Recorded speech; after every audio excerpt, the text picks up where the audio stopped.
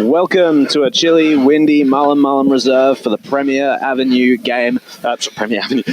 Division game between Norwood and South Croydon on an important NAIDOC weekend.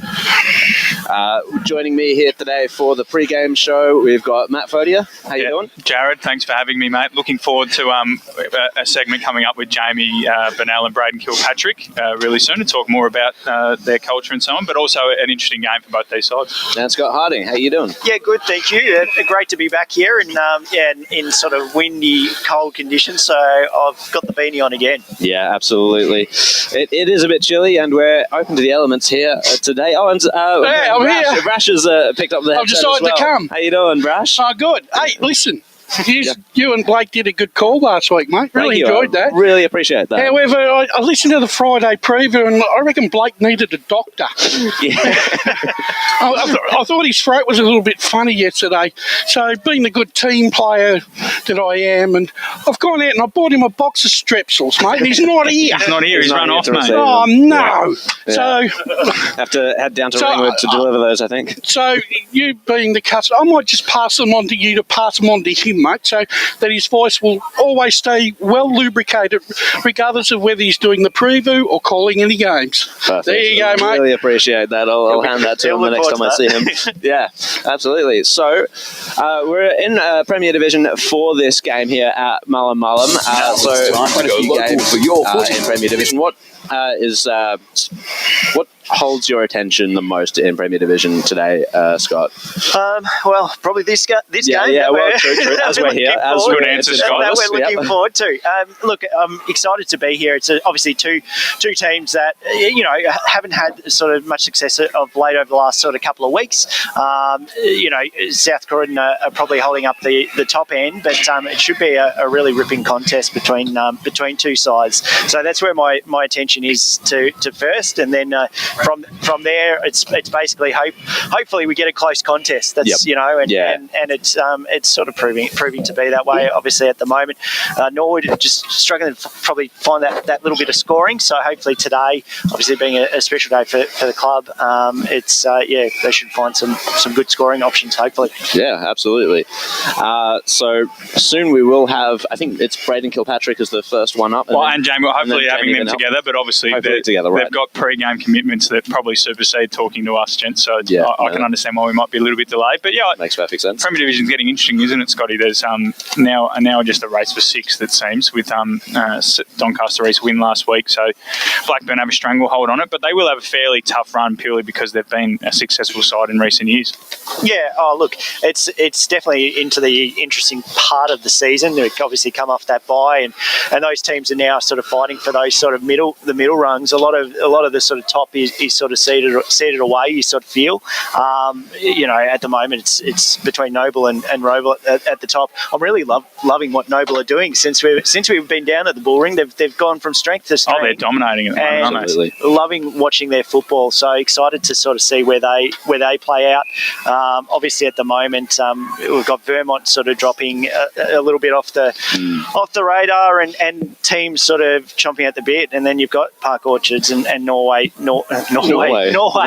mean, in a different country. We did have the international series 4 or 5 years back, I believe, out at Montrose. We had the USA versus New Zealand, I think it was, up top man. Okay. But Norwood's apologies. But yeah, look, it's an interesting sort of division. And then if South Croydon you get the wins today, that pushes them up, and then into your favourite Baldwin. Yeah, well, the Baldwin side, they are, as I've said all year, brash. That I just keep tipping them. I just keep tipping Baldwin. I still think on their day that they're the premier team in the competition. Yeah, they are. Well, they keep winning. Like you said on the forecast, it's very rare that they lose, and if they lose, it's only because they've had a stinker of a game. That's about all that stops them. I reckon today, I think this is sort of, for me, there's two games, right, in Premier this afternoon, right, that I think is going to have a big bearing on how the season is shaped from this moment forward. And it's this game, and it's also the Noble Park Vermont game. mainly, I look at today, both South Croydon and Noble Park get a real chance to, not only knock up a victory, but I reckon there's percentage up for grabs for both these sides this afternoon. Yep. Having a look at Norwood's lineup, when you look at the outs they've got, it's about 220 possessions that have gone out of their side today. Yeah. So that's a lot that you can't replace. Absolutely. With Vermont, they've been absolutely like all clubs, but they've been hit particularly hard. They've lost their 2 ruckmen. They're struggling to field, to get 2 sides at the moment. That's how bad it is. Yep. And the thing is, Noble Park got hold of them down at the Bull Ring last time with a much better side that's in today.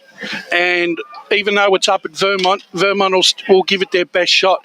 But when I look at the midfield of Noble Park last week, 36 possessions to Sketcher, and Kyle Martin had 51. Yeah, so I mean, there's 87 possessions, right? That I don't know players. how. I don't, for as good as what Lockie Johns is, who's going to have to pull one out of the hat today. Yep. I just don't think they've got enough foot soldiers. And is Alex Greenwood still going? He's playing. Good. But the thing is, it's what they've got underneath. No danger as yet. If they can't get a ball down to a forward, they're not going to kick a winning score. Yep. That doesn't matter what. I just think that at the end of the day, I think for Norwood and Vermont, this is D-Day. Even with 7 to go, it's D-Day because they fall behind with injuries. Norwood have probably got a more better opportunity towards the back end of the season because they've got players to come back in. Yep. Vermont have got some season-ending injuries, and I think that's going to hamper their progress. Yeah, it's looking like desperation stakes for Vermont right now. And one of the teams breathing down their neck, of course, or not even breathing down their neck, they've actually surpassed them, is Blackburn. And they've got a tough task today against Rowville. It's looking like you don't want to tip against Rowville just because of how good they've been this season, but it's honestly looking like a very interesting game given how Rowville can play that scrappy sort of a game as well as a high energy, high scoring powered game. I think this is a bit of a danger game here for Rowville. They go down to Moreton Park this afternoon, but they seem to struggle. It's not one of their better grounds. Blackburn have really eked out some wins against some quality opposition in recent times, and whilst on paper it doesn't look all that flattering, sometimes when you're going through a flat spot and trying to find your own form, you'll take a win no matter how ugly it is. Yep. And Blackburn once again give themselves an opportunity to put their foot on the till of 6th place and maybe get 6 points clear, which could be very valuable heading towards the back half of the season. Yeah, absolutely. It's going to be interesting because it seems like that they might have surpassed them. Scott, do you see any hopes for Blackburn to make a dent in the finals race, or is there just too much quality up there? If they end up making it. Yeah, I think there's just too much quality at the moment. It sort of seems like there is quite the gap between sort of that first to fourth, and then from there it sort of flows. And it's just making those numbers. I agree with that. But look, it makes it interesting, and as you've seen sort of over the last sort of week, any club can have their day of a win. You look at Sylvan. I know we're talking totally different division, but it just means that there is the options, and obviously come finals, it's a different beast. Obviously, COVID still is running around, as is flu. So there is still possibilities for it. But no, I still like those sort of top 3 sides at least. Yeah, positions 5 to 6 in Premier Division I still think is open. There's still 5 in it, but theoretically, like I said, if Norwood and Vermont go down today, I think in essence I'm still a bit bullish on Park Orchards. I mean, I know there's a lot of people saying that this is a danger game for them against North Ringwood. Well, put it this way, North Ringwood haven't won a game yet, and Park Orchards are one of those sides that can kick over 100 points. Yep. North Ringwood don't go anywhere close to kicking 50 points. No, I think 60 is their highest, and that was 60 odd. How can you can't really make a case for North Ringwood. You can only make a case for them because you're turning around and saying, well, sooner or later they're going to win a game. But wins going to win a game. This might be the week because Park Orchard has got a number of outs this week. I think they're up until sort of this morning they were still struggling to get their full team together. Yeah, but I look at Park Orchard's side, right? And the thing is, they've still got youth and they've got some experience, whereas North Ringwood have got some tried and true senior performers, but they just don't get enough out of them.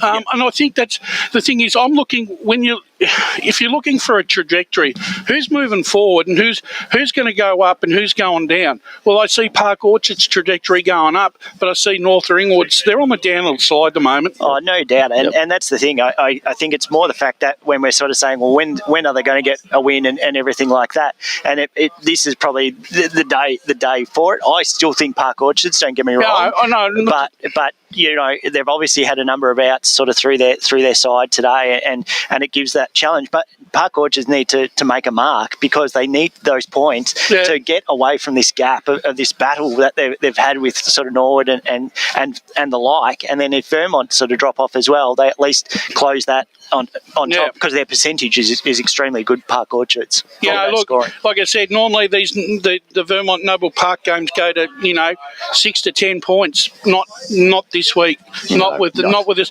You've got to be realistic sometimes. And as much as you like, as much as you want to see the big four clashing together and having close contests, and it proves even Noble Park are infallible. If Martin and Sketcher are not playing, they come back to the pack a little bit. So if you've got your key players out, you're still fair game, I reckon. Yeah, definitely. And it is just such a close sort of contest that for those sort of top positions. But yeah, I think for that game it's Park Orchard, but that is one game that I am keeping an eye on today, Rash, just because it gives that sort of that middle rung a little bit of excitement. And I'm expecting Berwick to have a better second half of the season. I reckon they're the floater. I agree with Matt in his Friday. They can shape the four. They can be very dangerous. So we've had a bit of a Premier Division talk. Coming up on the other side of the break, we'll have Braden Kilpatrick and hopefully Jamie Bernal. I see Braden here. I'm not sure where Jamie is. But I'm sure he'll get here. He'll get here, no doubt. And so join us on the other side for that. Today at Eastland, Lucy's trying on jeans for a momentous occasion. Coffee with the ex. She needs jeans she can move in because she's definitely moved on. Jeans that get a second look, but don't give any second chances. Jeans that say, why yes, I have spent the last 8 months in a post-breakup juice cleansing, kickboxing, personal training frenzy. And it looks as though she's just found the perfect pair. Yeah, that's great. Bravo, Lucy. For all of life's little moments, there's Eastland. Eastland. Live real. Sprained your ankle, bursting through the banner? Broke a finger, high-fiving the ruckman? Or did you run into the goal post again? For bumps, breaks or bleeds, be seen sooner, close to home at Knox Private 24/7 Emergency Department. The preferred provider of emergency care to the Eastern Football Netball League, you'll generally experience shorter wait times. You don't need private health, but there is an out-of-pocket fee. Be seen sooner, close to home at Knox Private 24/7 Emergency Department, 262 Mountain Highway, Wanturna. Running and jumping can be really painful for girls, especially in contact sport. Boob Armour supports your breasts, minimises the bounce and guards against impact and injury. Feel confident, feel supported, available at boobarmour.com.au.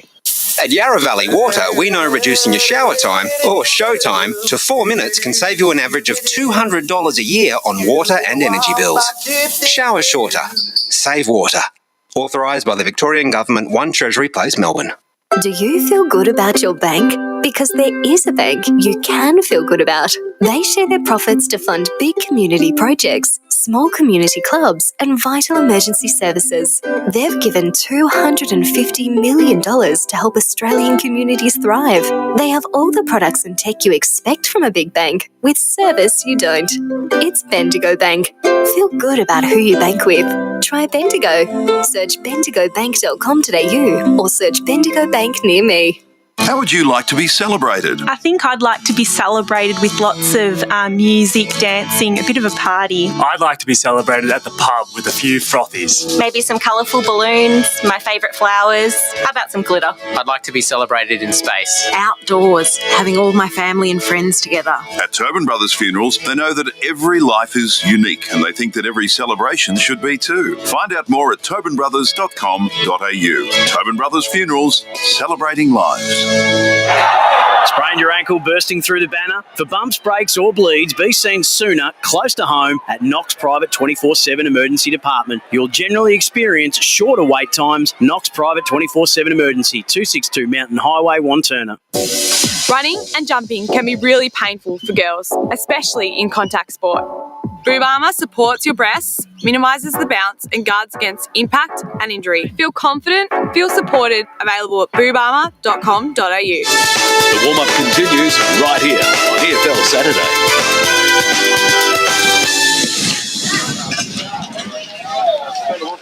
Yep. Welcome back to Mullum Reserve, and this afternoon it's a massive clash between Norwood and South Croydon, and obviously the Wooders need a win to keep their slim finals chances alive, and the Dogs are keen to get back on the winners list after a rough month after they started red hot to start this Eastland Premier Division season. But more importantly, it's NAIDOC Week Eve, and NAIDOC Week, of course, is an opportunity for all Australians to learn about First Nation cultures and histories and participate in celebrations of the oldest continuous living culture on Earth. Today marks a significant day in EFNL history as two clubs wearing unique Indigenous jumpers actually do battle. We've obviously had 3 or 4 clubs wear their jumpers, but never against each other. And I'm Matthew Fodey. I'm welcoming you to a very special Eastland Match of the Round warm-up segment. I'm joined today by Braden Kilpatrick of the South Croydon Football Club. We are hoping to have Jamie Bernal. He's actually doing a chat inside at the Indigenous Luncheon, so we'll hope to grab him in a second. But Braden, thanks for hanging around, mate. And we'll jump straight into it. Tell us about your heritage. I'm interested to know when you first connected with your roots. Is it something you've always grown up with, or is it something that you came across later in your life?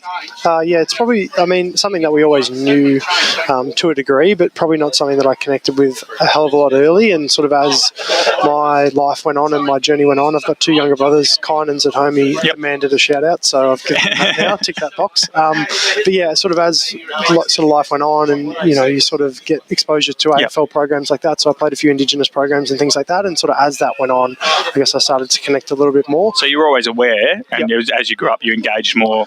Yeah, that's fair to say. But sort of, through my family, it wasn't always sort of known. So my grandfather was about 15 when he found out. So it's and what tribe or? So the mob's from around Broken Hill, we believe. It's sort of a bit of a dead end at the moment. So mum and my auntie have both been sort of trying to chase up the family tree, and it's proving quite difficult to do, as you can imagine, because documentation just wasn't taken back then, especially for sort of the half caste sort of type. It was not something. So it's your mother's side, obviously. My dad's side, but through a grandmother. Okay, so right. So doing plenty of search. And then onto the jumper, I guess, obviously last year, did you guys have any awareness that Norwood were planning to do something of this note last year? Yeah, so I wasn't directly involved, but from what I've been told, that Norwood sort of came up with the idea a couple of weeks before. So in terms of we weren't able to obviously be part of it. But for those at home, it takes about 6 weeks to get a jumper ordered, and then you've obviously got to design it. And exactly so right. So we were definitely we wanted to be part of it, obviously, and we think it's obviously a fantastic cause. We didn't have the chance to get our jerseys ready for last year, but we're, this year, a couple of the girls especially have driven it. Denny, Jamie Lee, Molly, the board have been really supportive, obviously, as well, to get it all organised in time, and we've, had plenty of opportunity to get ready, and took the opportunity to be the first game where both teams are playing in the strip, which is awesome. And then tell us about the jumper. How much did you have? Did you have anything to do with the design? Obviously, Kirby Bentley did the design, and she's a pretty incredible person in the sport, National Sporting Hall of Fame for netball, and then obviously played AFLW. But did you have anything to do with the design at all? A little bit, but like I said, the girls really did drive it, so sort of got to thank them. But I was sort of part of that process. But like you said, Kirby designed it, and she did an amazing job of doing that. that. She sort of threw a couple of ideas at us in terms of the purpose of and sort of what it stood for, and then that was probably more what we went with, more so than the visual design. Obviously, that's really important, but we sort of wanted to connect with the purpose of the jersey as well. Yeah, and then what about Norwood's jumper? When obviously, did you play in the game last year? Didn't play in the game last year, but I did watch it. When you saw the jumper, what were your initial thoughts? I think obviously it looks fantastic, and Jamie's an amazing advocate for the cause, I guess, and especially he's had obviously the AFL sort of exposure and the education piece, which I think is the most important part of is just creating the awareness of sort of some of the things that were going on, and also recently in our history. Like some people, you might think it's a long period back, but 50 years is not a long time. No, not at all. When you're talking about a culture that's been around for 60,000 years. So sort of growing that education piece, and obviously today's a little bit a part of that. And as we sort of continue to see it, and a couple of teams across the AFL are starting to really pick it up, in a couple of years, hopefully every team's running out. Absolutely. And then in terms of that, how impressive has it been to see? Obviously, you guys were firsthand, so as you said, it sort of kickstarted you. But to see Warrandyte, East Burwood, Rowville, Whitehorse get involved, it's pretty impressive and cool. Yeah, it's awesome. Like if you look at that, it's like 500% uptake from last absolutely. year. So if we put that out every year for the next 3 or 4 years, you're pretty much going to have every side in the AFL running out in a strip, which will be fantastic. Yeah, and then you, as you mentioned, been involved a little bit in the AFL system, played some VFL football and been around it, I'm sure.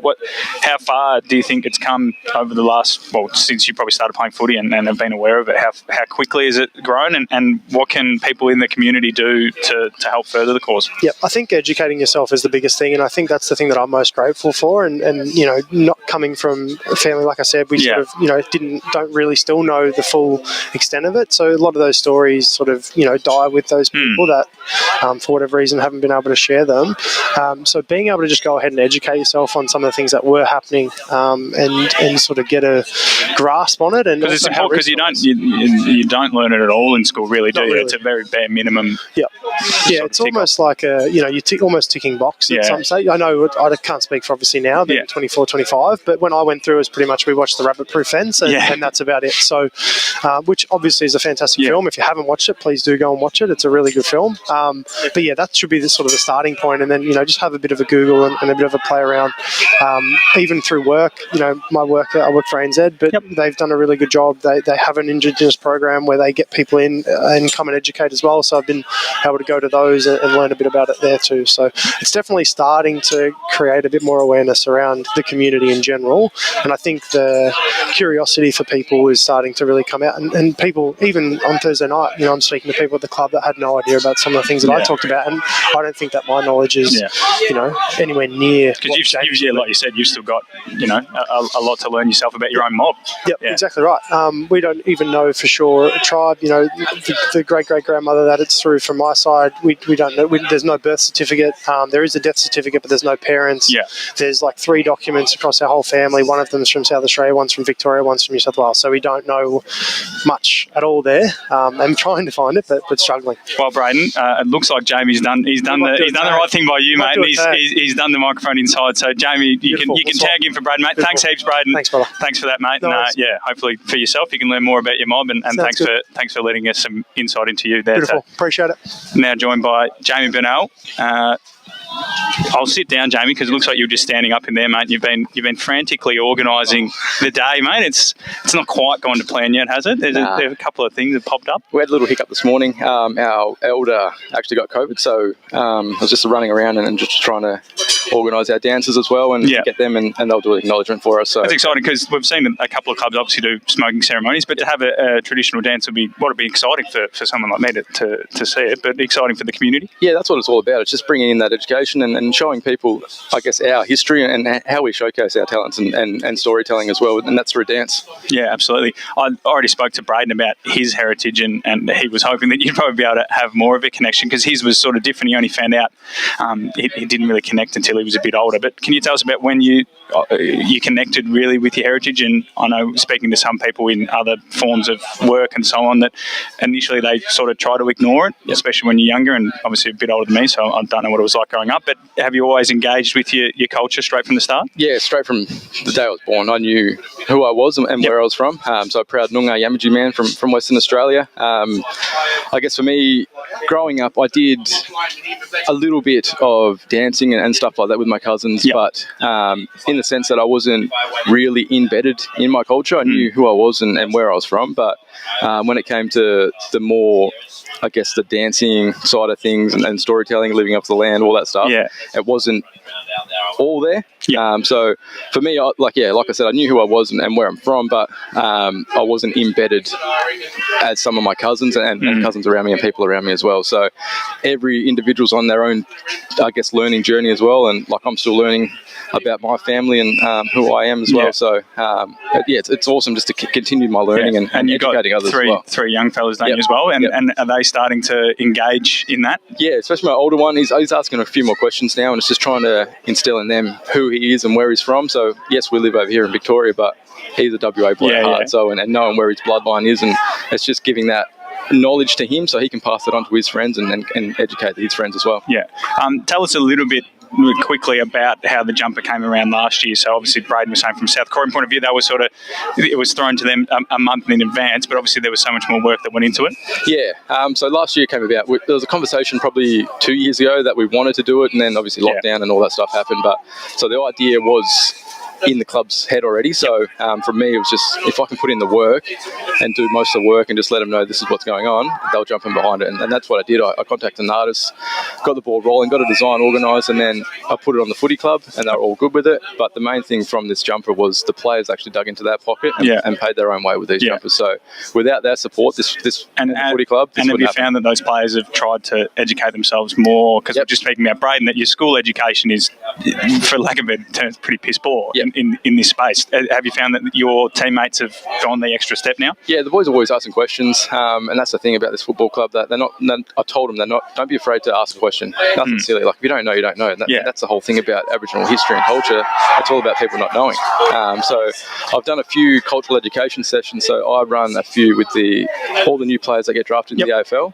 I sit down with those boys and run through an hour and a half. And that's regardless of their heritage. Yep. So it's mostly non-Indigenous players. You get the handful of Indigenous players that come through, and sit down and do a cultural awareness session with them and give them a little bit of an insight to what has happened in our history and how Aboriginal people react to certain things now. Are you surprised at how little people know? Yep. So the boys that I do the sessions with are 18, but I've done sessions with people older than me, and they're still surprised that these things happen, and a lot of these things continue to happen as well. So it's more in the position I am in with this footy club as well. It's just pushing that out and just educating others, and that's all I want to do, really. Yeah, it is. The thing in our school curriculum is pretty whitewashed. We don't like telling people how we are. We didn't go so well. Tell us about the jumper itself. So the jumper's meaning, South Croydon obviously publicised it in the week to build up, with the emus, the circles and so on. What about your jumper? Because you guys have a bit more of an attachment to individual players. There's, as you mentioned, your mob and also Tristan Tweedy's. Yeah, that's right. So the top circle on our jumper is my WA family and community back home.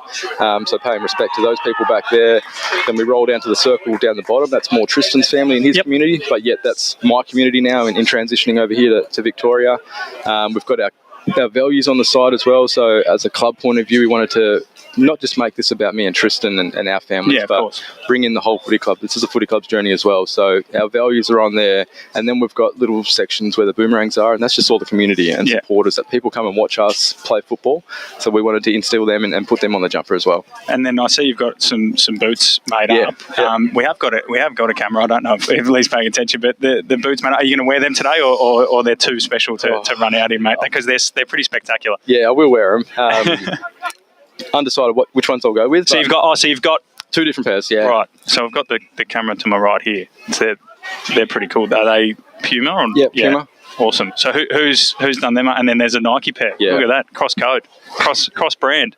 That's Nike, Bruce. It's the tick, mate. Come on. But is that just something, obviously the Indigenous football as well, something you're trying to push forward more as well? Yeah, just more and more things that I can put out there and just showcase, I guess, our talent as well out there. So this is done by Ricky from Marngrook Design. So he's a good, close mate of mine, and I just gave him the opportunity. He doesn't normally paint football boots, but I just said, can you do this for me? And he jumped at it and did that for me. So, yeah, any way I can promote other Indigenous people as well and their brand and organisations, I'm happy to do that as well. Clothing the Glaps is obviously painted everywhere. They get half my paycheck every so often.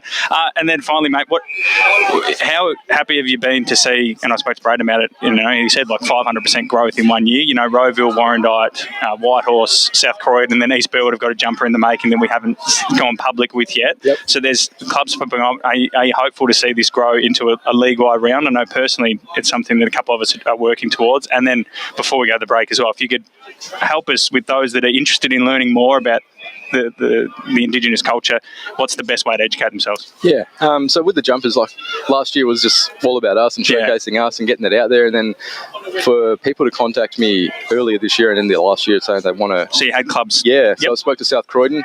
Jamie at South Croydon contacted me and we met, and she just wanted to know the process of how it all came about. I worked with a young fella, Nakota Brooking, down there at Warrandyte. Spectacular jumper, he's done really well. So just little things like that, and I'm just like, oh, geez, this has come a long way here. I just thought it was those two, and then I've seen other clubs have jumped on board, and it's just to see that just makes me really proud. And nothing to do with me, but just to see everyone getting an opportunity, other Indigenous artists getting an opportunity to promote their work and players, as well. to be honest, there wasn't. I wasn't aware of how many Indigenous players. Yeah. That's probably a blight on us as a local community, not knowing how many Indigenous players were out there in the competition. Yeah, exactly. Yeah, so it's good. Just everyone, I guess, by seeing this, the other Indigenous players that are a bit hesitant to come forward, but now they can stand proud and wear these jumpers and showcase who they are as Aboriginal people. And then finally, mate, for the community, what's the best way for them to educate themselves? Because as we've mentioned and Brad mentioned as well, the traditional modes aren't quite deep enough. Yeah, there's plenty of resources out there. Just jump on the internet. Clothing the Gap's a great one. There's Common Ground is another good one. For cultural awareness sessions, I'm more than happy to sit down with people if they have organisations that want to learn more, a bit of an introduction, because that's all my session is, a bit of an introduction of what has occurred.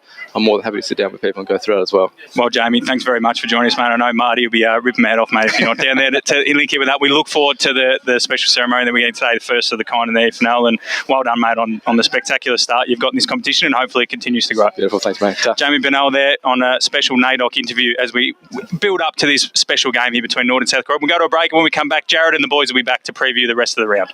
Today at Eastland, Lucy's trying on jeans for a momentous occasion. Coffee with the ex. She needs jeans she can move in because she's definitely moved on. Jeans that get a second look, but don't give any second chances. Jeans that say, well, yes, I have spent the last 8 months in a post-breakup juice cleansing, kickboxing, personal training frenzy. And it looks as though she's just found the perfect pair. Yeah, that's great. Bravo, Lucy. For all of life's little moments, there's Eastland. Eastland. Live real. Sprained your ankle, bursting through the banner? Broke a finger, high-fiving the ruckman? Or did you run into the goal post again? For bumps, breaks or bleeds, be seen sooner, close to home at Knox Private 24/7 Emergency Department. The preferred provider of emergency care to the Eastern Football Netball League, you'll generally experience shorter wait times. You don't need private health, but there is an out-of-pocket fee. Be seen sooner, close to home at Knox Private 24/7 Emergency Department, 262 Mountain Highway, Wantirna. At Yarra Valley Water, we know reducing your shower time or show time to 4 minutes can save you an average of $200 a year on water and energy bills. Shower shorter. Save water. Authorised by the Victorian Government, 1 Treasury Place, Melbourne. Running and jumping can be really painful for girls, especially in contact sport. Boob armour supports your breasts, minimises the bounce and guards against impact and injury. Feel confident, feel supported, available at boobarmour.com.au. Do you feel good about your bank? Because there is a bank you can feel good about. They share their profits to fund big community projects, small community clubs and vital emergency services. They've given $250 million to help Australian communities thrive. They have all the products and tech you expect from a big bank, with service you don't. It's Bendigo Bank. Feel good about who you bank with. Try Bendigo. Search bendigobank.com.au or search Bendigo Bank near me. How would you like to be celebrated? I think I'd like to be celebrated with lots of music, dancing, a bit of a party. I'd like to be celebrated at the pub with a few frothies. Maybe some colourful balloons, my favourite flowers. How about some glitter? I'd like to be celebrated in space. Outdoors, having all my family and friends together. At Tobin Brothers Funerals, they know that every life is unique and they think that every celebration should be too. Find out more at tobinbrothers.com.au. Tobin Brothers Funerals, celebrating lives. Sprained your ankle bursting through the banner? For bumps, breaks or bleeds, be seen sooner, close to home at Knox Private 24/7 Emergency Department. You'll generally experience shorter wait times. Knox Private 24/7 Emergency, 262 Mountain Highway, Wanturna.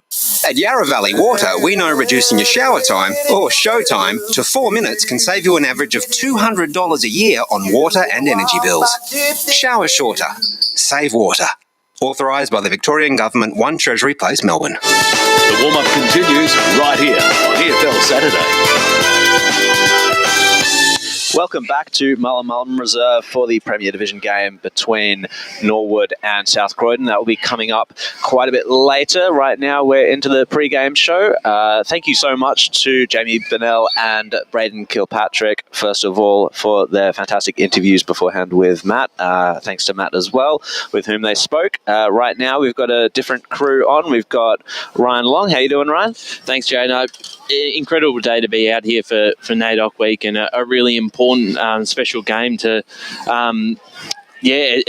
just listening to Braden and Jamie there, it's really fantastic to see that other clubs are now getting involved. We've seen Warrandyte, Whitehorse, Rowville, and it could be a future thing where if every club can get involved and make it a week, that'd be fantastic. And certainly from my perspective at school, we didn't really hear much about, we certainly didn't get taught much about Indigenous culture or history and that. So there's a lot that schools and systems can do to improve. And as they spoke about, footy clubs are a perfect way to help educate and it's really vital, and it's great to see that both Norwood and South Croydon have really got involved in this. That's really well said. Yeah, absolutely. I completely agree that local footy is a fantastic fantastic pathway for people to see the importance and to experience the culture of our First Nations people. So we're also joined by Scott once again. Yes, thank you. Thanks for having me back. And Brash. Yeah, mate. How you going? Yeah, really good. Thank you. So we did Premier Division in our previous segment. I think we'll move down to Division 2 real quick because we've got a couple of representatives of some clubs here, if I can say representatives. Scott looks a little sceptical about that one. Loose. I know. Like I said last week, I was part of it. They probably can't remember me. Although that being said, today Belgrave does have their past players' day, so Are you going to head on down? Disappointed not to be there. No, I'm here for today, but a big game for Mulgrave and East Berwick. Obviously, last week I spoke about that Mulgrave really needed to win that game last week, and probably now even more so. I'm saying they really need to win it this week, and they're coming up against a real fierce competitor, and something that they're going to need to find some form, because obviously over the last 3 weeks, 3 losses, and they'll be disappointed by that because they've had some, they had really good success sort of in those 4 games prior, and now trying to find that winning formula, which they're sort of struggling with, unfortunately. Yeah, absolutely. It has been a bit of a downward trend for Mulgrave. Brash, where do you think if Mulgrave were to take East Berwick on here, where do you think they need to step up in? Would it be a midfield sort of a thing? Yep, Siakoulis, Gervasoni, they're Adam Booth, their top 6 guys have got a 5 this afternoon, and I think the sides in recent times, Scott, have been able to nullify their top half dozen players. They were on a roll there for a while there, Mulgrave, and they've just come back to the field. It's almost like they were just ready to take the next step, and then all of a sudden, bingo, they just got hit with a whammy, and all of a sudden it's thrown them out of kilter again. On their day, they're as good as any side. They're still the journeymans. They're still the hardest team for me in Division 2 to get a form line through right throughout the year. Because one week they'll win by 4 or 5, and then the next week they'll get beaten by 6 or 7. Yep. And when you're trying to line up their form against other clubs in the division, it makes it hard. Makes it very hard. They're a very high-pressured side. Hearing from the game against Boronia, they were in that all day, and they may not lack the absolute star power that a South Belgrave or a Boronia or even Ringwood have, but they can really compete at the contest. And look, Boothie's just been incredible that he can, at his age, to be able to kick, every day, every game he seems to be able to kick 3 or 4. And even in that Boronia game, he missed a set shot there in the end that would have put him within a goal, and then Boronia kicked 2 down the other end, and that was it. So they're still in these games. Boothie could still keep playing at 50. Yeah, he will be still going 10 years later, wouldn't he? And I tell you what, if he went down to 4th division, I reckon he'd still kick 100 goals. Yeah. Oh, sorry. Sorry. They're still in the hunt now because the Basin have faltered, and we'll speak about them soon. They faltered. Heathmont have stepped up, but they're still a building side. Yeah, with a lot of injuries. Not convinced yet. And so that 5th spot's still wide open for them, Scott. Yeah, and this is the game that they really need to sort of bounce back from these 3 losses. Like I said, it's at home. They've got obviously a big sort of representation for past players today and stuff. They play well at their home away from home because while they're doing the redevelopments at the reserves. So look, it's within their grasp. They're definitely not out of it yet, but it's going to turn shortly, and they're going to be too far gone, because if Boronia sort of gets that win today, that puts them on to 30 points and leaves Mulgrave behind on 20. I mean, that's the thing. That's the fascinating thing I think about this game is the almost semi-fortress that has been built there at Mulgrave. The 2 losses that East Burwood have had this season were pretty shocking losses in terms of the margins, and they were on fairly small grounds out at Batterham and then up the mountain at South Belgrave. So I think if Mulgrave were to have a shot, that might be the one thing that saves them. But that being said, I'm not trying to make excuses for Mulgrave, but in essence, they've really had no luck whatsoever with the external influences. Yeah. That ground has always been constant. They've never been able to play on it. I call it escape to the country because it's a nice little drive down that way. They've got a nice little other ground they play on. But the thing is, it's either the club rooms or it's either the ground. They just never have any. They just don't get things going their way. As soon as they get back to their spiritual home, right, and they're able to start playing on that ground again and build up that that winning feeling at that ground again, they're going to be a much better club. But when you're a wandering nomad all the bloody time, it makes it near impossible to try and they've probably done extremely well to keep their culture and and the playing group together, considering the adversity they've constantly been going through over the last 3 or 4 years. Yeah, and you're right, and I think it's something at least to look forward to, that they've still been able to maintain at least obviously a bit of a winning sort of feeling at that club, and they can sort of see the light at the end of the tunnel. Look, it may not be obviously this year, but for the years going ahead, they're going to set up a really good sort of position, and it shows that once they've got that sort of home ground, they can play it well. So hopefully that works in their favour. And just with Mulgrave, just looking at their points differential, they're in plus figures for the first, second and third quarter. So that says to me, right, that they're still right in the contest at 3-quarter time, but they're just failing to run games out, and that's probably because of the lack of depth that they've got on the bench that's required in that last quarter. So a bit of fitness there. So another team that has been a little on and off this season is the Basin, and they've got Boronia today. A Boronia that is starting to really bring their side together. I think. Do we have the teams for that one? Is Mitch Mellis playing? That's the main thing that I was. Mellis, I don't have a date on when his return is, but he'll be out for at least a few more weeks. But they've probably got majority of their star power in at the moment. Leggett will play. He's got to play the rest of the year, doesn't he, mate? Well, I'm pretty sure it was work commitments and other things. So it's not been an injury issue this year, as far as I know. So you can have him in the side and he can play in the midfield. You put him forward, he'll kick 5 or 6, especially against some of the lower sides. He can really tear opponents apart. And would you agree, Ryan, that when Leggett plays, Boronia infinitely win? Yes. Don't they? Yeah. Well, I don't have the record on my head, my head, but the correlation their win record, is very strong when he's there. And last year, I think a part of their issues was they couldn't get him on the field most weeks. So, I said on the Monday recovery, and I don't know if this is a biased opinion, but I think throw in the fact that if you have Mellis, Leggett, the Hannons, White, Fairchild, you have them all in the same park. Robinson up forward, same Jared Lake down back. Yep. Put them in the same parks in September. I think they can win the flag, and I think they're very good. They've already proved that too. They can win a flag. And they were nowhere near the top side that year. Ringwood were head and shoulders. And the thing is, Boronia have built a bit of depth this year too.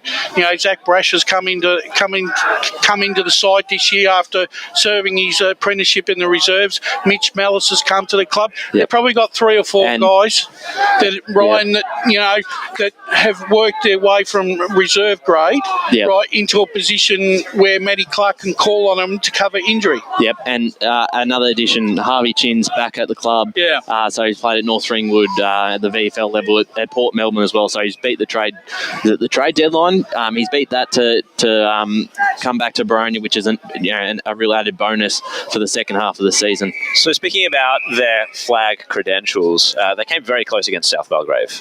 Do you know, Ryan, what sort of team they had on the park? Was it sort of still a little bit of a half depth team, or what were they doing there? I believe it's a pretty strong outfit. I think Leggett was there, Mellis was there, so that's probably them at their best. And you can hype up South Belgrave as we've done all year, because they're the top side. We don't have to go into their list. It's stars on all levels. So to be able to match it with them in any occasion is a sign of a real contender. So.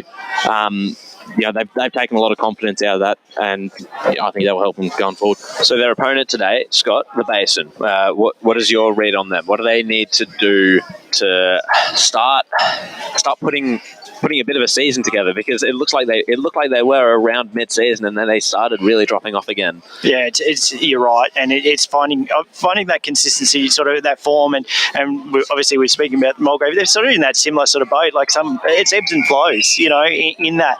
They come up against a really, really tough opposition in Boronia today, and I'm picking Boronia for the win.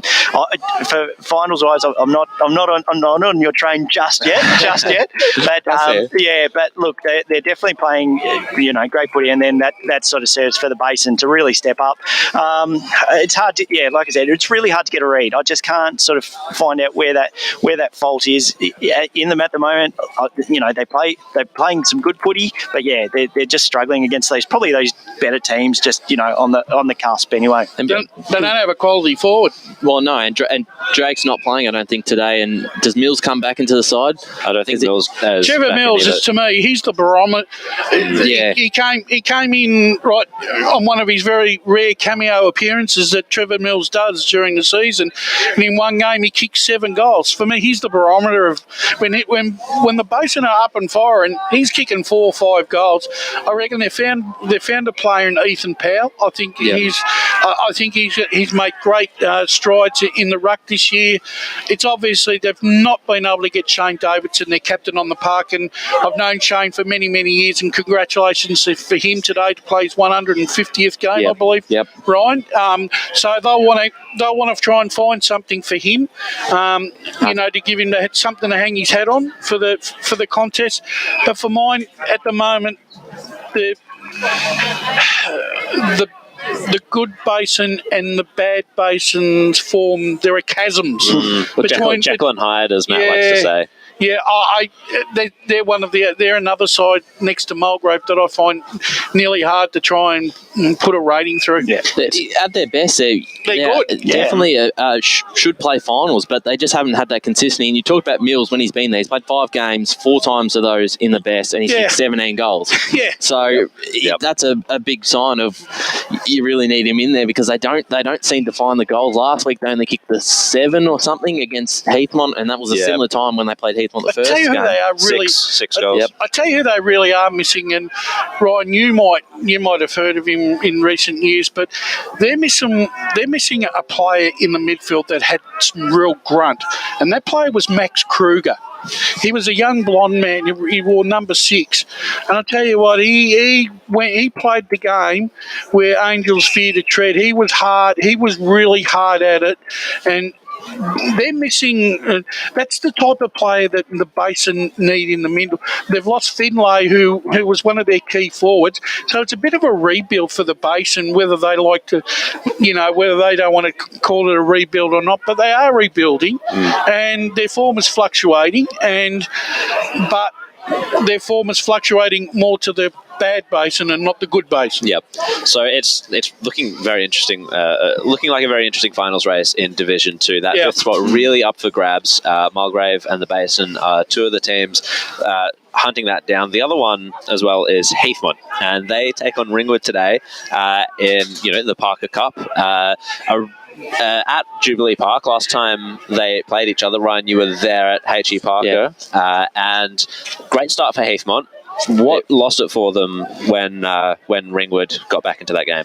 Certainly in the midfield. I think they won the SEN and clearances, Ringwood, by a fair bit in that third quarter, and they would just repeat inside entries and giving themselves enough opportunities, which is something they didn't get in the first half, and it was a complete turnaround. I think they kicked about 7 of the last 8 goals or something like that, and every time Heathmont went forward, they didn't seem to have the options up forward, and they were quite injury riddled. I think they could have had one on the bench or no players on the bench. So they were struggling in those terms. And you had someone like a Cairns down back who I think won the medal that day, played just phenomenal. Jaden, not Nathan. Yes, Jaden down back. I believe it's Jaden. And then the other Cairns brother kicked a couple goals himself. So they've got, I think Ringwood have just decided that if you can't put them away, they'll make you pay for it. And we've seen that time and time again this season. You've really got to be playing. You've got to play 4 full quarters against them, which I think Heathmont can do. And these sides, Brash, from recent history, they seem to be able to swap go 1-1 in a season, and even when the latter positions may be a bit different, it seems to be a pretty close contest on most occasions. It is, and look. I'm just thinking with Heathmont, they're a no-frill side, Jared. Really a no-frill side, right? And they win games of football, but they don't win out of turn. When they're on a roll, they can put 3, 4, 5 games together. But the problem is with them, when they're getting their 3 and 4, 5 wins, they're not kicking big scores. They're kicking only 60, 70 and holding the opponent to 50 and 60. Yep. You're not going to get up the ladder, right, in the upper echelons of the ladder if you can't get your percentage over 100. And that's probably been the biggest bugbear, I reckon, with Heathmont. Nothing wrong with the endeavour. Right, they do everything right, but they just can't get their percentage over 100, and that's why they need to win extra games throughout the home and away season more than others to play finals. Yeah, absolutely. Scott, what's your read on this match? I was just going to say that they've sort of continuing to brush there. They've struggled against the top teams. Like, they really need to just take that scalp just to at least sort of say, yeah, we're here. Again, they're sort of just sitting around that mid-rung, and they may not be able to. That may be where they're sort of going to sit, and the finals sort of race is then that sort of top four sort of cemented. So they really need that win, but up against a Ringwood this week who played, again, really well last week. And like you said, you really need to put Ringwood away, otherwise they will take you to the end. And they've got some big inclusions again this week, Ringwood. Yeah. They've brought some more quality back into the lineup.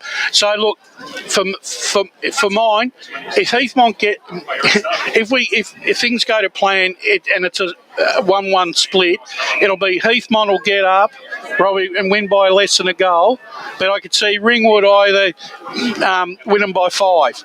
That's how I see that game going. Yeah, and we saw Heathmont against Baronia. It was a little bit of an unfair view perhaps that we got of Heathmont because it was their worst day of the season, but it has left a bit of an indelible mark, I think. They hardly had a team on the they didn't have a team on the park, and I spoke to their assistant coach Gas Smith about that performance, and he said to me that they rate that performance at Baronia as their worst performance of the year, and that's the one that they use when they want a reference point. It's that game. Yep, makes perfect sense.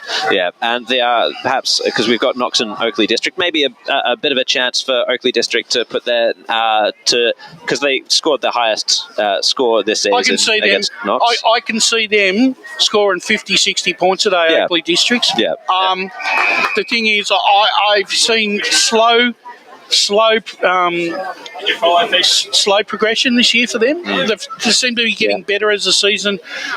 Knox, they don't win out of turn, and they're probably, and this is once again like you guys alluded to yesterday on the Friday forecast, they don't win out of turn, and this is just their opportunity again, Knox, to win a game of football. And that's the way, because they can't go anywhere like ladder-wise, but they've got to try and build a winning culture. Exactly. You've got to start somewhere. It is about the culture. And the last game, of course, we can talk about is South Belgrave versus Templestowe. We don't have too much time. Scott, what are your reads on that game? Do you give Templestowe any hope at all? Unfortunately, no, I don't. South Belgrave just too good at the moment.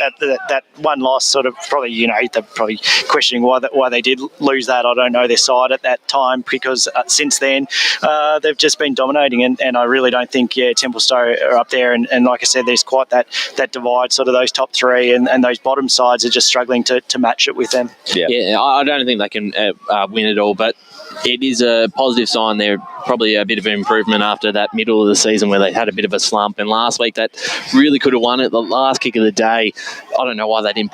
Someone get there and punch that ball over the line. That's all they had to do. But they've got some star talent. Nagel's been really impressive all year. Fogarty. So, look, but I think they can be competitive. But I think South Belgrave are just a class above everyone at the moment. Disagree with the Oracle on this one, having Templestowe winning by 17 points. I think that's a bit of an...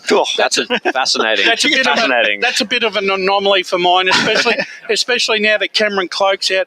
I'm actually still trying to work out where South Belgrade's Achilles heel is, and I still haven't found it yet. Not even in the back line, because they have a great lineup there. Costa, Wall, Ryan Silver, some good experienced talent down there. And the most scary part is they haven't put their best side on the park yet this year.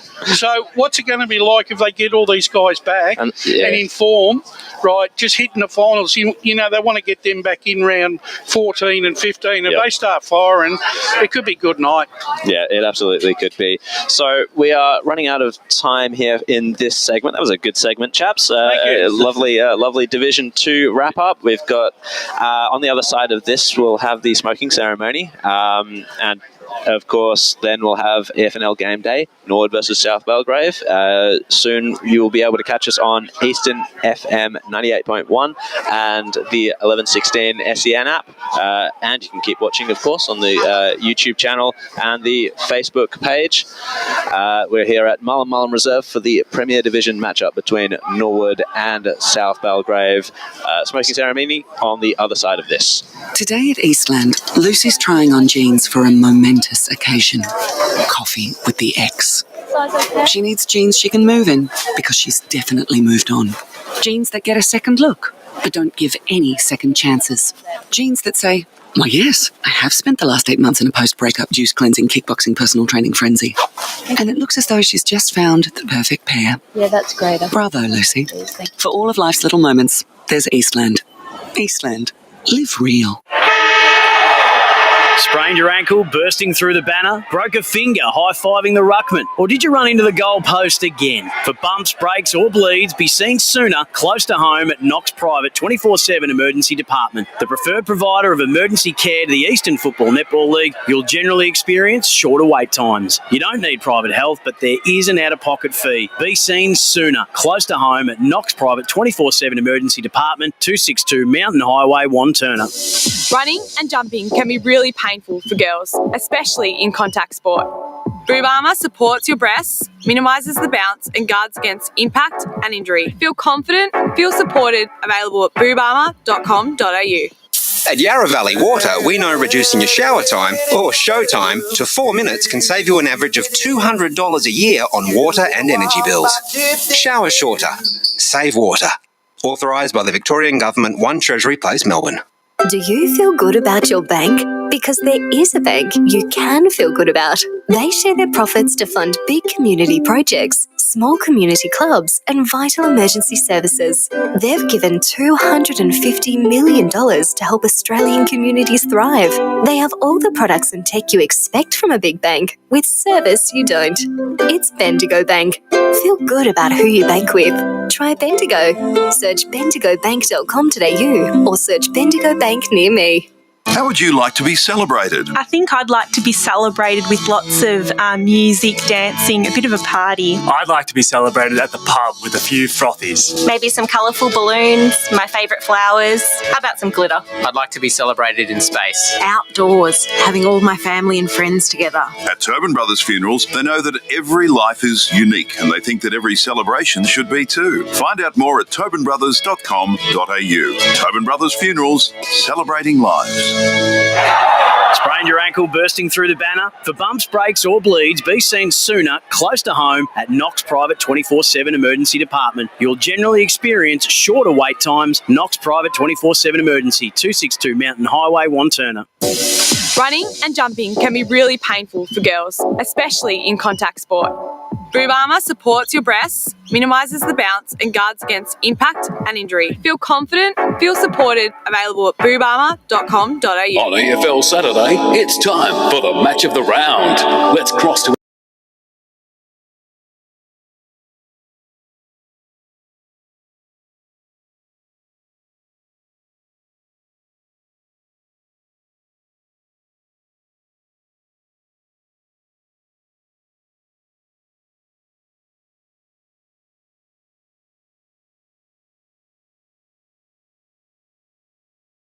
Norwood and South Croydon, obviously, NAIDOC week begins tomorrow. Norwood pioneered the Indigenous jumper last year, and for those that have just joined us on Eastern FM, you can go back on Facebook, YouTube, or during the week listen to our chat with Jamie Bernal and Braden Kilpatrick, because South Croydon now wearing an Indigenous jumper as well. It's the first time 2 clubs have worn an Indigenous jumper at the same time against each other, which is exciting. We've obviously got the Aboriginal and Torres Strait Islanders flags on centre wing, and also flying up the mast to our right. We've got a ceremony on the way soon. When that happens, we will go quiet. But quickly, Matt Foddy here, Brett Beston for the first time this afternoon. Besto, welcome. Thank you, Matty. Yeah, looking forward to this one. Should be a terrific game. Great occasion, as you say, being NAIDOC week starting. And, of course, we're going to have the ceremony very shortly. But 5v9, and I think it should be a terrific game. Absolutely. And Ryan, it's an enthralling encounter, not only for the ceremony and the meaning of it itself, but also Norwood have to win if they're any chance of playing finals. And South Croydon haven't won in a couple of weeks. If you include the bye, it's been 3 weeks since they've tasted victory. So also a big game for them. Yeah, I think the last time we were here, we probably said it was a game on a season on the line sort of game, and they prevailed and got the win to keep them moving. And this is again, if they lose this, they're probably too far out of the 6 with Blackburn continuing their form. But really excited for the ceremony, and just I'm really excited to hopefully in the future see other clubs get involved with the NAIDOC week. And as you said, through schools, through everything, I don't think we get enough history about Indigenous culture and everything. So it's a good starting point that football clubs can get involved in this and really educate and Absolutely. We can see now the South Croydon women's side. So the Premier team played East. They both played East and Neville today. The Premier team played at 10:30, and now we've got back into their kits because all sides will be out here for the ceremony coming up. Wayne Brasher, you enjoyed the pre-game, mate. You must be looking forward to this one, and also, as Ryan mentioned, just the ceremony around this game. Oh, look, this is a fantastic initiative, and it's great to see local football get really involved in something very special that is indigenous to the country. Matt, I think this afternoon I've penciled in this particular game as a season-defining game, and also the Vermont Noble Park. I look at South Croydon side. They've got winners across every line.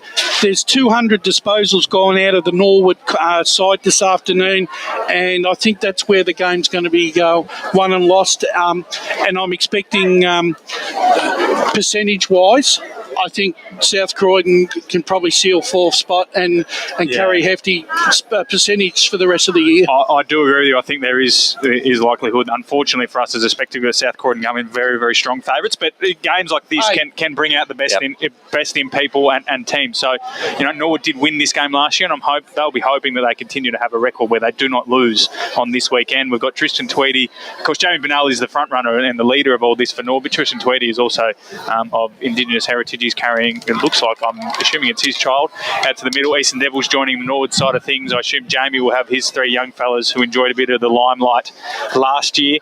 On this day when Davis Harrigan was out taking photos. For those listening on SEN or Eastern FM 98.1, we will, once the ceremony begins, go silent. So if you struggle to hear any audio, don't change your radio dial. It is purely the ceremony is going on, and out of respect, we will have our microphones turned off. So it looks like we're all in readiness, so we will do that as we say. And on the other side of this ceremony, we'll have the big game between Norwood and South Croydon.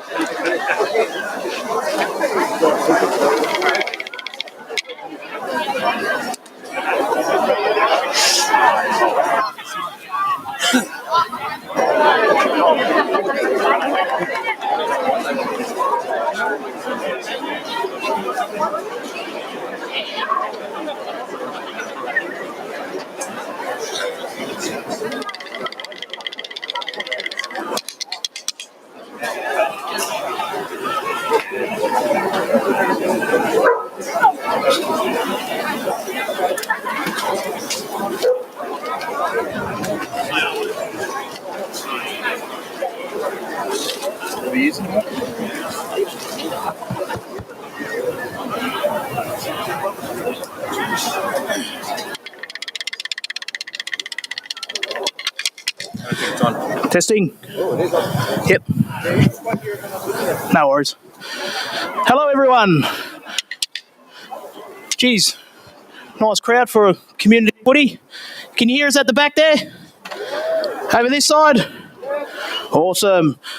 Yeah, thank you. We are the Koori Youth Will Shakespeare's. We are a traditional Aboriginal dance group formed locally from the northern suburbs of Melbourne. Myself, my brother here, we are traditional owners of the Wurundjeri people, the clans, and today we want to welcome everyone here today on these lands in which where we live, play and work. Football is a big part of our life, Aboriginal life, part of culture. Anyone know about the game of Marngrook? Yep, so Marngrook is an Aboriginal game, and that's where footy come from. Also, today and tomorrow, we're celebrating National Aboriginal Day of Commemoration, NAIDOC Week. So it's a big week for Aboriginal people, and we firstly would like to thank everyone for coming out and supporting and what the clubs here are doing today, representing colours and these awesome design football jumpers. Really makes us feel welcome and feel at home. What you'll see now is the boys walking through the group and smoking. Smoking is a traditional ceremony that we do to welcome people to country. The smoke signifies cleansing, so you're cleansing your spirit. So when you're coming from another area, you're coming into someone's country, the spirits and the people know that you've gone through the process of being welcomed on the country. So as they walk around, I just want you to reflect on some of the things that you might have learnt over the years, but also what you can bring into NAIDOC Week. So NAIDOC Week theme is stand up, be counted, and be strong. Show up, get up. So that's what it's about this week for everyone.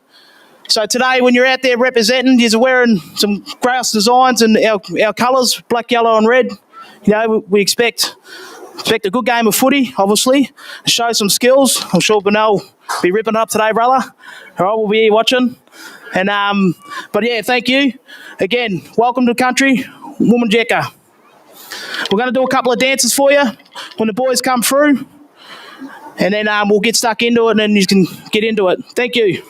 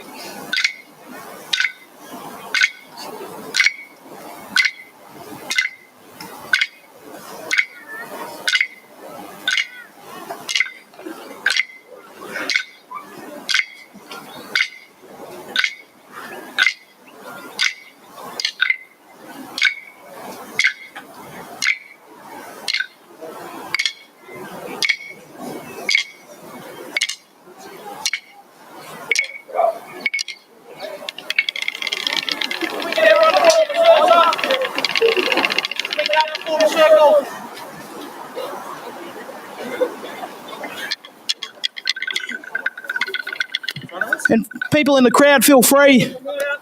Come out, be involved. It's NAIDOC week, represents everyone, celebrating reconciliation as well.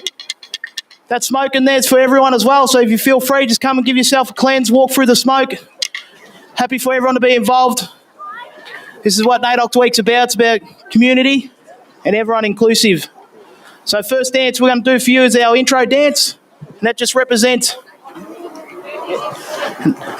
welcome.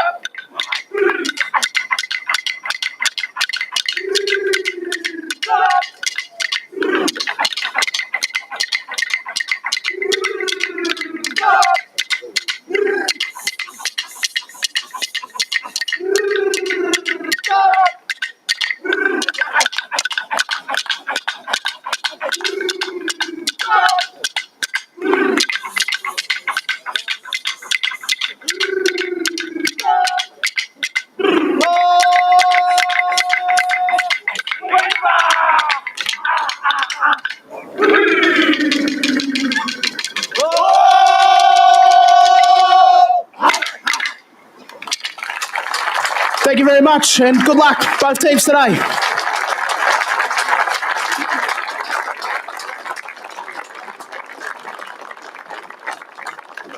Great to see that. First of its kind in the Eastern Football Netball League. We've seen other clubs do smoking ceremonies, and of course we were expecting a welcome to country, but unfortunately the elder has COVID, and it's still reality, unfortunately. But that was absolutely fantastic. Great to see all of the players from both sides, all three clubs out there, and as well as the patrons that were able to hit the ground running there.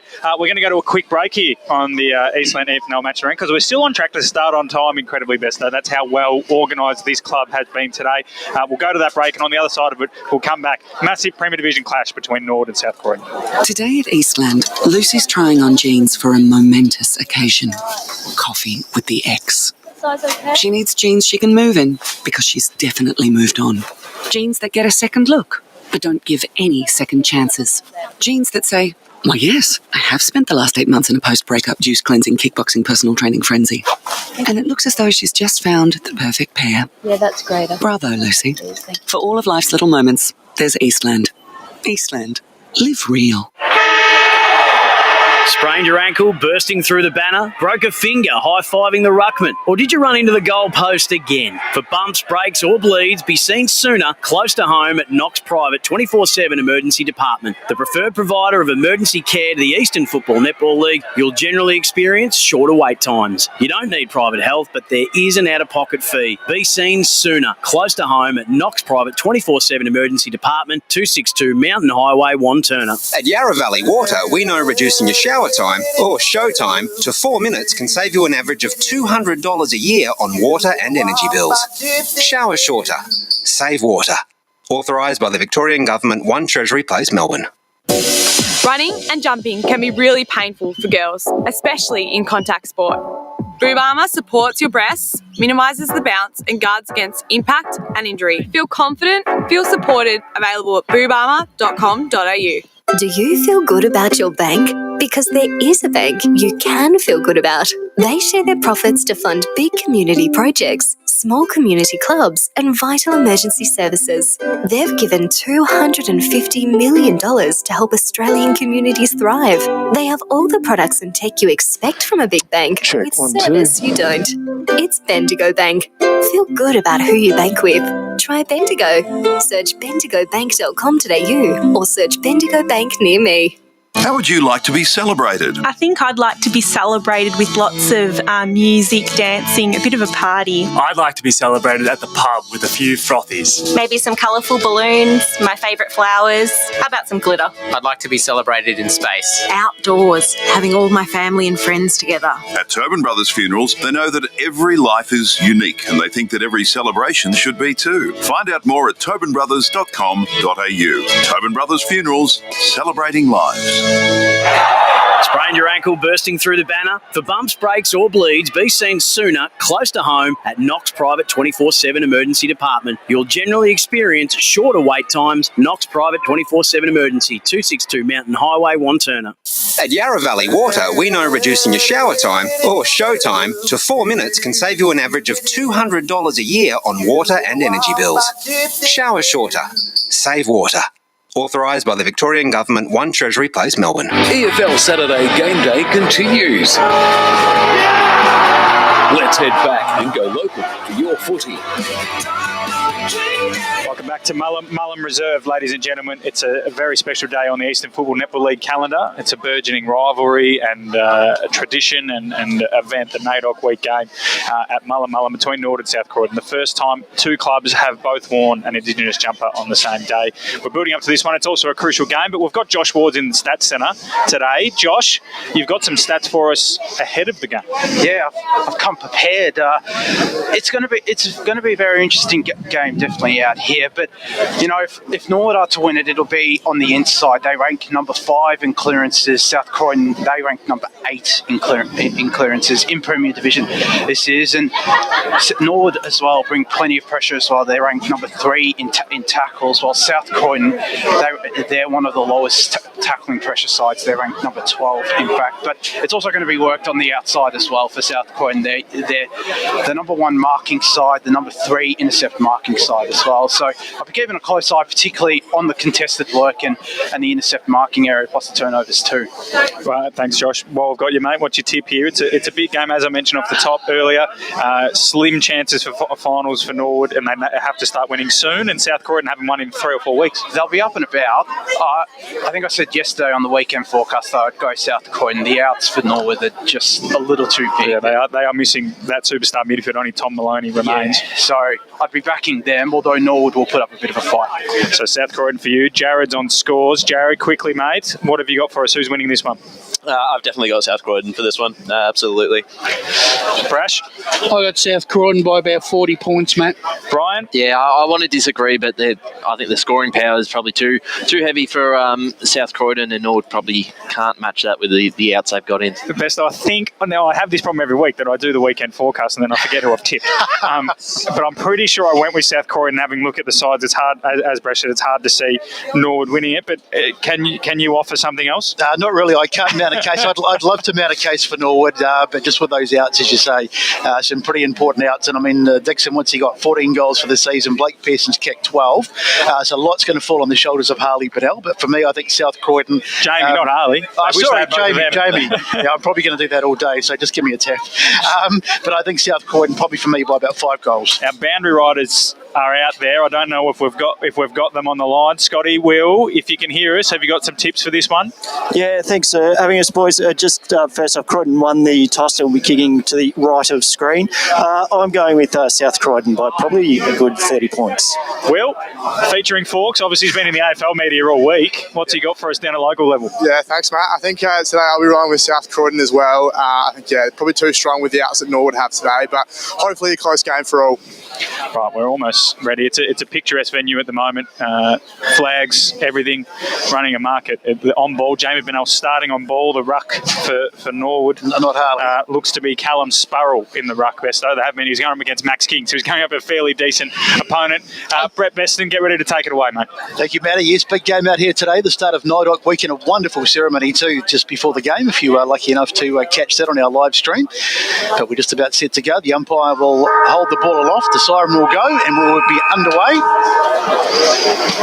And just a sec, up it goes, and it's big Maxie King who goes up with Sparrow. I think Sparrow might have got the first hit out there, which is good because they're probably going to struggle a bit today. Ball bouncing around out in the centre. Now it's picked up over there by number 4, that's Maloney. He'll be a key player for Norwood today.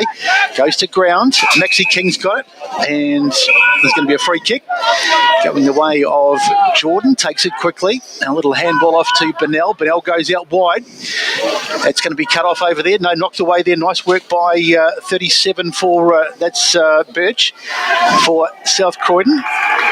And the ball goes out of bounds over there on the far side, and we'll have a boundary throw in. A couple of important players for Norwood this afternoon. I think they're going to have to really lift their work rate is Daniel Bettison, and we've already mentioned him, Jamie Bernal. I think those two guys really need to step up to the plate this afternoon to give Norwood a winning chance. Well, they got an early start there. Sparrow was giving away a lot of height in the ruck to Max King. King used it to his advantage, slapped it forward. Seeing over that footy was Braden Bird for Nord. And there's another whistle, and we'll have another ball up. Massive job for Tristan Tweedy on James Wilson this afternoon. He's going to have to keep him quiet. So Sully throws it up. Sparrow got the hit out down.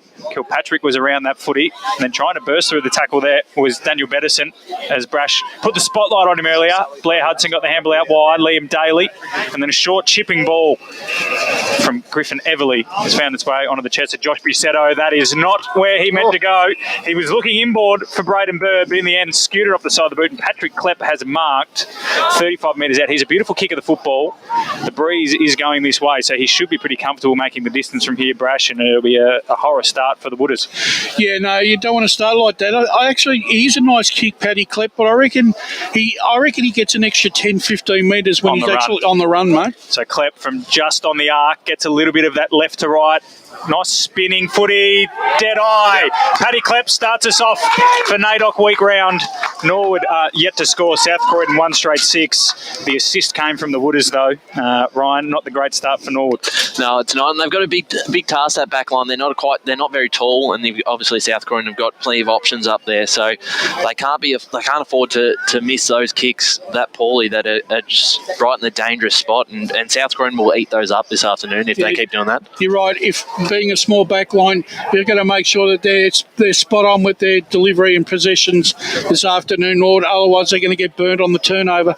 So a bit of a coach killer for Marty Pash. Norwood with a promising start, but they concede the first goal. And here they go forward again, South Croydon. A bit of wind out there. We'll get to our boundary riders in a moment. They can tell us about that. Strong tackle over there. As the Croydon player is slammed to the South Croydon player is slammed to the ground over there. And the umpire says we will ball it up. So on goal on the board, there's Dano King and those familiar long sleeves. You can't miss him. Up it goes. Up they fly. Sparrow, I think that both Ruckman finished up missing it there. Now it's nicely turned away there by Maloney. He's going to be a key player for Norwood today. Now the ball is sent down the wing. Can someone get on the end of it? Up they fly. Plenty of hands there, but no mark taken. Bouncing around. Little handball out there from, I think it was Want. And now the South Croydon to play on. The umpire says, let's just keep it going as the ball goes inside 50 towards the goal square. Mark almost taken there. Brilliant work. It was Wilson. And in the end, it's rushed through. Wilson's had a fantastic season, 27 goals. And he could have had number 28 there if he could have taken that. But it's through for a minor score. And it's 1-1-7, playing no score on the Bendigo Bank scoreboard.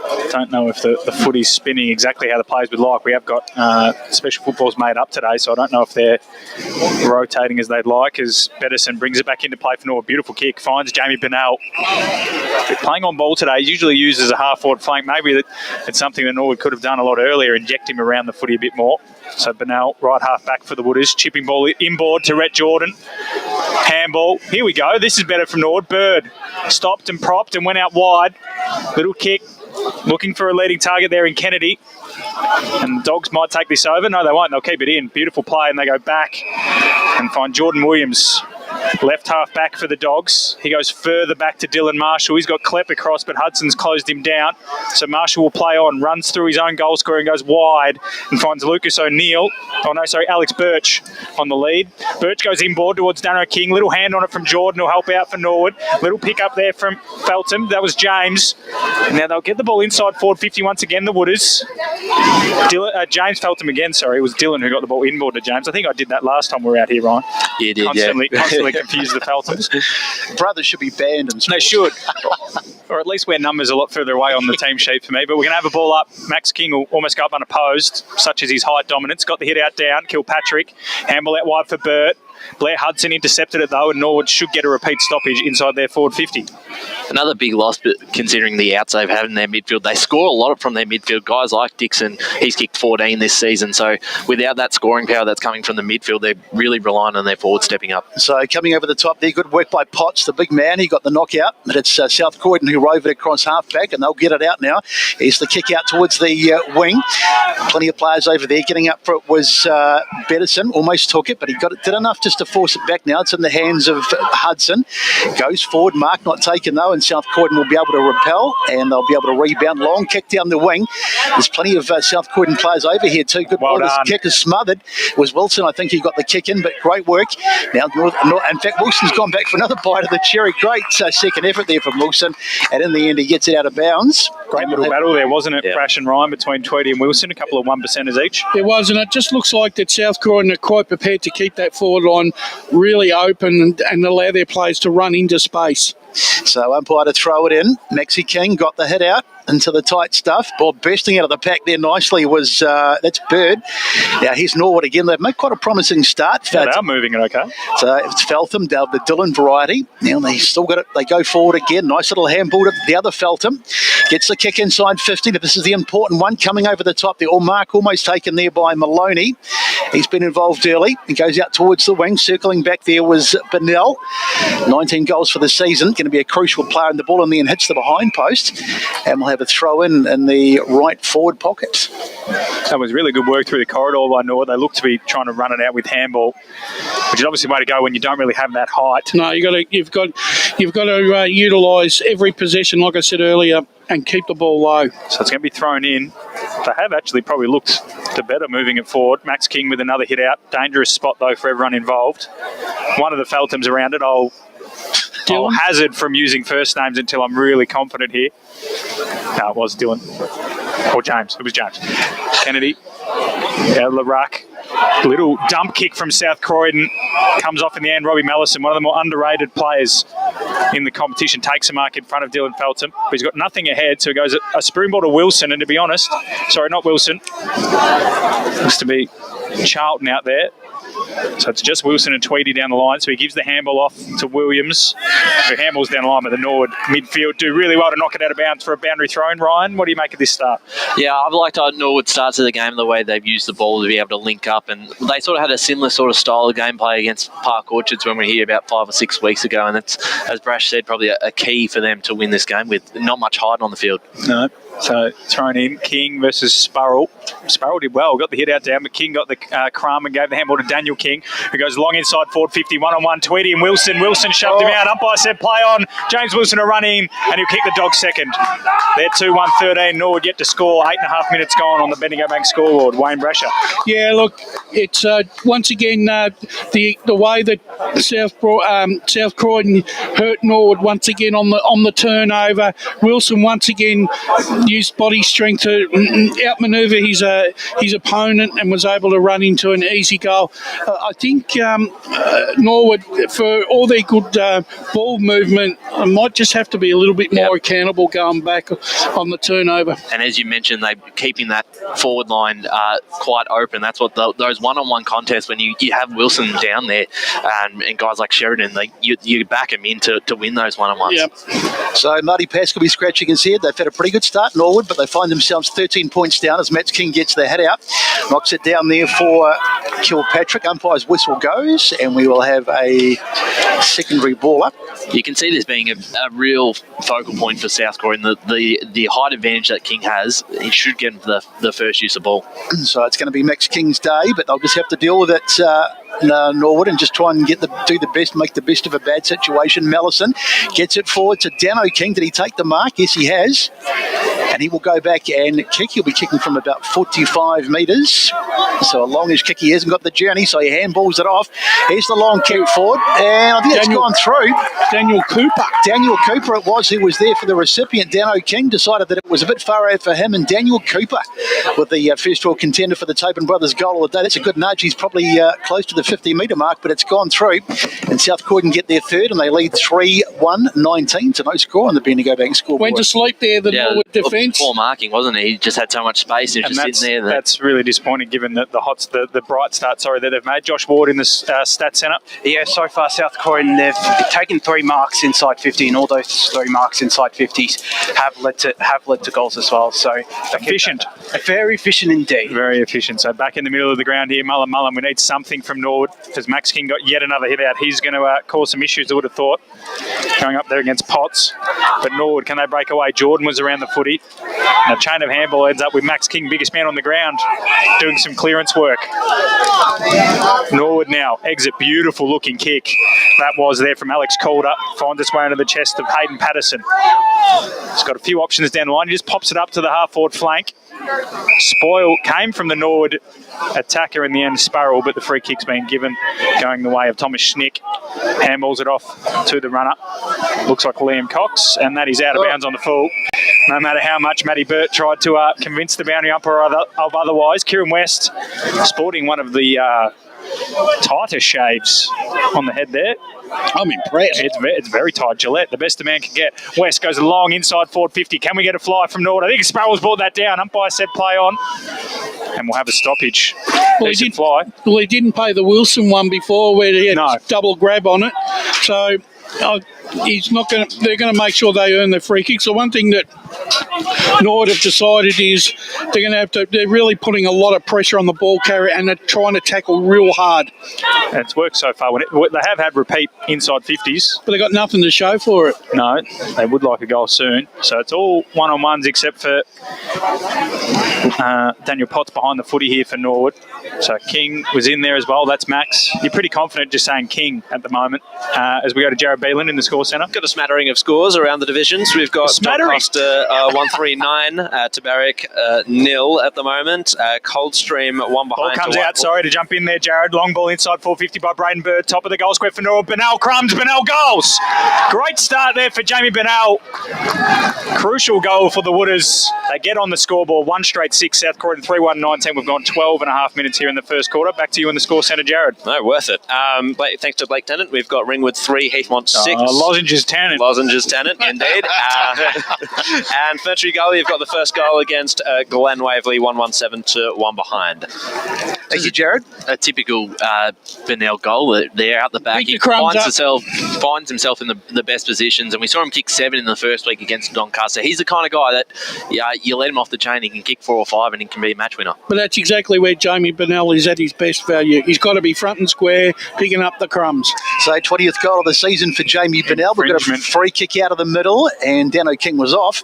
But the umpire says no, we're going to come back. Going the way and it must go to Norwood, you would think, otherwise he could have played the advantage. But the way, it must have been a 6-6-6, so it's going to be a free kick to Max King and a 25 metres. I was going to say, because otherwise we would have played advantage, but fair enough. And I reckon, you said Marty Pax will be scratching his head before, he'll be fuming because they've played some good footy, they got that goal back, and then to give away a 6-6-6 infringement. It's criminal, isn't it? And now is not the time to be arguing with the umpire, just in case he might be thinking you're giving another 25. The only thing is we do not play the goal square rules. So you don't have to have someone in the goal square. So Rhett Jordan might just be asking whether or not where the infringement came from. But nonetheless, Max King best known. Yeah, the reason you don't want to be arguing too is because there's a little card in the umpire's pocket. We don't want to see that coming out.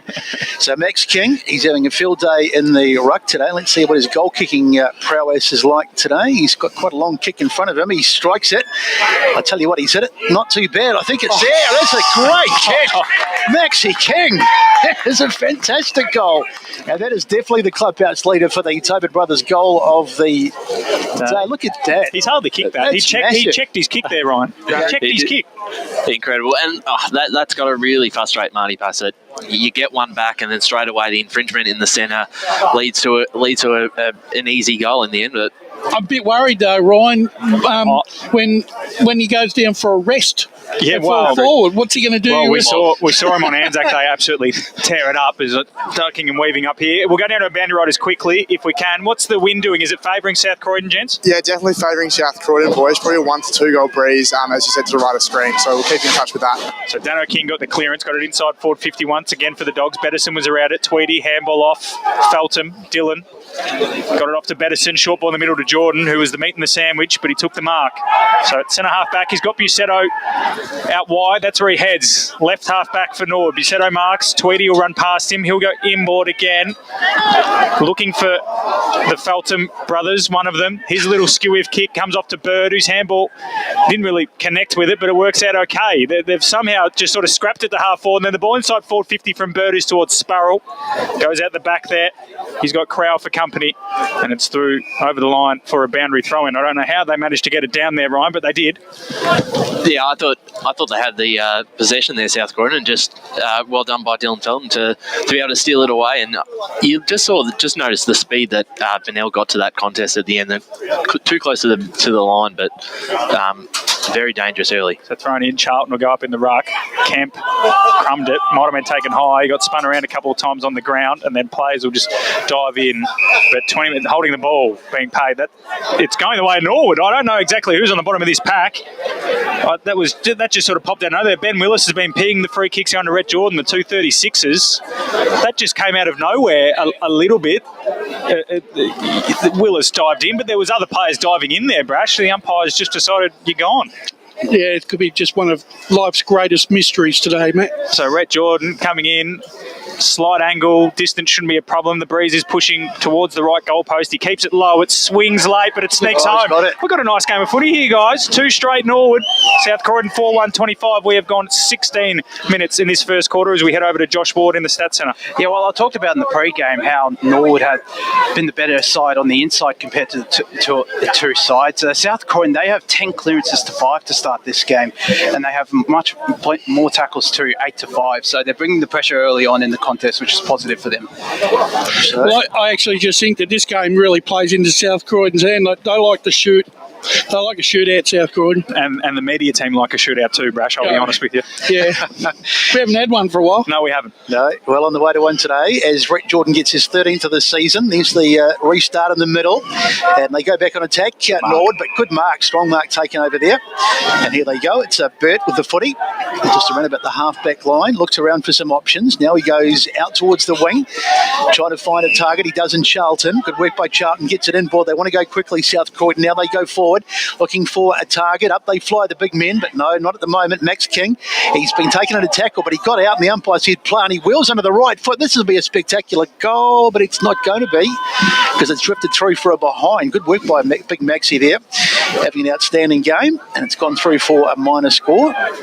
So 26 plays 12. We've had 17 minutes in this first term. You can see Tweedy took Max King there, gents, so clearly when King goes forward, Tweedy knows he's the most dangerous one. So Bettison, who got the restart, he gets it back for the second time in this movement, gets a little handball off. They're in a bit of trouble here, Norwood. They'll do well to extricate themselves, but they managed to get it down the wing. Plenty of South Croydon players there, in fact, probably outnumbered there on that occasion. Good work there by Cox. Picks it up on the ground, but he's wrapped up in a strong tackle over there, and the umpire says we will ball it up. They've done that well, Norwood. Brash did mention their tackling pressure and just pressure intensity around the footy altogether has been quite good. It's keeping them in them because they probably are lacking the star power that South Croydon have. Jordan Williams high up and under centre forward for the Dogs. Birch had front spot, couldn't grab it on the second attempt. Calder's around the footy for Norwood. It comes out wide. Maloney, haven't called his name that often, usually we do. The Dogs, low grubber inside forward 50, Max King and Tweedy. Tweedy got it, handball over the top, and the Wooders might be away here if they can link up. Rhett Jordan, horrible handball from James Felton, missed his teammate by a long way by hand. And in the end, that tackling pressure means they lock it up just defensive side of the centre wing, but they could have been away there, Ryan. They were, but very impressive by Tweedy just to be able to stop what could have been storm through, didn't he? Jared in the score centre. Yep, some Division 3 scores. Whitehorse 2-5-17 against Coldstream 1-1-7. Fentry Gully 2-1-13 against Glen Waverley, the one behind. Waverley Blues got the first goal against Fair Park. They're 1-3-9 to 2 behinds. So up again. We haven't moved anywhere. Kennedy and Charlton in the ruck. Little grubber forward from Jordan Walker. And we'll have another stoppage. The other thing I'm noticing too, Matt, is the way that South Croydon are kicking the ball with a bit more length into the and more purpose than what Norwood is. So Charlton missed the hit out, but then got the clearance. Handball comes through to Kilpatrick, runs to 40, left foot ball. Skinny, one behind. 4-3-27 South Croydon. Norwood 2 straight 12. We're about to tick into time on here in the first quarter. NAIDOC week starting tomorrow, but we're celebrating it today. We had a fantastic dance and smoking ceremony to start proceedings, and we spoke to Jamie Bernal and Braden Kilpatrick on pre-game. It's a fantastic day here at Norwood. We've been blessed with some good conditions. The ground's spectacular. Nick, the sun's out, and Blair Hudson's just going to pop one down the line for Calder. He could be called out of it. Ooh. Coming through there. Should have taken the mark in the end there, Kennedy. Landed on his chest. Might get a free kick for holding the man. Umpire says no. Wilson hooked it around the body, and Blair Hudson took the mark into inside defensive 50 for the Wooders, and he finds Josh Busetto at centre half back. So they're certainly taking the game on Norwood. You've got to give them that. They've been brave this afternoon. The ball switched out towards the wing. It's Bernal over there. He goes down the wing. Almost a mark taken there, but just getting away from power. Now it's South Croydon and Norwood going forward again. Here's the kick inside 50. What can they do? Good mark. Oh. No. Dropped over there. It was almost a mark. And is that a goal? It is. Out the back there. It is a goal. Let's have to wait and see. I think it's Hayden Patterson. Hayden Patterson. It was just a drop mark over there as the ball went inside 50, and they looked to have it under control, South Croydon. but the ball just spilled, and as it went in his Hayden Pence, and look at that, he was just on his own. He couldn't believe his luck, and he slots it through. So Norwood, they get another one, and they draw a little bit closer on the Bendigo Bank scoreboard. It's three straight 18, playing 4-3-27, a 9-point lead to South Croydon. We're just over 21 minutes gone. Good start for us. We'll go to the score centre once again for Jared Beanland. Just a quick Division 4 score. We've got Churnside Park 1-1-7 to Kilsyth. Good start for them, 3-1-19. And up to Premier Division as well, we've got Doncaster East. Good start against Berwick, 2-4-16 to just the 2 behinds to the Wickers. What do the Oracle have? Scotty, you're an Oracle man. What do the Oracle have for Churnside Kilsyth? No, I can't tell you, but I was picking Kilsyth. Yeah, you and the Oracle, best buds. So we're back in the middle here. This game, it's been enjoyable to watch. South have had 7 scoring shots, but as Will Faulkner mentioned down on their boundary, they've probably got a 2-goal advantage. So the 9-point lead won't be disheartening for Norwood fans. Brett Jordan looks to be playing some more midfield minutes, Brash, today, and you can tell that, you know, he might have moved forward because of the likes of Dixon Pearson coming back into the side or the club, but he's still got that talent as Charlton tried to take it out of the ruck. Eventually it comes away of Kilpatrick, who gave it off to Mallison. He's got a lovely left foot and he uses it low to Max King. He's almost within range. He's marked well inside the centre square. He'll go this. He's going to run around for about 60. Unloads a drop punt right to the line. Wilson one-on-one. Couldn't bring it in.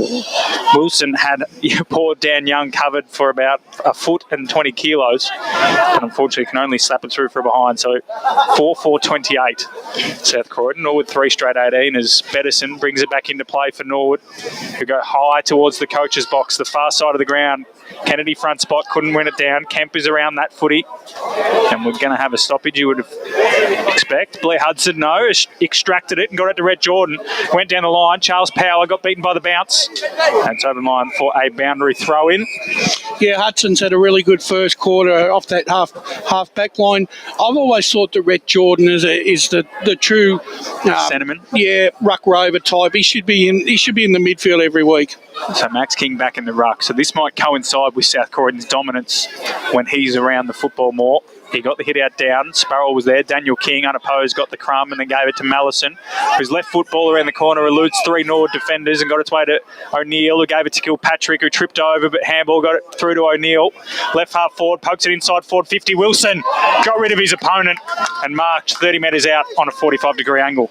He did this at Blackburn, Wilson. He used a lot of body strength on Taylor Faulkner and out-muscled him for most of the afternoon. He's a big, strong lad, and more than likely he certainly knows how to throw his weight around and use it to its best advantage. And he's a nice kick for goal, so I'm expecting a major here from him. So Wilson from inside the arc. It's a beautiful kicking action, beautiful kick off the boot. Never looked like missing. Norwood have got, South Croydon have got their 5th. They're 5-4-34. Norwood 3 straight 18. We've gone 24 minutes in this first quarter. Josh Ward in the stat centre. Yeah, South Croydon once more, they're dominating the clearances now, 15 to only the 6. Tackling has started to even out. South Croydon still lead that 13 to 10, but they're way on top in the clearances. And they want those quick kicks to go inside when you've got Wilson one-on-one, and that's the sort of result that can come from it. So a beautiful kick. James Wilson, no doubt about that too today, to add to the 27 that he's already kicked, so 29 in total for the season. He's getting plenty of them. As the ball goes up, Max King knocks it out of the middle. It's been knocked forward, so he's Norwood with a chance to get one back perhaps. Jordan taken, he's been wrapped up well and truly, and the umpire says it's going to be holding the ball. A little bit stiff there, I thought, but nonetheless. Nah, sorry, Brett. He had a lot of time to get rid of it. All right, we'll agree to disagree. It was Jordan actually on the bottom of that as the kick goes forward. The mark is taken. Here they come. Can they get a late goal here? Bernal across the half-back line. Jinks one way, goes the other. Now he gets a kick out wide. Nice mark taken. There's Jordan again. Handball over that top. It's a dangerous one. And running in there and taking it was Bird. Good handball. Ball spills out. Here's a chance now. Here's Jordan again for about the 3rd time in this movement. They're going to do well, though, because there's plenty of South Croydon players back. Little soccer off the ground, and it's gone through for a behind. It was Kemp, it was. He just got the soccer there. It could have gone through, but he just off target. So the margin reduced to 15 points. It's 34 playing 19, and we've had 25 minutes in this first. As we go to Jared in the score centre. Yeah, Fetry Gully continuing their fast start against Glen Waverley, 4-2-26. The Gully train, Jared. Finals. Yeah, absolutely. Coldstream getting back at Whitehorse, 2-1-13 to 2-5-17, and Churnside Park are now ahead against Kilsyth, 4-1-25 to 3-1-19. So Norwood back in possession. If they could pinch one here before quarter time, they'd be pretty happy, I'd say. As the ball goes in, so it's not going to happen on this occasion, as Cox takes the mark. We've had 25 minutes, so not quite sure how long we'll have to play in this term. Few goals. Been a few goals, so we might have quite a long quarter. Maybe 20. I'll go 30. Brash loves his quarter lengths. He's a real big buyer into the quarter length 29 or 30 for me, definitely, as the mark is taken over on the far side. So South Croydon just happy to slow it down now. Maybe take a bit of the sting out of this Norwood run, because they have been very good, Norwood, and at patches. They've looked dangerous going forward, haven't they? They have indeed. As the ball goes inside, Max King not quite able to get it. Rhodes off the ground there. A little bit of work there to do by Tweedy, but he gets a handball over the top. It's quite a dangerous one too. And they've got some work to do here. That's out of bounds over on the far side. You can see the scoreboard just behind us, or just behind the players, should I say.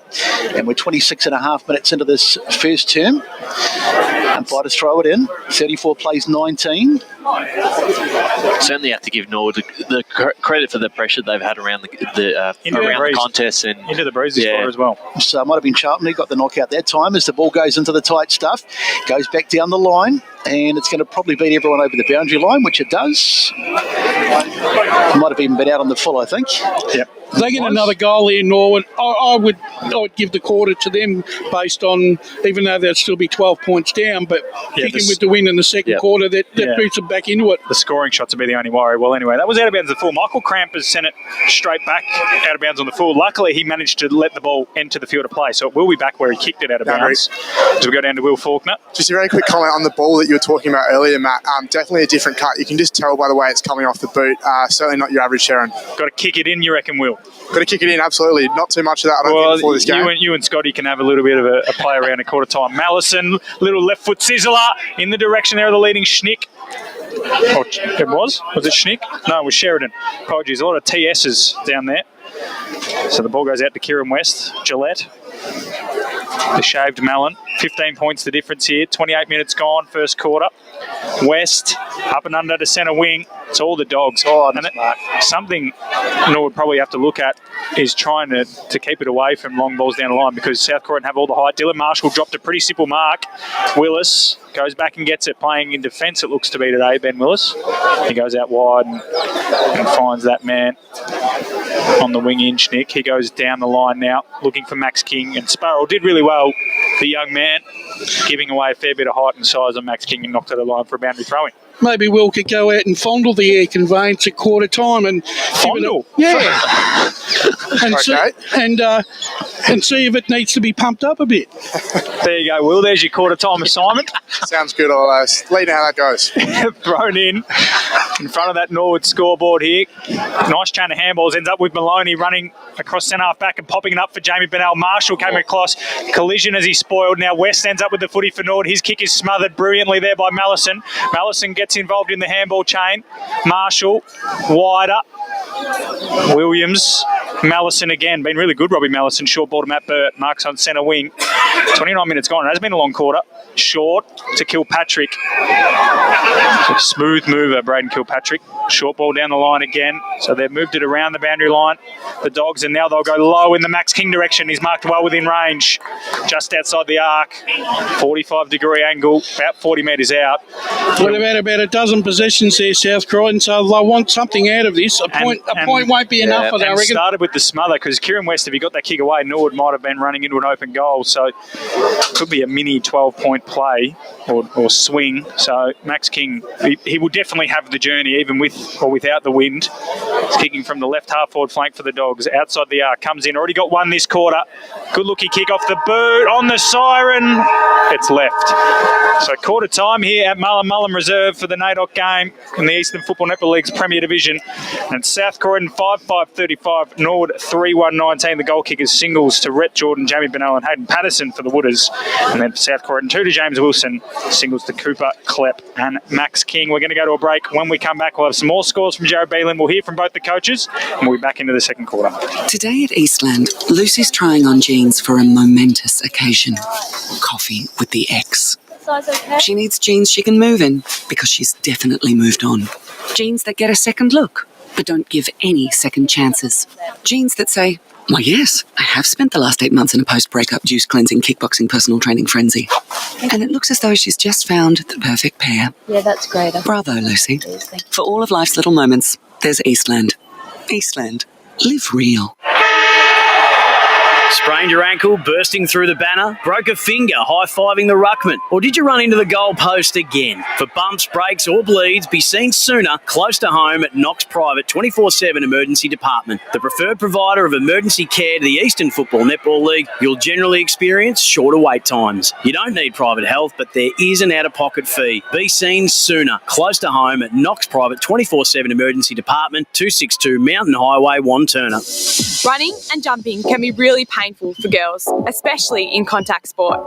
Boob Armour supports your breasts, minimises the bounce and guards against impact and injury. Feel confident, feel supported, available at boobarmour.com.au. At Yarra Valley Water, we know reducing your shower time, or show time, to 4 minutes can save you an average of $200 a year on water and energy bills. Shower shorter. Save water. Authorised by the Victorian Government, 1 Treasury Place, Melbourne. Do you feel good about your bank? Because there is a bank you can feel good about. They share their profits to fund big community projects, small community clubs and vital emergency services.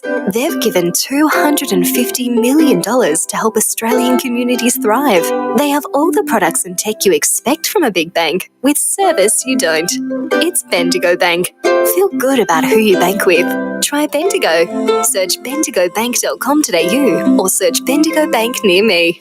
How would you like to be celebrated? I think I'd like to be celebrated with lots of music, dancing, a bit of a party. I'd like to be celebrated at the pub with a few frothies. Maybe some colourful balloons, my favourite flowers. How about some glitter? I'd like to be celebrated in space. Outdoors, having all my family and friends together. At Tobin Brothers Funerals, they know that every life is unique and they think that every celebration should be too. Find out more at tobinbrothers.com.au. Tobin Brothers Funerals, celebrating lives. Sprained your ankle, bursting through the banner? For bumps, breaks or bleeds, be seen sooner, close to home at Knox Private 24/7 Emergency Department. You'll generally experience shorter wait times. Knox Private 24/7 Emergency, 262 Mountain Highway, Wanturna. Running and jumping can be really painful for girls, especially in contact sport. Boob Armour supports your breasts, minimises the bounce and guards against impact and injury. Feel confident, feel supported, available at boobarmour.com.au. EFL Saturday Game Day continues. Let's head back and go local for your footy. Welcome back to Mullen Reserve, Eastland EFL Match of the Day. It is Norwood and South Croydon, and at quarter time it is South Croydon by just about 2 goals here, but it's been an enthralling sort of open game. Ryan Long, Wayne Brasher in special comments. Chairs, gents, what did you think from that first quarter of footy? Yeah, Brasher, the pressure's been there from both Yeah, sides. I agree with that. And certainly probably the edge in South Croydon have is the options up forward, and they're probably winning those centre clearances when King is in the ruck and giving guys like Dano King first use of the ball, and it's really helped him out when you get someone like Wilson one-on-one. He's going to take the marks most time, and he looks quite dangerous to take the game on. Well, Wilson gets off the leash, Ryan, when Max King goes and rests on it, because they need to they've got to put their best backman on King when he goes forward, which is Tweedy, and that lets Wilson off these. I just think that South Croydon just been a little bit more cleaner with their disposal. However, I'm not denying the fact that Norwood's tackling pressure has been second to none. It's just that they are just not getting enough value for their return of their input, and they really are. That's it. And they really are struggling, without a key forward, and it just shows, doesn't it? Absolutely. Jared Beanland in the score centre, mate, filling in for Paul Uconi. Yep, I've got some interesting Premier Division scores here. All close games. Blackburn 2 straight to Roeville 1-4-10. Well, and it's an absolute mud pit at Morton at the moment, so don't expect many more goals. All right. I'll keep that one in mind. High scoring, however, in the North Ringwood Park Orchards game. North Ringwood 4-1-25 to Park Orchards 4-2-26, so a decent quarter time score there for the Saints. Doncaster 2-4-16, taking it up to Baldwin 3-3-21, not too bad. And Vermont hanging in there with Noble Park 2-2-14 2214 to 2416. Thank you, Jared. Take a breath. Thank you. Well, mate, a lot of scores to get through there, but interesting to see Vermont managing to keep track. We're going to go down boundary side now. Will Faulkner is with Norwood coach Marty Pask. Thanks, boys. Yeah, just here with Paskey at the moment. Paskey, there was a fair bit of a strong message to the wingers that quarter. What was all that about? Yeah, just making sure we hold our width. Obviously, we're a little bit inexperienced today, and we've got a lot of younger guys playing through the wings and the midfields and stuff like that. So it's just ensuring that structurally we just make sure that we try and make the ground as big as we can, and we don't get caught coming into the corridor, and obviously let others fill in those gaps in the field. Awesome. Max King obviously had a very good start for South Croydon. Any attention to him going forward this game? Oh, we'd love one. Unfortunately, we've had Big Wenny out for probably about 7 or 8 weeks, so if we could get him down here, it'd be handy. But we're pretty proud of Callum Sparrow playing his first game. He's worked really hard in his development the last 6 weeks, and he's earned his opportunity today, and I thought he competed really, really well, and that's all we can ask for. King's a quality player. Awesome. Thanks very much, Marty. Thanks, mate. All right, mate. Cheers. Marty Pask there with Will Faulkner, and we'll check in with Will to see if he fondled those Sharons for you, Brash. We go to the Stats Centre with Josh Ford. Yeah, so pretty even. Brash, you talked about the tackling pressure. There's been plenty of tackles for both sides. South Croydon lead it though 15-10. Plenty of turnovers too, 14 for South Croydon, 11 for Norwood. Intercept marks down the line. South Croydon have been the better side, 4-2. They've had more marks inside 50, 4-0 for Norwood, which is probably due to that smaller forward line. And in the centre clearance battle, it's been all South Croydon 17-7. So if Norwood are to get back into this game, they're going to need to step up that clearance game. All right, we're going back inside with Scott Hardy. Was at the South Croydon huddle. Yeah, just quickly, boys, from South Croydon. The main focus was controlling the footy and locking it in from there. Territory game, and they want the forwards to push up a little bit more. Thanks, Scotty. So we are almost all in readiness. Brett Besson will take us away once we do get underway. Here, it's been an interesting game of football, though. 16 points the difference. Norwood have got a pretty strong breeze at their back now as we go to Jared Beanland in the score centre quickly. Yeah, got a couple of Division 1 scores here. Pretty high scoring for two teams. East Ringwood 7-4-46 to Croydon, 2-3-15, and Wanton to South 6-5-41 to Upper Fentry Gully at 1-1-7. I'd be prepared to call the last game there, Jared. Oh, yeah. Yeah, it won't be one that I'm keeping a huge eye on, to be honest. No offence to any Kings fans. Umpires are getting set to send it skywards as the siren goes. Max King against Sparrow. Sparrow will give that one to Sparrow into the tight stuff, and the umpire says we will ball it up. On ballers for Norwood at the moment, Jordan, Liam Daly and Tom Maloney. So that's their A grade for the moment. So Williams it was that took it, but he couldn't get it clear. Now it's on the ground. Good bit of work there by Bird, but he's well and truly wrapped up. Flat right, Bird, as the umpire says we'll have the third ball up in just a space of about 60 seconds. Up it goes. Max King again knocks it down to a teammate. Umpire says play on. Good work in there as the ball comes clear. Sparrow on the ground did well as they get it forward. Here's a chance for Norwood. They managed to get it out South Croydon just for the moment into the hands of Hudson. Hudson jinks one way, jinks the other, gets a bit of a dodgy handball across, falls for Jordan. Jordan on the left boot goes long, and in fact it was Bird, bouncing towards the goals, and it's been touched through for a minor score off the hands there of Marshall. But a good start by Norwood, a promising start to this second quarter. Bird probably should have given the handball off there. He had a man open to run into goals. Liam Cox brings it back into play as we go to the score centre. Yep, Division 2 scores here. Ringwood 22, Heathmont 7, thanks to Tonsil's Tennant. Baronia 4 behinds to Basin. Sheridan.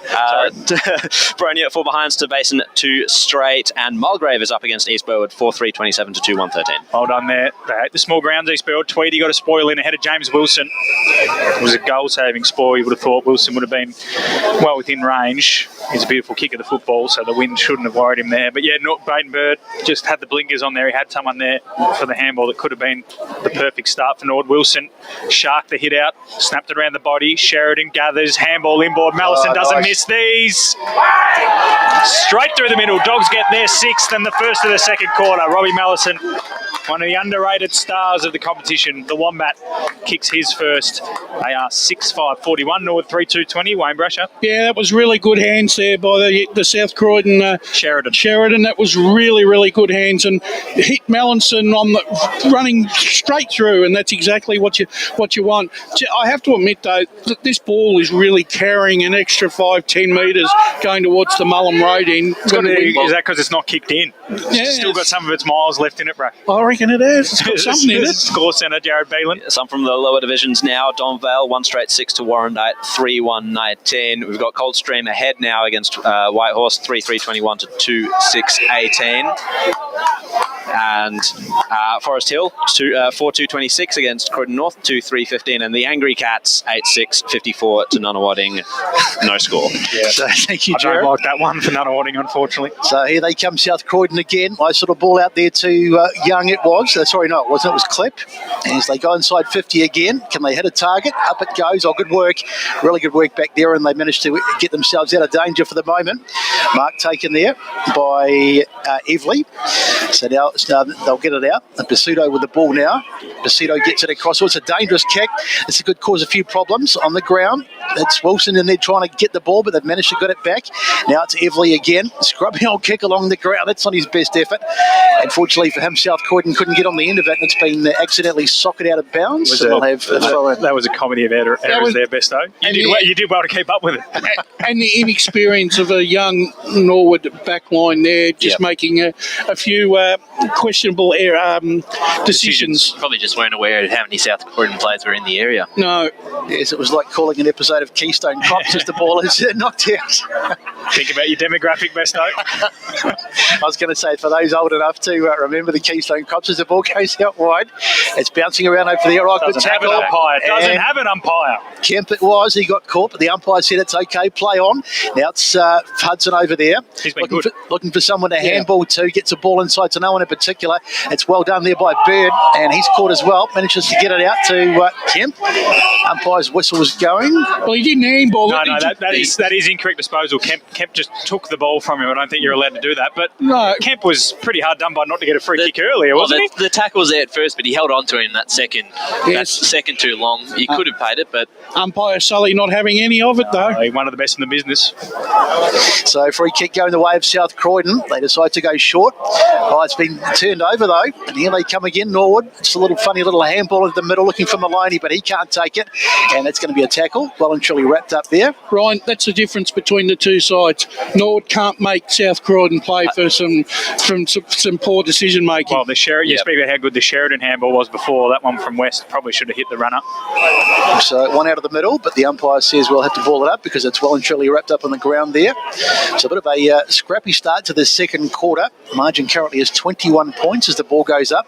Might have been Max King getting the head out there, but again, it's not going to be that clean. Ball comes out, and it's been spilled over there by Spurrell again. He's been quite heavily involved. Looks like there's a player who's just getting up very gingerly there. Jordan Walker, getting up very, very gingerly. Trainers out there from that last contest. I was worried for a second it was Max King, Besto, which would have been... That would have been disaster. Well, not just for today, but for South Croydon's hopes of going deep into September. Of course, I believe they're fifth on the ladder at the moment. They are. They haven't been a top four, haven't been any of the sides above him in top four, but have won all 6 matches below. Well, fortunately for them, Norwood are below them on the ladder.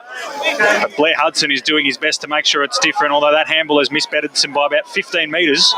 So Bedinson has to go back, and then Mallison will pick it up from the smothered handball attempt. Back into Max King now. Around the corner. Should be all Norwood, but Birch, it looks like, got there first and does really well on hands and knees to slap it out. Calder picked it up, was wrapped up in a Daniel King tackle. The umpire circles and says, give it to me. So now we're going to have a stoppage at South Croydon's half forward. They lead by 21 points. 6 minutes into this second quarter. NAIDOC game out here at Mullum Reserve. Really well done by Birch there. There was 3 Norwood defenders around him, so if he didn't make it to that contest... Kilpatrick hacked it out of the air after Max King's tap out, and it'll go out of bounds on the full, so the free kick will go the way of the Wooders.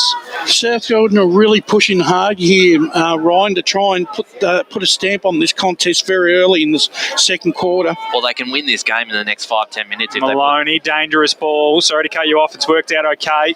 Daly picked it up and just kicked it to where he was looking. He's found West, so this switch might work out. West, handball to Tweedy. The fullback's gone on a gallop.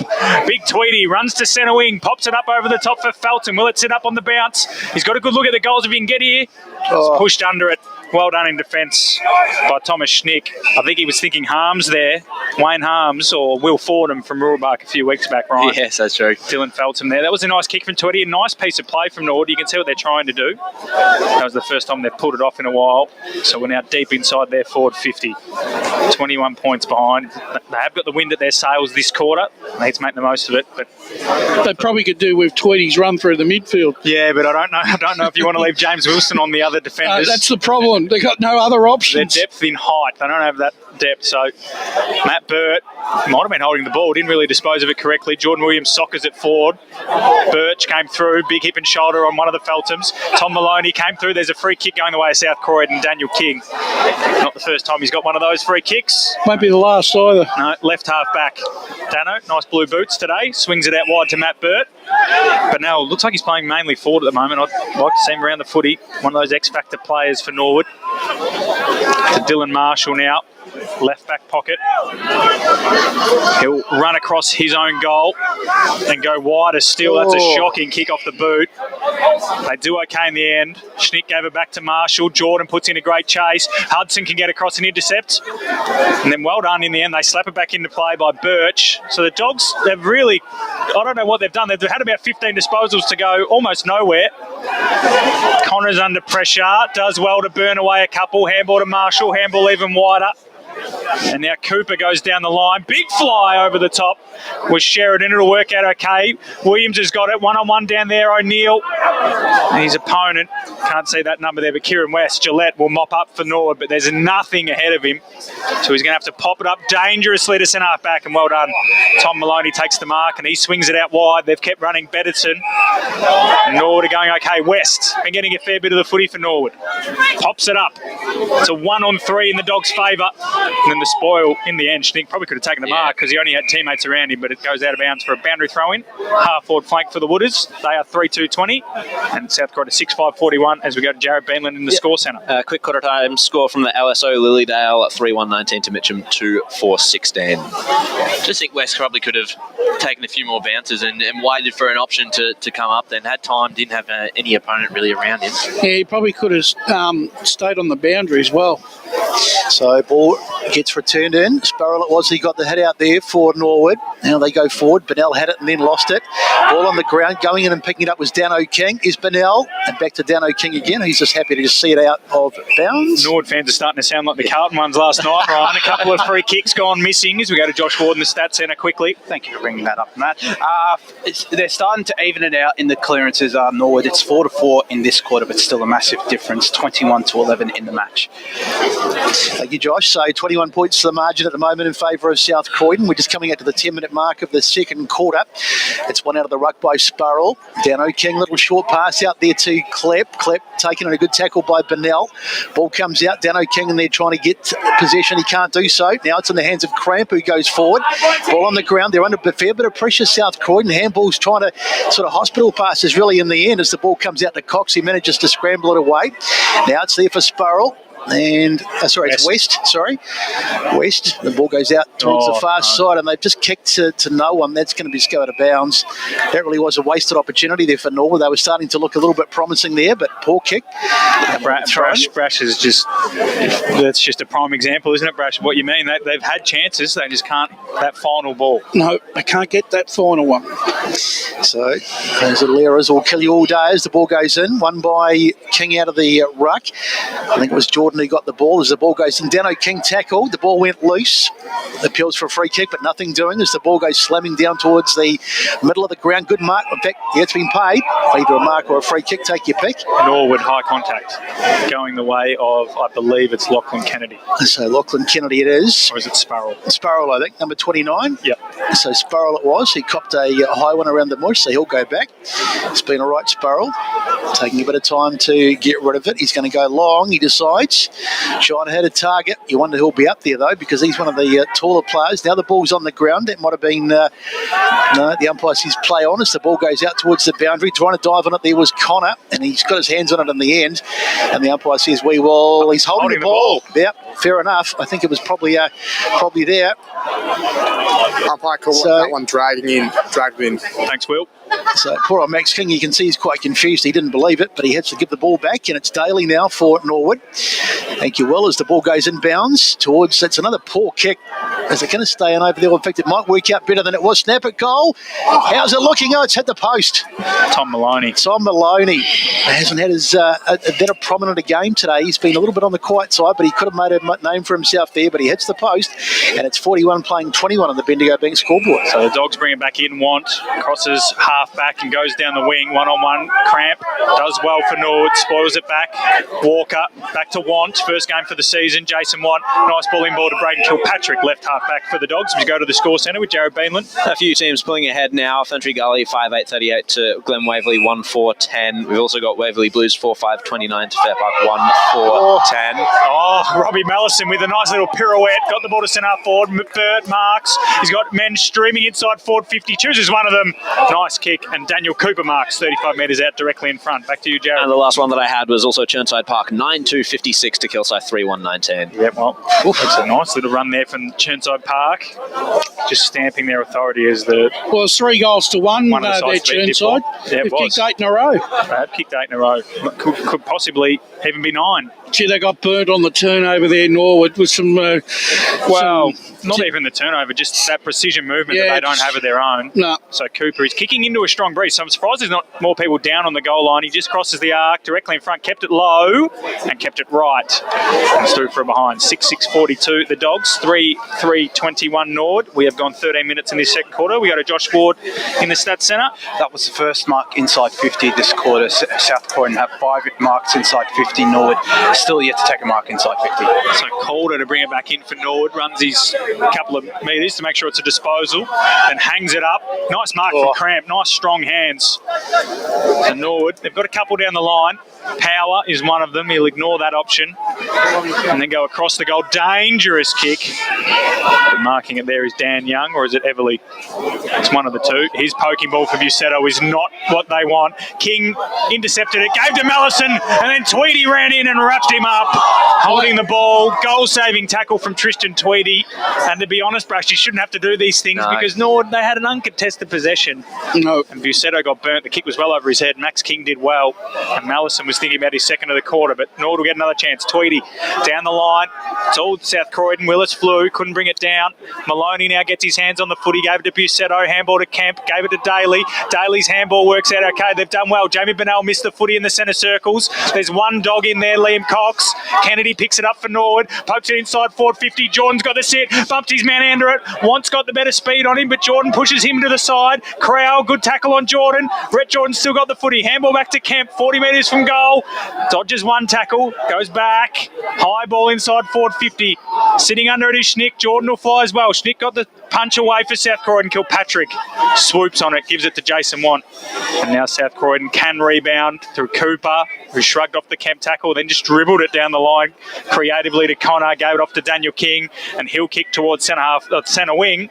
It should be all Norwood. They drop the mark, players dive in, and we'll have a ball up, will we? On centre wing. Brett Jordan did everything he could then, but the Dogs just seemed to have too many numbers down back, and it just outweighed them in the end. So umpire to throw it up. Great call, Matty, as the Rucks go at it. Up they fly. I think everyone missed that one. It's gone to ground. Harley Bernal says, well, I'll take it. Jamie Bernal, sorry. I'm going to start fighting myself every time I do that. Here's the ball going over the top, and it will go out of bounds. Jordan was there, but he couldn't get hands to it. I'd like to see Marty Pass try and... Dylan Marshall's had the job on Jamie Bernal. I'd like to see Bernal go into the midfield for 5 minutes. It looks like he has at the moment. Yeah, I think Norwood going to try and play through him a bit and use his creativity. And just his skill. Yep. So up it goes. Here's the front spot. Nice work by Kennedy. Knocks it down. Rove nicely there. And here's a chance now. That's Maloney. He manages to get a ball away to Bernal. Back it goes. Oh, that's a great tackle. That should be holding the ball. The umpire says no, it was Jordan. It was. He tried to get his kick in. Missed the boot, but the umpire says we'll give him the benefit of the doubt. Very lucky. One too many handballs. I think Bernal should have taken the shot there, Besto. Yep, definitely. I thought that was holding the ball. I think the tackler should have been rewarded. And just to carry on with that, I agree with you there as well. He definitely dropped that footy. So up it goes. Here's the head out Sparrow it was. And it's on the ground. Doubt that it's going to come out of there anytime soon. Some welcome sunshine as well. Well, I'm not sure about that. I'm sure Scotty and Will down there, I'm watching them. They're braving their conditions. It is a nice day, but the sun in the eyes, a little bit of a hassle as the ball is socket out of the air. Good mark. A great mark taken there. It's Sparrow, I think. Bacedo, sorry. So Bacedo takes the mark. Beautiful mark. It was a bit of an opportunist one. It was socket out of the air, and Bacedo says, well, I'll just grab that. And he'll go back and line up. Not a noted goal kicker, Brash. No, but the thing, I watched Josh Bacedo when I came down earlier in the year and he was definitely in their best four. So Joshy Bacedo, this is to be a big kick if he can slot this through. It gets it back to 15 points. How does it look? No, he's missed it. His umpire was moving pretty early and it's gone to the left, so it's a minor score. And the margin back to 20 points. It's 6:42, playing 3-4-22 on the Bendigo Bank scoreboard in favour of South Croydon, and we've had 17 in the second quarter. Jared Beadland, score centre. Quarter time scores in the Bayswater-Beaconsfield match. It's Bayswater up 3 straight 18. Turnover. Sorry, Jared. Go for it. Power. Smother. Great smother from Leon Cox. Jamie Bernal, 30 metres out. Right foot snap. Goal. It's a goal. There's that class we talked about, Brash. Norwood get that reward for effort. They jump back to 4-4-28. South Croydon 6-6-42. 18 minutes gone. Second quarter. Back to you, Jared. That's okay. Last time we did that, I think it was a Jamie Bernal goal as well. What we need to do, Jared, is every time we need a goal, you just chump in with some fake scores and it'll work. It'll work out for them, yeah. Bayswater 3 straight 18 to Beaconsfield 2-5-17. Big performance there for Bayswater. Tricky conditions. The wind will be wreaking havoc down there at Bayswater over Ryan. But what about that? They deserve that goal, Norwood. They've been probably in control of the play for the last 10 minutes. Well, they haven't. Yeah, they missed a couple of opportunities. Maloney didn't take the shot before, and that's a bit of class from Bernal to have the confidence to go back and kick it. And really important one is they need to be within 3 goals at half time if they're any chance. They've done really well, to be honest. As we said, we all sort of expected South Croydon to win this one by about 6 or 7 goals, but it's just 14 points at the moment. As Klepp got it from the Daniel King clearance and pops it up nicely. Doesn't get much of it, Klepp, but he's a good ball user. That's why Geordie Williams gave it back to him. Beautiful left foot ball. He kicked the opening goal of the game, of course, Paddy Klepp, and then James Wilson. Too good there for Dan Young. Max King's deep, so Tweedy's got the job on him, and Wilson will rotate onto Young. And now Wilson, low drilling ball, probably could have been a bit better. Surely just kick it high to Max King. He might get another chance, but Young will pick it up right half back eventually for Norwood. Handball, Bird. Snapped it back to a dangerous spot. Ben Willis playing in a more defensive role today. Takes the mark on centre wing and goes immediately into the corridor. Liam Cox played on. Good kick out in front of Cooper, who marks 45 from home into the breeze, so he won't have the journey. Alex Max King's in the... Oh, is it Birch? Is it? Yep. Apologies. I thought it was Cooper. I saw the 7, not the 3. So Birch. Yeah, I'm surprised. Got the leg, has he? I don't think so. I'm surprised Wilson didn't kick it on. Just pop it up. Kick it on the height. So they're going to play on here. Birch to Dano King, runs to 35, low ball is right. So 6-7-43 South Croydon. Norwood 4-4-28. We've gone 20 minutes in this second quarter. We go to Josh Ward in the Stats Centre. Norwood have forced plenty of turnovers so far this quarter from South Croydon, 12 to only the 8. And that's 26-19 in this match. So that's what's keeping them in this game, turnovers. Thanks, Josh. And that's got to be what they've got to capitalise now on. So Norwood to bring the ball back in through Bettison. It's an okay kick. Made a little bit better by a great mark by Kennedy. He takes the mark at half back. Mark or free kick, take your pick as the ball is sent inbounds. Nice mark taken there by Cramp. And they decide to go all the way back. That's disappointing because they were starting to get something going. In fact, that's Tweedy now with the footy. I don't mind the idea. They're trying to switch, but they just sort of take half a second to decide to do it, and then that defeats the purpose because South Croydon read it. Giving up territory, though, which is not ideal. Just chipping it around across the half-back line. They're out here. They're out if they chance. go. Now the mark taken by Hudson. Here's a chance as they go out wide. Now there's a real opportunity if they can get it forward quickly. Here's the kick, and almost a mark taken there. Not quite, though, by Kennedy. They've still got control of it, though, as they go forward. The good spoil coming in there, but they managed to get it out again. Here they come again. Little kick down the line from over the top. Can they get someone on? That's a free kick. Jordan it was, who was held out of the play, and he's going to get an opportunity. So that wasn't what it was supposed to look like, Brash. It worked out in the end, but you can just see that skill level. He was trying to outmaneuver him, and Charlton sort of got sucked into it a little bit, and he couldn't rectify it. Right behind this one, best stuff. He wants to go at it. So I don't know. Do you reckon he's got the journey? It's a long kick. Right with the wind, left goalpost or right goalpost, Brash? Right inside goalpost. So let's have a look and see what he's got. It is a long kick. but he reckons seems pretty confident. It's on its way, but it looks to be far too left, and it's going to probably be scrambled through anyway for a point, which it is. So coming up left and short, and through it goes after 21 minutes in the second quarter. It's 6-7-43 to South Croydon up against Norwood's 4-5-29 on the Bendigo Bank scoreboard. Jared Beanland, score centre. That halftime score from Jubilee Park, Ringwood 7-6-48 to Heathmont 3-1-19. Bad news for the Jets. Turnover once again. Jared Beanland has the Midas touch. Jamie Bernal pinched Braden Kilpatrick's little short ball. He's going to have to come up and shake my hand after their game, Jamie. Jared Beanland, if Marty Patrick's he's got the stream on in the background, Brash. We think, who's this Beanland fella? Get him down to training. Exactly. Get him on the side. So Kilpatrick went for a little short ball for Williams. Bernal picked it off and can line up for his third here to make him the leading goal kicker on the ground. He'll kick from 42 metres. Right to left, Jamie. Bernal, beautiful looking kick off the boots. Nope. Right, just faded. Shattered. He's got 2 goals, 1. Beanland has 2 goals, 1. Norwood 4-6-30. South Croydon 6-7-43. 23 minutes gone. Second quarter. That's going to make the highlight reel, Matty. Wow, I wanted Jamie to kick it. So Cox brings it in. Short ball to Willis, right half back for the Dogs. Norwood have been all over them. They probably deserve to be a goal closer. They've done really well at cutting off the little chipping channels. Willis pokes it up. This could be another turnover. Busetto does well. Brought it to ground. Kennedy came through. Can they get the handball chains going? They can't. Kemp does well, though. Oh. Williams just sort of stood up in the tackle and got rid of his opponent. And there's going to be a free kick for a throw. Incredible scenes. Jordan Williams had Hayden Kemp tackling him and then just stood up and has been given a free kick, though, for a throw. Was it for throwing his opponent or throwing the ball? I was just going to say, throwing his opponent, absolutely. So Kemp's got it. Has he got the leg? He didn't look too confident initially, but he's going to have a shot from just outside the arc. Come on, Kempy. 3 steps left, but it might stay in the field of play. Might have been a shove. Umpire Sully is in good position. Says no thanks. Go line boundary throwing. Quickly down to Will Faulkner on the boundary. Just a quick observation. I think the wind's playing tricks on a few of the boys. They've been having a lot of set shots from 45, 50, and they've been kicking it just in front of the goal line. If you want to have a shot, you're either going to put it through the goals or put it top of the square. It's because you need to kick in those Sharons, Will, but thanks for that, mate. Good to have you down on ground level with Scotty Hardy today. Jordan sharked it. Handball over to Kemp. He's been in it a lot, Hayden Kemp. Once again, Jordan had more space than Kemp, but he has lifted today, as has Jamie Bernal. Still 13 points the difference. 24 minutes gone. South Croydon in front, but we're inside Norwood's forward 50. Max King took it out of the rack, broke the first tackle of Maloney, snapped it around the body and onto the chest of Alex Birch. And now the Dogs will have a chance to just stream forward. Just look at all these players, if you are watching on Facebook or YouTube, just streaming out of South Croydon's defence. Cooper's the one who gets the handball, goes for the Wilson option, and that kick goes out of bounds for a boundary throw in right in front of the South Croydon coach's box. Ryan, the Dogs lead, by 13 points, 25 minutes gone, second quarter. Wayne Brasher. Ryan, I reckon it'd be an absolute travesty of justice if South Croydon get a goal out of this, because Norwood have completely dominated play the last 10, 15 minutes, but got nothing on the scoreboard to show for it. That's right, Brace. So Bernal it was who came out of the traffic. The ball goes forward. They've got an opportunity here to grab one before the break, maybe.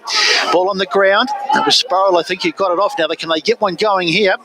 A little kick forward by Bird. Good mark. And the mark is taken. Brilliant stuff. So that's Potts. Beautiful mark. He's kicked 7 goals this year, Potts, so he knows where the big sticks are, and right on cue. As Brash was talking about Norwood maybe pinching a goal before half-time. Busetto once again involved there, Brash. He's been good this quarter. He has been good. He's made sure that every possession he's had, he's done something with it. So this gets it back to 7 points, believe it or not, if this goes through. And we're 25 minutes. Now, Besto, Will Faulkner's telling them to roost this one over to Brad Henderson's joint. Let's watch and see. Kick on its way.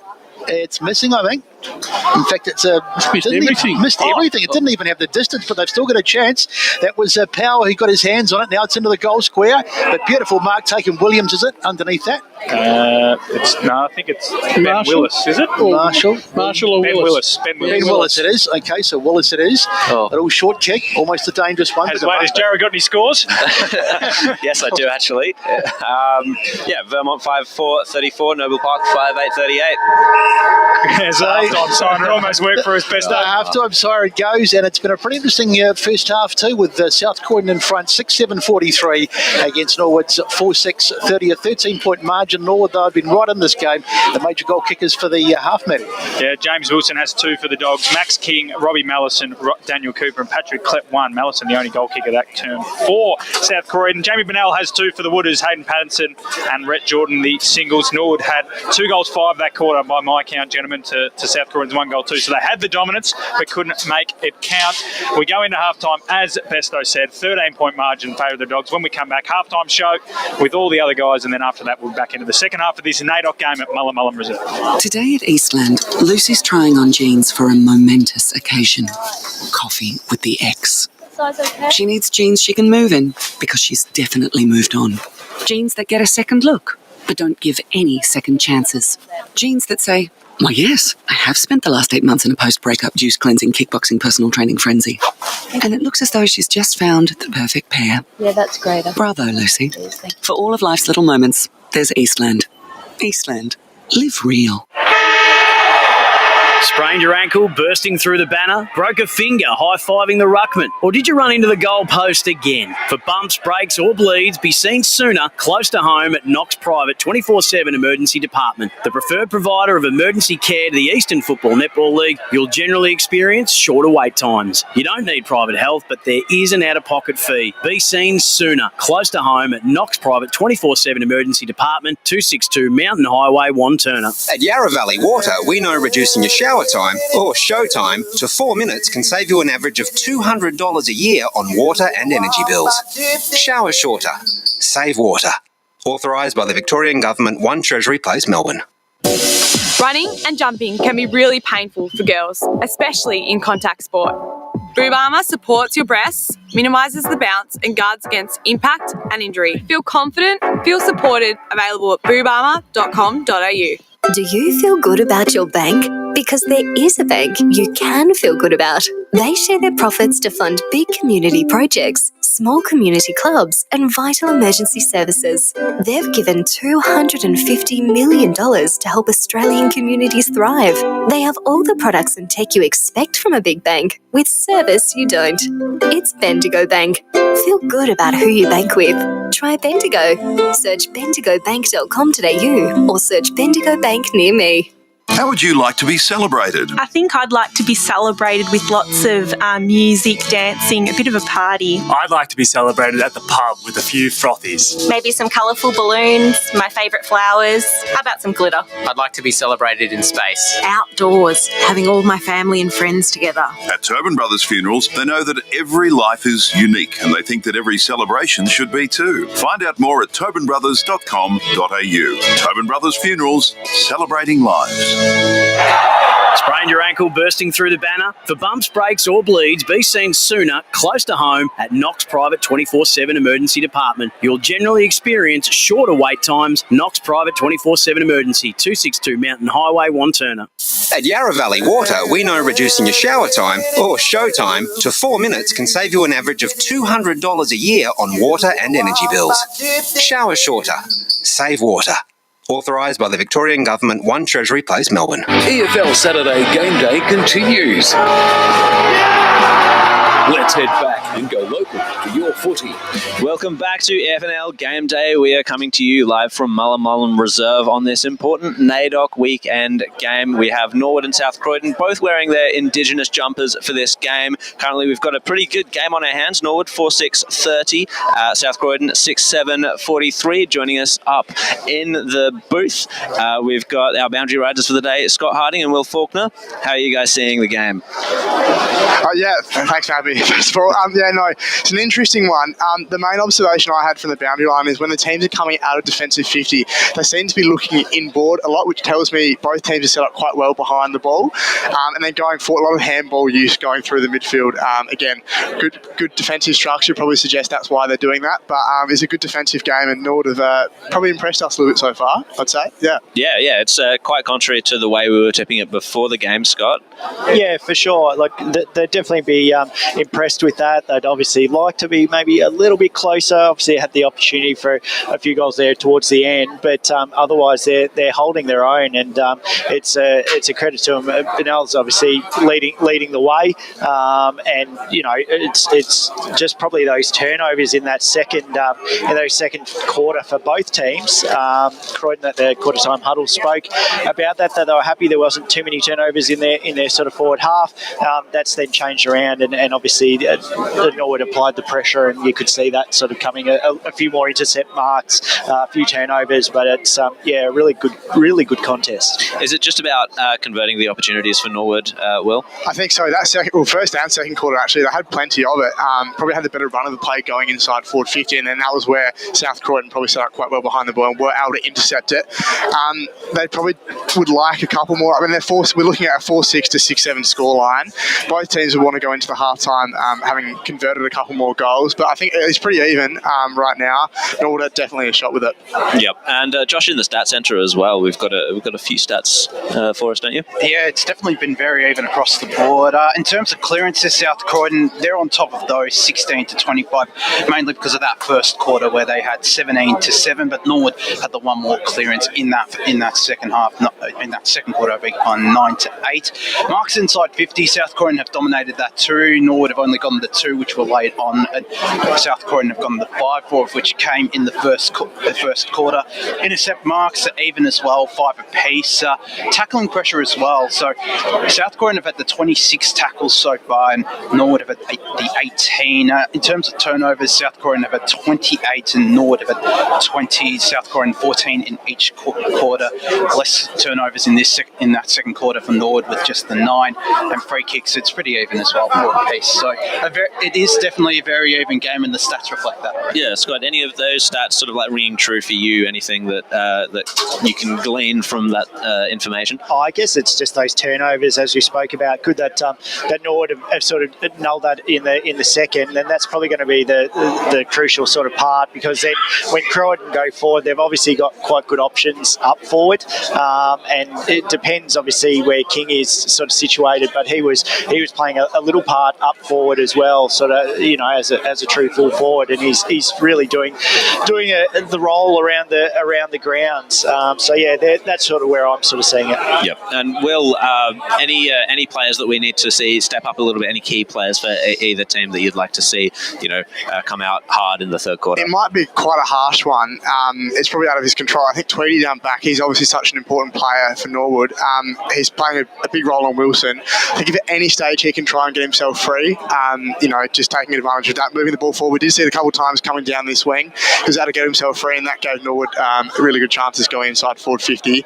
But he's playing a really important role in the moment. So I think he's played quite well, but Norwood do play their best footy when he's able to sort of move the ball up forward. Yeah, I had him in my notes. He's obviously their X factor sort of down back. He averages 5.3 marks a game. He's leading in 1%ers for the club. So that's where I don't think he's taken too many intercept marks this game so far. If he can sort of step up, just cut that off. If South Croydon are going forward, I think he's really a danger man down there. I think by no means had a bad game. I think he's played quite well. He's locked down very well. I completely agree with you. It's just if he has the opportunity to get himself free, I think that's where Norwood will probably reap the rewards. So it might be something more to do with South Croydon forward structure, that is sort of like hampering them a little bit. Yeah, absolutely. Also maybe Norwood defenders, again, if possible, maybe having a 2v1, having that extra person just drop back, that gives Tweedy the opportunity to move off, sort of with the ball coming in high inside forward 50. Yeah.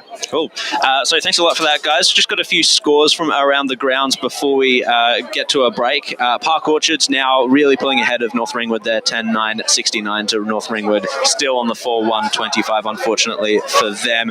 Doncaster doing well against Baldwin, 4-7-31 to 7-7-49. Baldwin still ahead in that. Rowville pulling ahead of Blackburn. Blackburn 2-6-18 to Rowville 4-6-30. We've also got Doncaster East looking good against against Berwick, 5-7-37 to 4 straight. And then I saw just the Noble Park and Vermont. Really looking close, isn't it? Yeah, really good for Vermont. We were talking about them sort of pre-game that they needed to lift. They're going up against a side that I'm sort of calling number one at the moment. The way they're playing, and only 4 points behind. That's a great contest. Yeah, absolutely. absolutely. So it's exciting to see them actually take it to them there. Belgrave, your boys. I just keep seeing these scores pop up, and it's great. Interesting sort of scoreline. Obviously, great to see from Belgrave again. One we sort of spoke about needs to take that scalp and get back to the winning form. Yeah, it might actually happen for them. That's 4-3-27 to 2-1-13 to East Burwood for the listeners. Warren Diet, they're up against Donvale. Donvale struggling right now. They're only 3 straight 18 to 9-2-56. That's troubling for the Magpies there on their home deck. And then Fentry Gully, 5-9-39. Glen Waverley, a little bit of a resurgence, 3-4-22. That's looking like a potentially interesting game there, but Fentry Gully should be able to hold them off.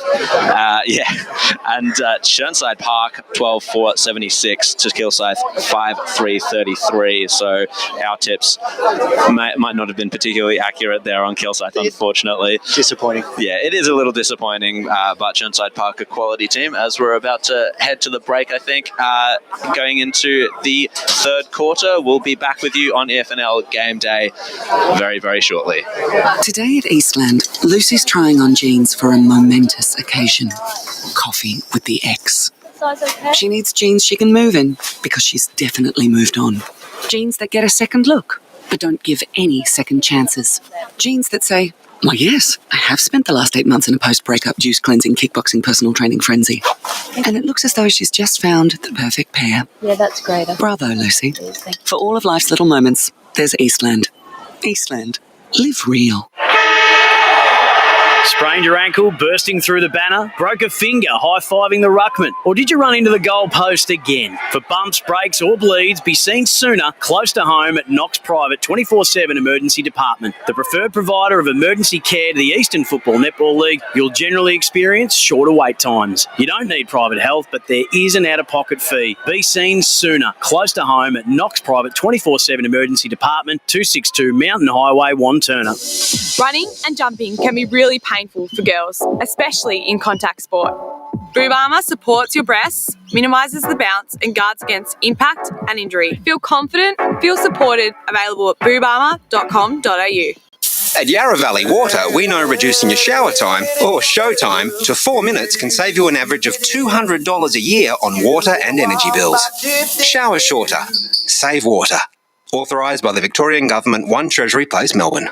Do you feel good about your bank? Because there is a bank you can feel good about. They share their profits to fund big community projects, small community clubs, and vital emergency services.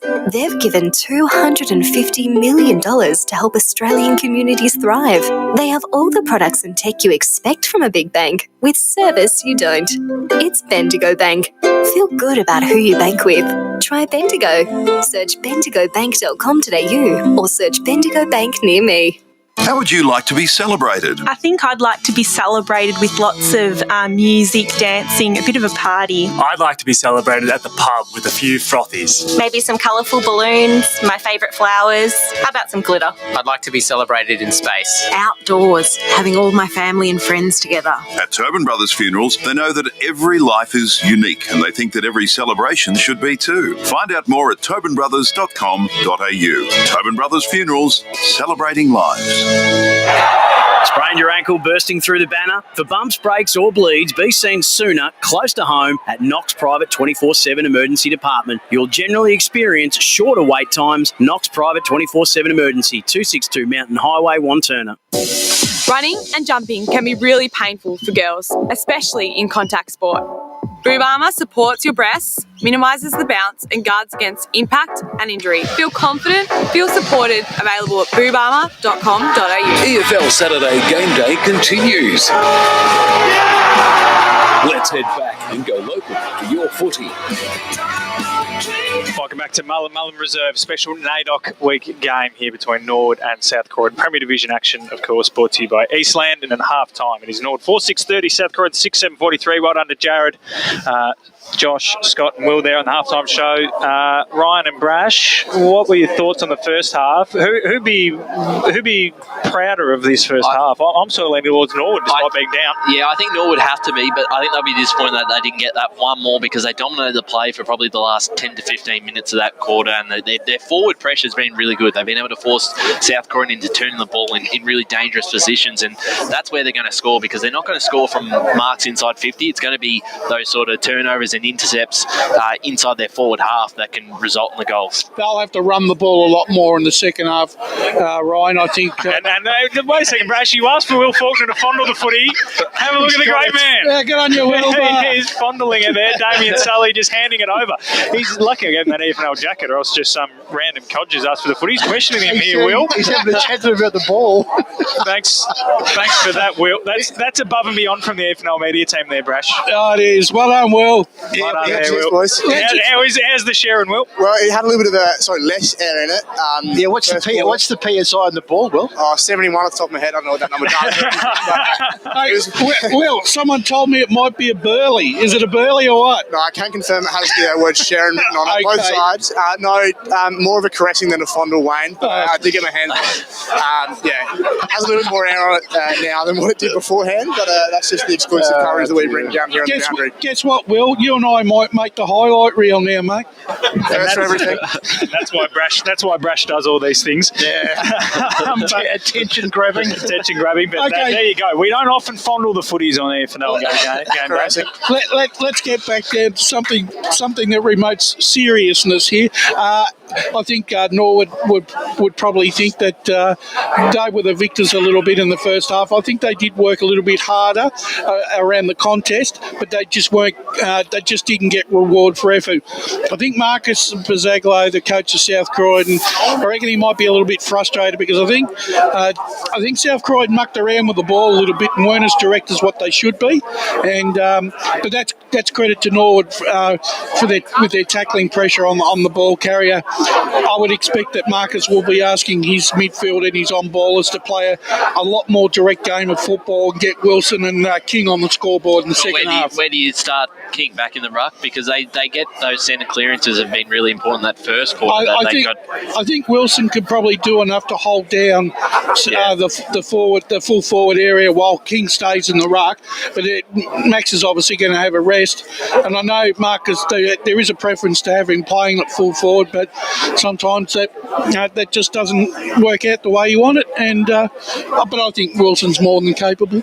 Jared Beanland, score centre before we get into the second half here. Yep, some quick Division 1 scores here. East Ringwood 13-583 to Croydon 3-4-22. So Croydon's woes continue. Wantirna South 13-987 to Upper Ferntree Gully 4-2-26. No real surprise there. And then we've got Bayswater 7-4-46 to Beaconsfield 5-5-35. Bayswater. What about the LSO? You got anything from the LSO? I'll update you with that one very shortly. Brett Beston, take it away. Second half here. Norwood 4-6-30. South Croydon 6-7-43. So 13-point margin to South Croydon. Knocked out of the middle by Sparrow into the tight stuff. Good work there by Feltham. And here they come. Here's an opportunity now with the kick from Maloney. Getting it forward, going back there with a bit of pressure on him too is Blunt, and he's taking the tackle. That's got to be holding the ball, and it is. Great tackle. And it's that man Kemp again. He's been very, very good. He's sealing in a feature on the votes, I reckon, at the end of this game. He's been terrific. So great tackle by Kemp. A little bit of a push and shove there too, just to... They surged out of the middle there, didn't they? Yep. A lot of intent there by Norwood. So fantastic stuff. So this will be the great start to the second half that Norwood would want. We won't put the Moz on him just yet, but it's a kickable opportunity. Kemp, yet to kick one today. This will be his first. Here he comes. Nice smooth approach on its way, and he's got it. Beautiful kick, so straight through the middle. So that is the goal that Norwood wanted. They've got it back to a 7-point game at 6-7-43 to 5-6-36, and we've only just started the third quarter. About a minute gone. The perfect start for Norwood, and we go straight to Jared Beanland in the score centre. Got that LSO score for you, Matty. 4-6-30. That's Lilydale to Mitcham 6-9-45. That's at half time. We've also got some Division 2 scores. Bronia 1-5-11 to the Basin 7-2-44. So no idea what's going on at the Basin. Who knows? Belgrave as well. They're up against East Burwood 9-7-61 to 5-3-33. Back in the middle of the ground here, Kilpatrick just hacked it out of midair, and she goes out towards the half-forward flank, but it should be Norwood winning out here. Good turn from Betterson. Handball back. Norwood are up and about here. They're linked up. Maloney down the line. Well done. Good body work there from Potts with the glove. Played on immediately. Low drill drilling ball, one on by Liam Cox, but it works out for Daly to Feltham, pops it up, Bernal one-on-one down there, but getting back in the hole was Schnick, and he took the mark. And South Croydon get a chance now through Walker to Klepp, and they're just about 30 metres out from their own goal now. Klepp will go out wide to Willis. And then Willis will go wider still to Matt Burt. Club sandwich. We are on air, Brash. What was that? Talking to Jared Beanland about his egg sandwich, thanks to the Norwood canteen. Brash forgot he was on air for a moment. The kick down the line is a beautiful one in the end, perfectly weighted to Kilpatrick. Cutting edge ball into the corridor to Mallison. Mallison took off. Umpire said he was fine, but he chips it over the top. And while Brash was salivating, the Dogs have gone end to end, and it's ended up in the hands of Tommy Sheridan, who can line up 40 metres out directly in front. The kick had to be perfect. You had Calder there in front. There was another Norwood defender behind, so nailed the kick and sets him up for a chance to get one back. Oh, we haven't done justice to that ball movement because I was just a bit worried about Brash trying to take Jared's hand off there with the egg sandwich. But Sheridan, 30 metres out directly in front, left footer. Kick looked pretty good off the boot, but he's hooked it. But through for one behind. 6:8:44, Norwood 5:6:36. 3 minutes gone. Third term on the Benny Gang scoreboard, but that was beautiful ball movement. Kilpatrick's kick there, Ryan, through the corridor to Mallison was just beautiful. Yeah, it was, and the target was good, and they've just got to start taking the opportunities. Any side that's going to the right side of the screen with the wind, got to make the most of it. Got to make the most of it. So a long kick by Bettison and the good mark taken over there. So here's an opportunity now for Norwood to respond quickly. Kennedy it is. Goes short. Done well, Kennedy. And so Bassetto taking a bit of time just to get rid of it. Playing above his height, isn't he, Kennedy? Not really having too much to kick to, and he sends it down the line, and in fact, complete confusion, and then he's kicked it out of bounds. So that's a really poor finish to that passage of play. I think Josh would like to have that kick again, Matt. Yeah, we'll have to bring that up at Christmas. Have we mentioned that on air? No, Cousins there. I didn't teach him that. So free kick to South Croydon, pumped down the line, looking for the big men. Up they fly, gets right over the back, and it's gone out of bounds. Boundary. As we go to the boundary. Just a quick note, I think, Matt, you implied it in the call earlier. Bernal's starting deeper in the forward line, starting in the goal square from the centre clearances, and quite deep up forward. Yeah, which is something Brash would prefer to see him around the footy, but I'm sure it's all part of the plan for Marty Pass. He's doing okay at the moment, the Wooders, only 8 points down against a pretty strong South Croydon side, and Norwood, without probably their three best players, or two of their three best players, is O'Connor, just flicked it out to Bird. His handball went forward. Blair Hudson, who's been one of the Wooders' best, took on the tacklers of King and Walker, or Williams, apologies, and umpire Damien Tully says, give it to me. Will's mate now, Damien Tully, after that close encounter, just after the half-time break. Up we go again. King, almost unopposed, slapped it out to space. Connor will get there first, under pressure from Bird. Maloney got his handball away just in time. Good pressure there from Williams, and then Bird will take it over the line for a boundary throw. No, it's a free kick. Well, I think Maloney should have got a free kick. He was completely manhandled just a minute ago. Cross goal to Young, took it on the half volley. Kilpatrick has to come back to the 10. Young's off his line now, so he's going to have to go short to Tweedy in the back pocket. So Tweedy's got a man who wants it down the line here. He's in all sorts of space, but Tweedy knows he's kicking into the breeze, so he pops it up. Can Feltham get there and affect it? He does. Got the spoil. Cox the crumb, just dropped it, and then a good tackle from Matt Bird on Blair Hudson means we'll have a stoppage. So Norwood, they'll probably take that in the end. They don't want to bomb down the line, Norwood, because South Croydon have all the height advantage around the ground. As Max King takes on Sparrow. First game, Callan Sparrow. They've rotated about 4 ruckmen this year. So little left foot ball down the line. Kemp, he's been everywhere. Handball to Potts. He got his handball away just in time, but turned it over. Birch slapped it on the boot towards centre forward. Bucero backing back. Does well to create a contest, and now Norwood could be away if he got the handball away in time. They do, and then there might be a free kick going the way of Dylan Feltham. The umpire says no doing, and we'll have a ball up just forward of the centre circle. South Croydon lead by 8 points. 6 minutes gone, third quarter.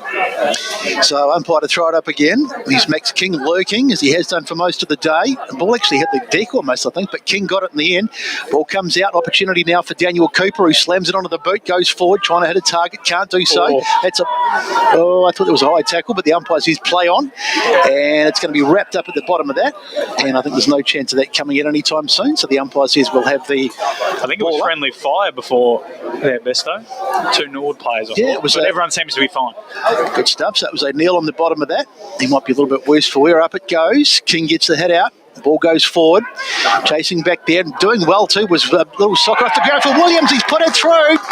Opportunist goal, and Williams puts it through. That's another contender for the Tobin Brothers Funerals goal of the day.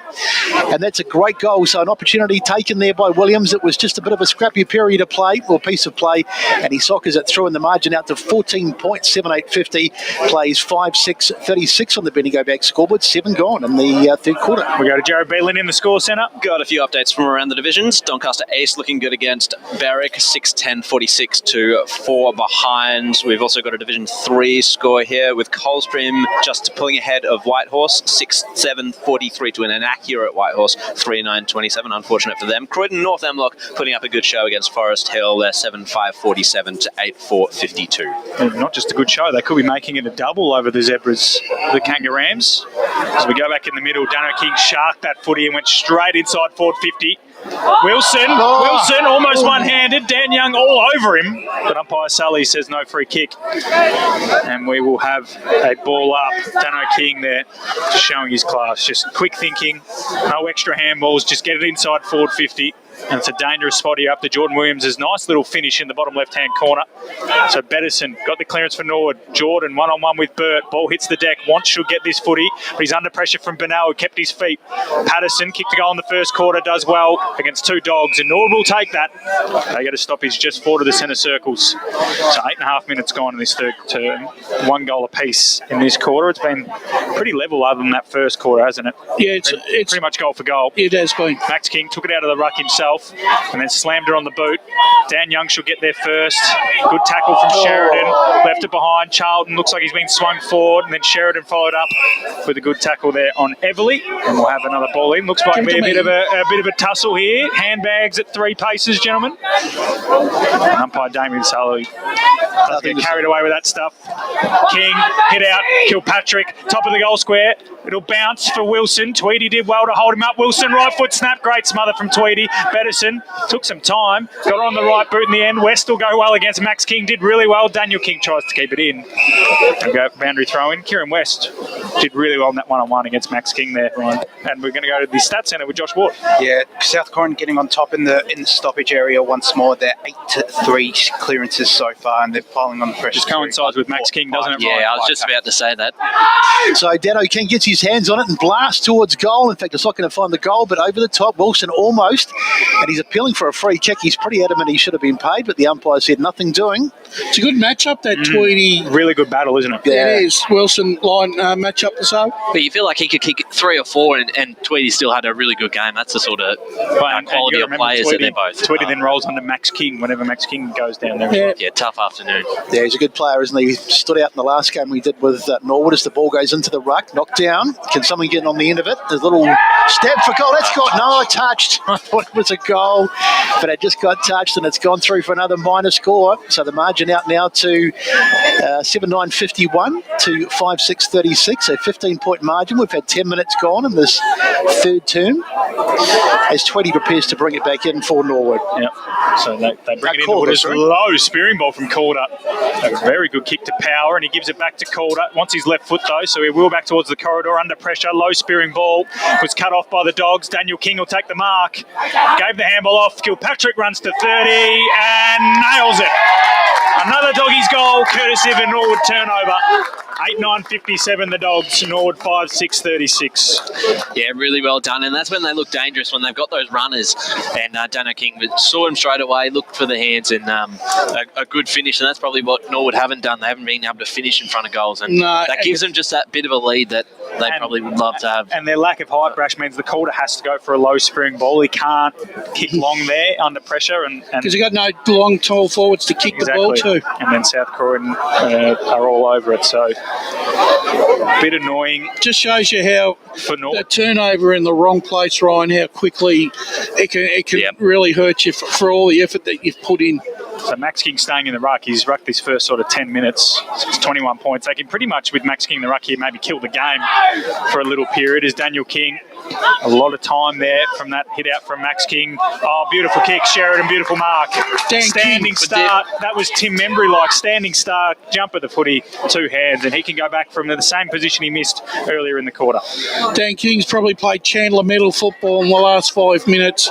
He's really made an impact on the contest, and a couple of crucial tackles, a couple of turnovers, and a beautiful delivery. From 40 metres out directly in front. Does he learn from his mistakes? Yes, he does. 2 arms aloft. He kicks his first. He's had 3 scoring shots this quarter. The Dogs have had plenty themselves, 9-9-63, and in a blink of an eye, they're out to a 27-point lead over Norwood, 5-6-36. We have gone 12 minutes in this third term. This is where they're going to have to real dig deep here in Norwood now. They can't afford to let the game flow away. And you wouldn't move King at all again up for, because, as Josh alluded to, the clearance battles, every time he's in the ruck, that's where they're winning it. Boundary boys. So let's go to the boundary with Will. Just a quick question I wanted to pose to you boys is now where you, if you're Norwood, you're pulling the trigger and bringing Jamie Bernal back into the midfield? Yes. You have to. So that's something they've got to think about. Norwood. Marty Pask will be moving the magnets around as Max King gets the head out, knocked down at the hands of Walker, who's well and truly wrapped up. And the problem with youth is because they don't have the miles in their leagues, this is when the experienced guys who know how to play games, right, this is when they really start coming to the fore. So Sparrow did well. I think he got over the top of Max King on that occasion. The ball hurried forward. Jamie Bernal, there he is. He tries to get hands on it there, but it's bobbling around. Now it's in the hands of Marshall. Gets it forward. Picked up over there by Cox. Cox turns around, gets the kick back up to about the half-back line. Wrong option there by Cox. Mark taken by Jordan. So here he comes, Rick Jordan. Kicks to the hot spot. Trying to get a target. Brilliant mark coming over the top. I think that is Kennedy. It is Kennedy. Kennedy, great grab. So that's good play by Norwood, and they've got a chance to strike back immediately. They might go away. I reckon they might have found one here, Norwood, this afternoon, this young man. He's been all right, hasn't he? He's done well. He has. Got to finish the job, though. Yeah. Especially kicking into the breeze. It has died right away, the breeze, actually, as I mentioned it, but they really need this. As you said, Brash, in the blink of an eye, South Croydon has slammed on 3 goals and kicked away. So Kennedy gets a kick one today, but he's been good, as we mentioned. He's been lively. And this will get Norwood a little bit of confidence back if he can slot this through. Let's see how he goes. There's the kick, and I reckon he's missed it. He has. Umpire was moving, or the goal umpire was moving pretty quickly, and it's through for a minor score, so you can't waste opportunities like that, and the margin's still around about the 26-point margin in favour of South Croydon on the Bendigo Bank scoreboard. Cox kicked as he slipped, but found his target, and the Dogs might be away here. The handball's found its way into the runner's hands of Burt. Looped it over the top towards Willis. Kemp did really well, but he's given away a free kick. Going the way of South Croydon for a hold as we go quickly to Jared Beanland in the score centre. A couple of shellackings in the lower divisions. Waverley Blues 10-9-69 to Fair Park 0-6-6, and Sylvan 15-12-102, just edging ahead of Manawadding 2-2-14. Well, Manawadding got a couple of snags there. Sylvan back on the winners list. Short ball from Willis, found Mallison, and he goes down the line, the Wombat, towards Charlton. Coming over top was Bird, and then the Wooders mop up. Everly, Griffin pops it out wide, looking for Maloney or Potts. Potts gave it to Maloney, but he stepped over the line. Have a boundary throw in. Norwood 5-7-37, South Croydon 9-9-63. 15 minutes gone in the third quarter here. Eastland EFNL match of the day. NAIDOC week game here between Norwood and South Croydon. Both sides wearing Indigenous jumpers. The first time that's happened in EFNL history. It's thrown in Max King, Callum Sparrow. Sparrow with the hit out down. Daly left it behind. Kilpatrick came through, gave it to Walker. Go back to Kilpatrick. His little left foot ball down the line. Finds its way onto Connor's chest, but he drops it. Goes over the line for a boundary throw in. If they are a contender this year, this is the sort of thing that they just need to put the foot down and just... They need to win this by 10 goals. Yeah, they do, with an inexperienced Norwood side. Absolutely, Ryan. If they get home by 4 goals here, as much as Norwood would have loved the victory, they've got to get great effort. So Sparrow just took it out of the ruck, gave it to Maloney, burst away from the clearance, popped it up the line looking for Potts. He does really well. Sorry, that was Felton. Does really well. Pressures Dylan Marshall, and we'll have another ball in. So I think the other thing that's hurt is their disposal by foot has hurt Norwood a lot horrible this afternoon. just not kicking with any purpose. You watch when Bernal or even Kilpatrick get the footy, they kick it with real purpose. Sometimes Norwood players, even some South Croydon players, have been a bit indecisive by foot. So picking it up are the Dogs once again. Little slap from Mallison is genius to Dano King. Runs to 40. Long ball to the square. Schnick 1-on-1 down there. Might shepherd it. Goal. That's the Tobin Brothers goal of the day. The Wombat Mallison with the little slap, and Dano King slams it home from 40. The Dogs 10-9-69. Norwood 5-7-37. 16 and a half minutes gone. Third quarter. I was just waiting to see whether the umpire was going to free kick and give Norwood the free kick then, because there was a lot of handling around the shoulder region there by the South Croydon young man in Sheridan. But that's a great goal from Dano King as we go over to the Stats Centre with Josh Ward. Yes, South Croydon, again, reiterating my point off the clearances, they're really on top now. 13-5 in this quarter, 38-21 in this game. So really on top, and I reckon it is because of Max King in the middle.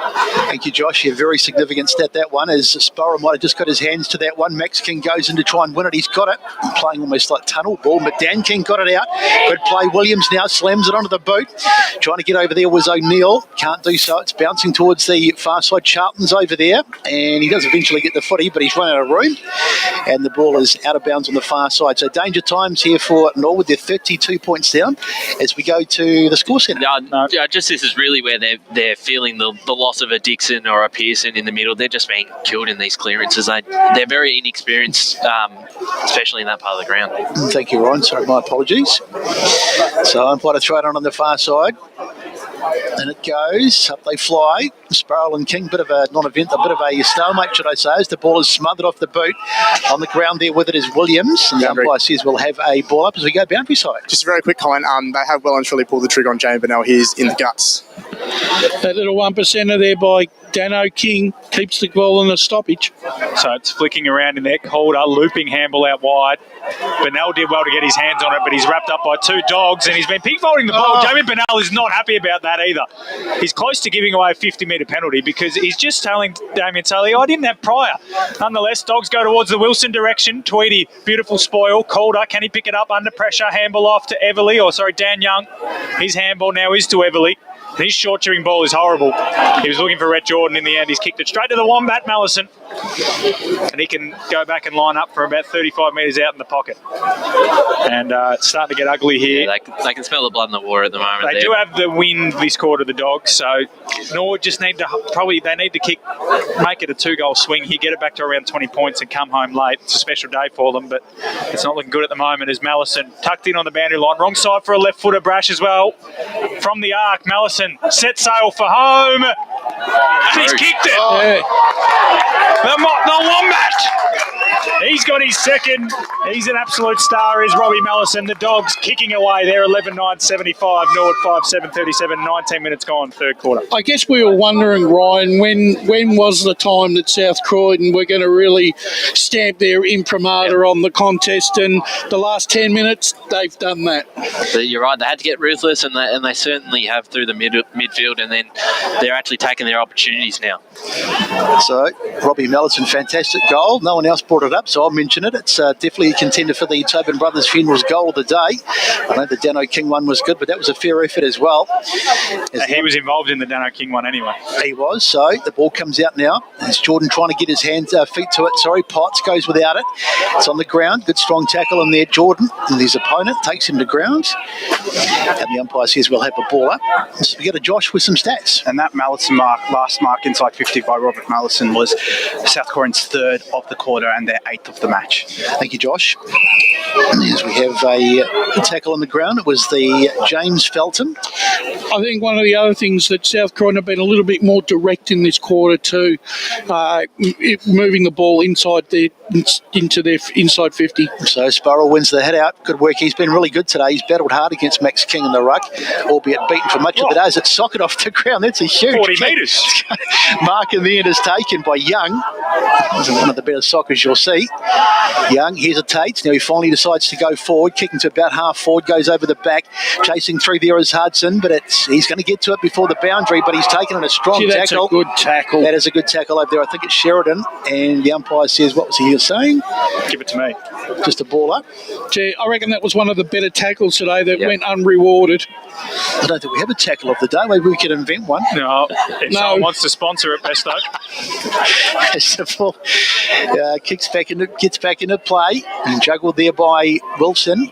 He's a long way up the ground, but as the tell you what, he's had a lot of bites at the cherry this afternoon, Wilson. Just can't grab him. Connor takes the ball as we get to the boundary. Yeah, Marcus Bazzagulo couldn't believe that it wasn't paid a free kick. He was even talking to the umpire about it. Bernal got the clearance there for Norwood down the line. Wants their front position, but Kemp did well. Bodied him out of it. And the Dogs clear their lines, though, to centre half forward. Kieran West is under this footy. Ran back in bravely, and then Charlton slapped it on the boot. Tweedy and Wilson one-on-one, right on by Everly. Came back to support. Handball. Chains find its way to Young, over to Busetto. He's been a bit 50-50 by foot today, Josh Busetto, and that one is of the lesser variety. Out of bounds on the full once again. So getting his hands on the footy, but sometimes inefficient by foot, and the free kick will go the way of I think Jason Want. Yeah, first game this year. He'll be better for the run. Fair Park alumni as he chips it down the line and turns it over immediately to Kennedy, who Brash has liked his game today. As Kennedy goes down the line to Busetto. Busetto will just want to hook this one toward the corridor, won't he? As he goes up, and I hate to... How many times did they... hate to pile in on my own bloody Ryan, but he's kicked his last 4 kicks out of bounds on the full. Kick it towards the corridor. They just keep going further out. They're playing rugby union here. They're gaining territory. So South Croydon now, they go back. Blame the wind. Well, there is no wind. So here we go. Schnick, short ball to Williams, who's been pretty good today for the Dogs. He wanted Klepp and then hesitated, but in the end Walker gave him an option. Held up by Feltham. So this is where Norwood have created scores though, Brash, from turnovers here. So Walker will likely go in the Charlton direction. That's where he heads. Well done by Dan Young. Bodied him under it. And getting back really well was Cramp. Underground handball to Tweedy. Tough one for him to take, Tweedy, but he does well. Gave it to Young. Handball down the line. And now Betterson's on centre wing, can go up towards Potts. Dylan Marshall read it beautifully. Undersized, but not underthought. Takes the intercept market right up back. Goes into the corridor. Dangerous kick. It'll come off the one. Matt Besto's got it. Cricket pitch. Short ball. Mellison gets it inside. Here they come. Little kick forward by Feltham. Sorry, not a Feltham. Stewart. It was Stewart. And the ball on the ground, trying to get hands on there. And it's going to come out, is it? Oh, they're just an absolute mess. Blow it up, umpire. Now, finally, it does come out. Norwood get it away, but the kick is partially smothered. Out towards the wing. Mark taken. Come on, Paddy. Let loose with a big one, son. So Cliff it is who gets it inside the 50-metre, and then a 50-metre arc, and it's off the hands. Big Max King was there, but he almost got it, but it's gone through for a minor score. Is it out of bounds? No, it's out of bounds. Another opportunity here for the doggies. So margin currently is 28 points. So it's getting, in fact, it's 38 points, is it? 38, I think. So it's getting dangerous times as the umpire throws it in. And here's Dano King just hovering around, but he doesn't get anywhere near it. On the ground, taking a good strong tackle over there. And we'll have another ball up. It's actually Dano King that has really taken the ball between the horns here in this third quarter and put the game in South Croydon's favour. 1 goal and about 3 or 4 clearances, Brash, for the Chandler medalist. So we've just got another stoppage here. It's a stoppage fest at the moment. It's about the 4th one in a row. Max King gets to his feet, gets a little bit of a push for his trouble. Up it goes again. Can we get it clear this time? Max gets it, and he's going to be wrapped up though. I know you're allowed to take it out of the ruck, but is it taking on the tackler there? As we go to Jared in the score centre, there could be a goal coming up here, Bester. Yeah, we've got the Division 3 scores here. Coldstream 8-8-56. They're getting ahead of Whitehorse now 3-10-28. Don Vale, they're 7-6-48, getting back into the game against Warrandyte 10-62. We've also got Waverley Blues, they're thumping Fair Park 13-10-88 to 6 behinds. And Ferntree Gully, inaccurate, but still controlling the game against Glen Waverley 9-16-70 to 5-5-35. The Gully's giant killing run still going. Well, it's not really a giant killing, Brash, but they're on the impossible dream, and we've got a score from Barone here, I believe. Ryan's, of course, our inside man at Tormore. What have you got for us? A 45-point turnaround. They now lead at 3/4 time, 58-51. Wow. So That's Boronia in front of the Basin. That's extraordinary. Well, it could be season over for the Basin if they keep losing these games. Of course, Ringwood are up over Heathmont, so that'll do them a favour. And Mulgrave Eastfield, Jared, what's our last update there?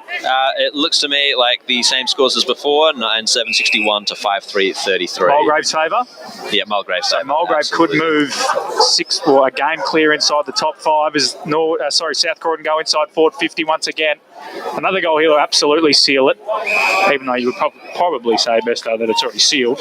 Yes, I think the lid might be partially on at least, or three-quarter of the way on. South just cementing themselves in the top 6 in the process. Sparrow, the first game, it did well, won that one against Max King and then gained 5 or so metres. We'll have another boundary throw in, 26.5 minutes gone. Third quarter, it's Norwood 5-7-37. They kicked the first one of the half and we got a bit excited as they closed it to a one straight kick, but since then it's been all South Croydon.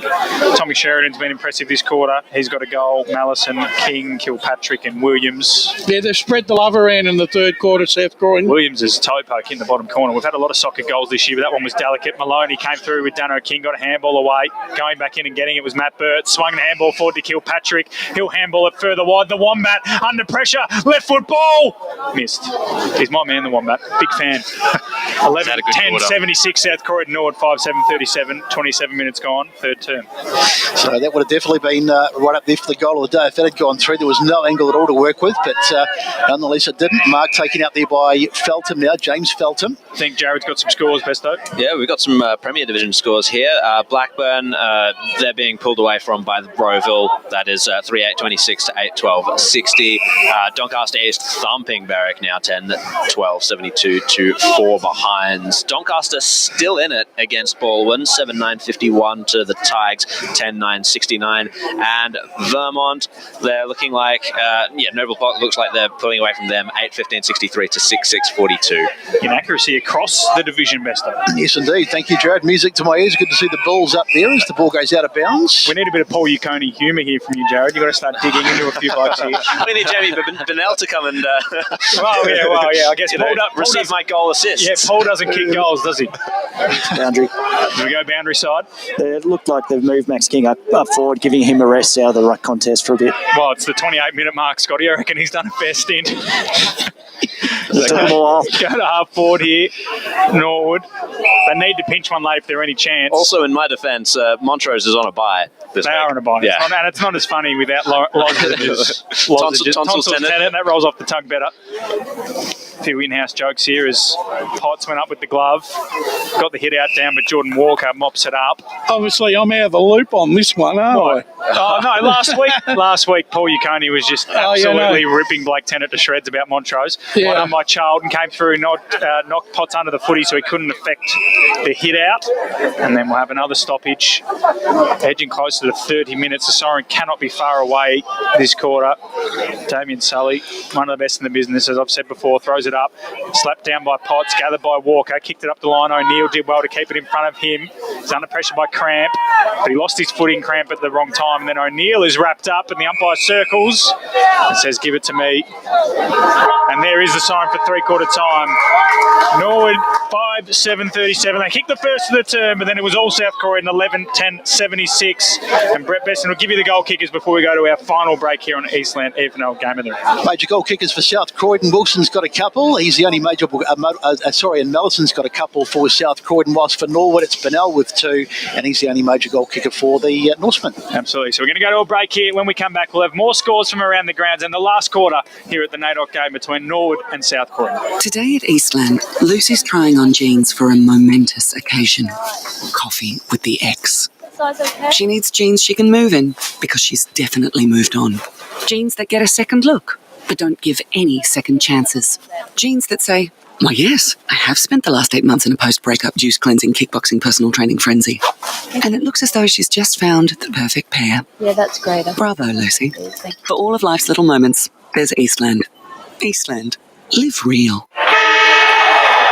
Sprained your ankle, bursting through the banner? Broke a finger, high-fiving the ruckman? Or did you run into the goalpost again? For bumps, breaks or bleeds, be seen sooner, close to home at Knox Private 24/7 Emergency Department. The preferred provider of emergency care to the Eastern Football Netball League, you'll generally experience shorter wait times. You don't need private health, but there is an out-of-pocket fee. Be seen sooner, close to home at Knox Private 24/7 Emergency Department, 262 Mountain Highway, Wanturna. At Yarra Valley Water, we know reducing your shower time or show time to 4 minutes can save you an average of $200 a year on water and energy bills. Shower shorter. Save water. Authorised by the Victorian Government, 1 Treasury Place, Melbourne. Running and jumping can be really painful for girls, especially in contact sport. Boob armour supports your breasts, minimises the bounce and guards against impact and injury. Feel confident, feel supported, available at boobarmour.com.au. Do you feel good about your bank? Because there is a bank you can feel good about. They share their profits to fund big community projects, small community clubs and vital emergency services. They've given $250 million to help Australian communities thrive. They have all the products and tech you expect from a big bank, with service you don't. It's Bendigo Bank. Feel good about who you bank with. Try Bendigo. Search bendigobank.com.au or search Bendigo Bank near me. How would you like to be celebrated? I think I'd like to be celebrated with lots of music, dancing, a bit of a party. I'd like to be celebrated at the pub with a few frothies. Maybe some colourful balloons, my favourite flowers. How about some glitter? I'd like to be celebrated in space. Outdoors, having all my family and friends together. At Tobin Brothers Funerals, they know that every life is unique and they think that every celebration should be too. Find out more at tobinbrothers.com.au. Tobin Brothers Funerals, celebrating lives. Sprained your ankle, bursting through the banner? For bumps, breaks or bleeds, be seen sooner, close to home at Knox Private 24/7 Emergency Department. You'll generally experience shorter wait times. Knox Private 24/7 Emergency, 262 Mountain Highway, Wanturna. At Yarra Valley Water, we know reducing your shower time or show time to 4 minutes can save you an average of $200 a year on water and energy bills. Shower shorter. Save water. Authorised by the Victorian Government, 1 Treasury Place, Melbourne. EFL Saturday Game Day continues. Let's head back and go local for your footy. Welcome back to Mullen Reserve for the 2022 NAIDOC game between Norwood and South Croydon. Both sides wearing Indigenous jumpers. The first time that has happened in a game in the Eastern Football Netball League's history, and we're a pleasure to be here covering it all. The temperature dropped about 10 degrees in the three-quarter time break there, but the margin has extended. 39 points, South Croydon lead by 11, 10, 76 to 5, 7, 37. Ryan Long, Wayne Brasher in the special comments chair. Is there any way back for Norwood? I think it's too far to come back from now, but yeah, I think that's just the class that South Croydon have and the inexperience of Norwood, that especially through the midfield, that they are really missing those players in Pearson and Dixon just to be able to win those centre clearances. And South Croydon started to take their options up forward, really like Mallison in that quarter, and yet guys really popping up from everywhere. Sheridan kicked one, Dano King's been really important. I just think they're probably the experience is probably the key in the difference of these two sides, Brash. It is, and I think it's just the fact that Croydon have got South Croydon. It's just like you said, it's the experience right across all the lines of the ground. Norwood's youth is probably has run out of legs a little bit, and the senior guys are trying to plug holes in every other in places they just can't get to now. I just think that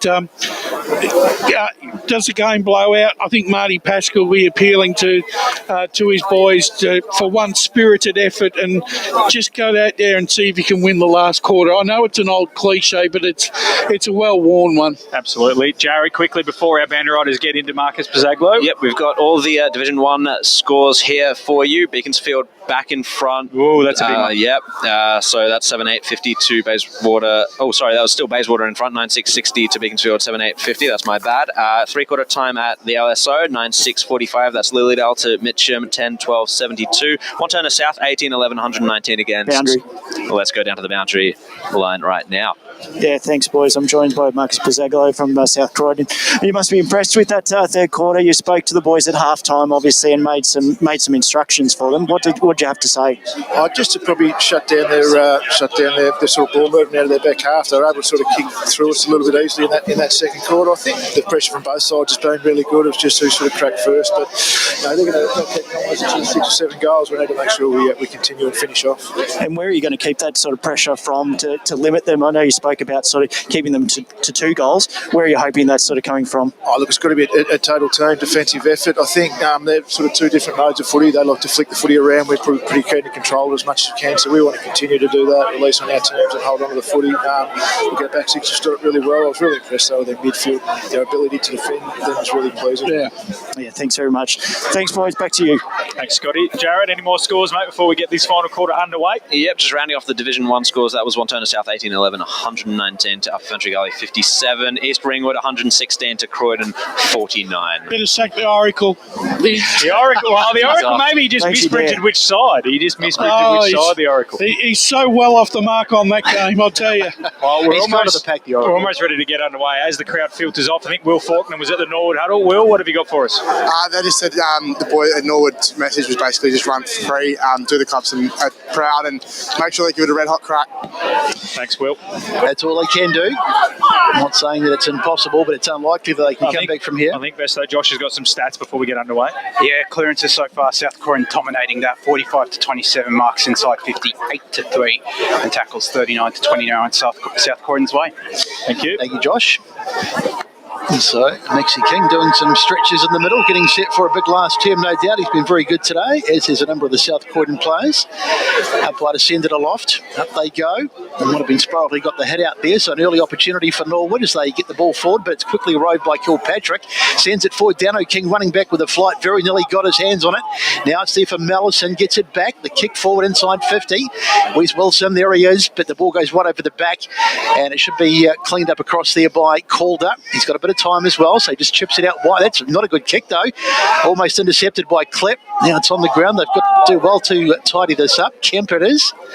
It was in there. Now it's Kilpatrick, and eventually, no, it's still in play. Goodness me, as the ball goes up, Wilson tackled. As it's a very untidy piece of play, but in the end, Norwood will come forward and they will get themselves out of trouble. A little kick there, and Bernal with the mark, just on the edge of the 50-metre range. Beautiful vertical leap there, standing start, just almost hovered. So a little chip across, nice mark taken there by Bird. So Norwood, what have they got on this last team? Great interception there by Cooper. Did really want to get a hand in, just as Norwood were controlling it. There's the kick inside 50, but a good mark taken. Sparrow it is. He's been very good for Norwood today, one of their better players. On debut as well. On debut, as he gets the kick forward, and Norwood to try and create something. So it was into the middle towards Power. It was cut off by Dylan Marshall, and then King picked it up. That was Max. Gave it to Alex Birch. Gave it to Pat Klepp, who went short down the line to Jordan Walker. He's got Klepp running for him, but he didn't see him in the periphery there. He'll go short now to Matt Burt. There's just a lot of numbers back in the hole there for Norwood. Wilson wants it long. He's got Tweedy. Bird will go for the leading Wilson. Can someone cut it off? Well done by Tweedy. Great spoil. Gathering though, looks to be Bradley Stewart, the number 42. And by the look of the crowd, that might be his first goal in senior footy. South Croydon 12-10-82. Norwood 5-7-37. I'm purely reading that off the crowd. I have no idea. But the way they're going off, he's got his own personal fan club, Ryan. Every single player from South Croydon ran over to give him a pat on the back. So you're really impressive. So I think you're right. And he was in. It was a great goal. He was in the perfect position, and Wilson did well against two players just to be able to get it down to ground level into a dangerous position and finishing it off well. It was a good spoil by Tweedy, but and as we've said all day, he's going to compete very well and probably still lose as we go over to Jared Beamland. Park Orchard staying ahead of North Ringwood 88-51, and then down to Division 2 we've also got Mulgrave letting it slip against East Burwood. Unfortunately, they're 63 to East Burwood, now in front 80. Wow, big little surge, big surge from East Burwood. Big little, contradictory, 2 words back to back. As we're back in the middle of the ground here, 45 points. So it is all about pride now for Norwood on a big day for their club. Max King down to Mallison, Jordan Walker. Daniel King has spread from the contest, got a bit of a gap on Kieran West, hooked back onto his right boot, popped it up to centre forward. It should be all over the Wooders, and it is. It's marked by Callum Sparrow. So he'll go short to Calder. He'll mark at half back. He's got West over the top if he wants him, and he does. So have to go quickly. West just hovering, and he'll go back, and Young short to Daly. Daly will switch it to a one-on-one. It's Cooper for South Croydon and Bird for Norwood. Cooper wins out. Handball over the top to Stewart. Could he get to in a minute? Runs to 40. Popped at Goldwood. But it's all Norwood. Dan Young takes the mark. Should have blazed away there. Maybe the young fella, maybe just a little bit... he was being unselfish. A bit cautious, I was going to say, just wanting to do the team thing, but maybe on that occasion he could have had a crack as the ball comes out. Oh, good mark taken there. Well done by Dan King then. So Klepp with the footy and gives it off to Kilpatrick. Little chip into the Wombat. pocket, and there's Mellison again. Well, man, Matt. The Wombat. He's had the cleanest hands out of all the 36 blokes. He's had the cleanest hands and disposal this afternoon, Mellison. Yep, certainly got to be in the votes, that's for sure. Yeah, he kicks this. He's my Eastland player of the day. Yep. So Mellison, he's had a couple of miraculous attempts which just missed. He got one good one before. Can he kick this one? Actually, I think he might have a contender for the goal of the day from memory. He's got everything. He's got it all wrapped up. Here he comes. Looking at the ground. There's the kick, but it's off target. It's going to go across the face, and it's been helped through for a minor score. So another point to the South Croydon tally, which is starting to get output there a bit. It's 12-11-83, 5-7-37. Let's look at Josh on the stats. Yeah, there's been plenty of turnovers to start this quarter. South Croydon 5 to Norwood 4. And Norwood have 3 intercepts, just the 1 intercept mark for South Croydon. So Jeremy Bernal brings it out, kicks it long to centre wing. Hands out in the hands of one of the Felthams. It's James. And we'll have a stoppage. And those turnovers, a lot of times come when they've switched the ball, which I don't think is always a bad idea, but probably the inability to be able to hit those targets and the inexperience on those sort of kicks. So Max King got the hit out. It went through the hands of Blair Hudson. The Wombat Mellison got the handball away, and the Dogs go inside forward 50 once again. Tweedy went back with the pack and got a spoil on it. But Brad Stewart, is it? Trying to get a free kick. He won't get one. There's a player down behind play. Tweedy struggling to get up here. Just saw worse for wear. We'll have another stoppage. I think it was Will Connor at the bottom of that pack for South Croydon. So Max Kinnick still rucking. I would have thought they might be resting him given their healthy lead as Kieran West wraps up the Wombat Mellison in a strong tackle. 30 metres out from goals. We go boundary side. No, they don't rest Max until the 28th minute there, mate. Yeah, so exactly right. Short little 28-minute stints as Rhett Jordan gets the clearance for Norwood, slaps it on the boot. Patterson did well, brought it to ground. Coming through is Daly, might be holding the ball. Umpire said no. They just eventually get the ball out to Feltham, who swings it wide to Busetto. Here we go. Ryan, can he keep this one in the field of play? He can. Handball back to Rhett Jordan at centre half back. Ball into the middle of the ground's a dangerous one because Liam Cox picks it off for the Dogs. Handball to Williams, short ball, can't be 15. Mellison, the Wombat, handball to the runner in one. He runs to 70, low spearing ball looking for Wilson, but Stewart, he just bombed up. Come on. Crowd want him to have another go. Listen to him. It's not Stewart, it's Connor. So Connor's going back now. Now, the way Williams is getting to him, this might be his first goal in senior footy.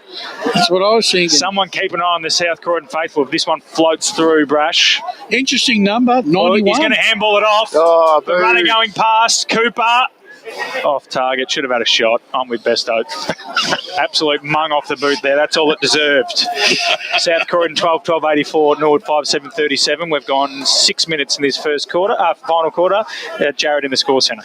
Finally can bring you a score from South Belgrave Templestowe. It's 69-41 in the favour of the Saints. Sylvan looking to take a 200-point margin against Nunawading. There are Bernal's gone the barrel to the centre circles. It's just Beanland and Bernal combining once again. We'll go back to you, Jared. I'll take all that credit. 188-15 against Nunawading. That was Sylvan, and Forest Hill just keeping their heads above water against Croydon North. That's 72-55. So Daly it is who gets the kick out towards the boundary, and it's going to be taken over there by Kennedy. And just quickly, he's out of bounds. Sorry, the final strand could be in jeopardy here as Glen Waverley mount to come back there. 54 to Fentry Gully 67. Ooh. All right. So King with the head out. Going after it there was Kilpatrick. Couldn't quite get hands on it. Norwood have got it. They come forward now. Long kick forward, but there's plenty of South Croydon numbers back there. Running back there is Birch. And he gets a funny old ball back inside. That's really dangerous, putting a lot of pressure on Klepp. He did pretty well, though, in the end to extricate it from a very difficult situation. Gets a little kick out, and that's well played in the hands now of Williams. Klepp's Down the been line. good, Brash. Uses the ball well, Klepp. Oh, my God, yeah. So the thing was, they made a mistake there, South Croydon. They still made a good play, made a play that looked good out of it. Indeed. Daniel King, good kick. So Burt now. Just slow, methodical build-up for South Croydon. Happy to slow it down with the scoreboard the way it is. They go out wide. So it's almost in slow motion at the moment. Now finally they go forward inside 50. Where's the big man Wilson? Oh, big fly. Up they go. Bernal roved it nicely off the top of the pack. Gets the kick out towards the halfback flank. Going up there. Was that a free kick, I think? Cooper it was. He got a bit of a whack. And it's going to be a free. South Croydon, yep. South Croydon get the free kick. So back we come. So everyone just going through the motions a bit here as Cooper finally puts it onto the boot. Goes long, inside 50, trying to find a target. Ball bouncing around. Rove nicely there. A little short kick inside, but that's not a good kick, and it's nicely done by Calder. Now Norwood can get something going. Little handball out wide. No one ahead of him. But no one up there to kick to, so Feltham forced to go back. Feltham, that's Dillon, of course. Oh. Dangerous kick back across the face of goal. Dano King was in there.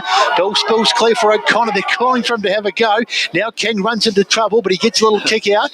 Ball's still there. Norwood to bring it out. Little handball out there, nicely done by Norwood as they try and work it out under a fair bit of pressure. Tweedy, I think, with the ball. Taking the ground. No, it's not Tweedy, it's someone else, but it's Feltham. And he's put on the ground, and it'll be a free kick by the looks going the way of South Croydon.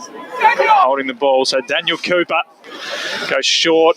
I think they were just trying to force it in the hands there. Will Connor there a little bit too much. Low ball in the Wilson direction. Almost brought it in with one Drook. Hits the deck. Kilpatrick around this. Stands tall off one step. Across the face. Boundary throw in. Actually, with young Connor, I think he was also trying the opposite way, Matt. You know, it's like a new player. You want to handball to the skip. Give it to Dano. Give it to Dano. Give it to Dano. And I'm looking real. And he'll look fortunately on me. Yeah, brownie points. Yeah, not the time. I reckon the brownie point stage is about to cash in here as we throw it in. On there, one down by the Wooders. They won't clear their lines. That should be holding the ball surely for Tom Sheridan. That might be a free kick for Will Connor. In the back. In the back, going the way of the Dogs. Will Connor. Don't pass it off. Now, the crowd didn't get as excited that time, Ron. I don't think they've clocked that it's his ball.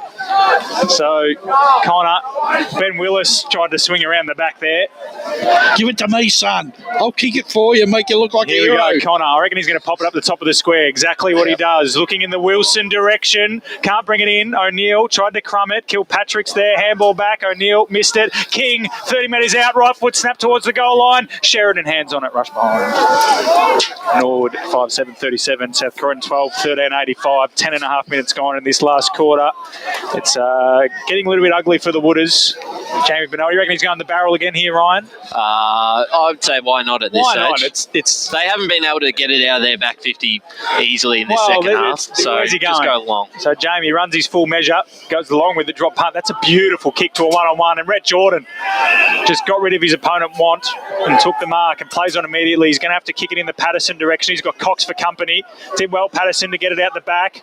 Schnick, been really impressive for South Croydon all afternoon. Did well, allowed his teammate to pick it up in Cox. It goes across goal towards Willis. Kemp closing in. But Willis takes the mark and goes short inboard. Kilpatrick and King raffle it off. And Kilpatrick takes the mark at centre half back. So here's South Croydon coming forward again. Now Want.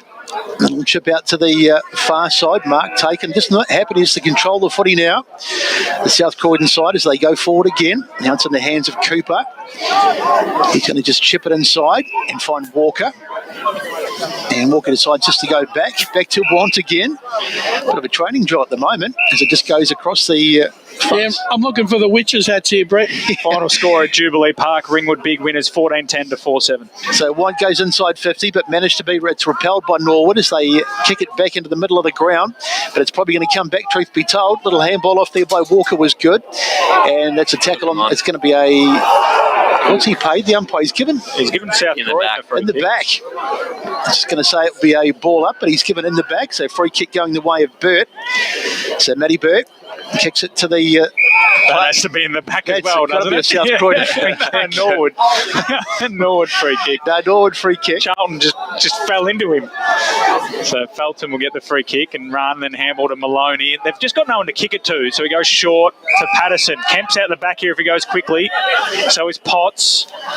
Takes a little bit too long, and he's now got no options really because Schnick is just standing in the hole, so he goes across goal. And then they eventually work it back now to James Felton. He'll go short to Dylan by playing in the backyard. Defensive side of the wing for Norwood. He's got a man down the line in Kennedy, ignores that, goes shorter to Bettison. Busetto around this footy, slapped it to Maloney, who left it behind for Bettison to pick it up, and then he's just thrown away by Jordan Walker with disdain, so get out of here. And then Norwood go high up and under towards the half-forward flank. Kennedy's got two, Wont came across and fly, double fist, it'll sit up for the Dogs. Wont went back and got it. Handball into the corridor to King, got met by Daly. That had to be a throw. Umpire said play on, and then Bernal wraps up the other South Croydon teammate. Talk about a hospital handball. Oh, Jason Wont. The flying spoil. Followed it up. Ryan speaks about brownie points. That's not how you win them, Jason Wont. Setting up the club champion there. Little kick came away. Cramp will go out wide to Felton. Dylan picked it up on the half volley. Go back to Bernal. Unload the barrel, Jamie Shorley. Oh, beautiful kick. Beautiful kick. It hit Potts on the chest. He didn't even expect it. He'll walk around. Little snap. Went through the legs of Kemp. It could set up for Busetto here. Gathers. Went through the high fend. Handball to Patterson. Handball out wide to Kennedy. Can they kick a goal here, Norwood? Yes, they can. They get their sixth. The Bronx cheers. Norwood 6-7-43. South Croydon 12-13-85. We've gone 14 minutes in the last quarter. Ryan Brash, what have you got for us? Well, they just had the ability to keep moving it forward that time. South Croydon have been really good this last quarter to be able to bring numbers to the contest, and I think that's due to a bit of a lack of tiredness for Norwood, but that's a reward for effort. Yeah. We're going to go boundary side now. Yeah, just a quick interesting point. Obviously, South Croydon up by a fair few here, but the message from the boundary line when they're taking these uncontested marks is face up. So face up towards goal and still look to play on and be positive with the ball movement. Well, they probably haven't played on as much in this second half. They've been a bit slower with their ball movement, so that's obviously a lot better than what they have been producing. So Sparrow wins it out of the ruck. Margin is 42. As bursting away out of the pack there was Walker, did really well, gets it forward. Can he find a target? Up they go. Almost a mark there by Cooper, but in the end it's just knocked out of bounds. And we'll have a throw in the right forward pocket. So we've played 15 minutes in this final term, and as far as the contest goes, this one is over, but there's still plenty to play for. And all we need to show a bit of ticker in this last few minutes. Show us what they've got as the umpire gets set to get us back underway. Up it goes. King got the tap. It's probably going to get rushed through, is it? No, still in over there, but they did quite well in the end to get it away. Felton, but the Dylan variety, goes out wide, gets over the back, Wants, and he's had a good last quarter, Jason Want. Now the ball on the ground, and for Content, that's O'Connor. He got scragged out of the way. Now Klepp goes, that's a nice kick. That's a really nice kick, and he finds Wilson. Is he too far out to score, or does he back himself? Let's have a look and see. Doesn't waste the ball, Paddy Klepp. We'll jump into the score centre quickly with Jared. A couple of teams that were in danger of going goalless this round have saved themselves. Berwick won 6-12 to Doncaster East 11-14-80, and Fair Park have kicked 4 goals now, 4-7-31 to 16-13 109.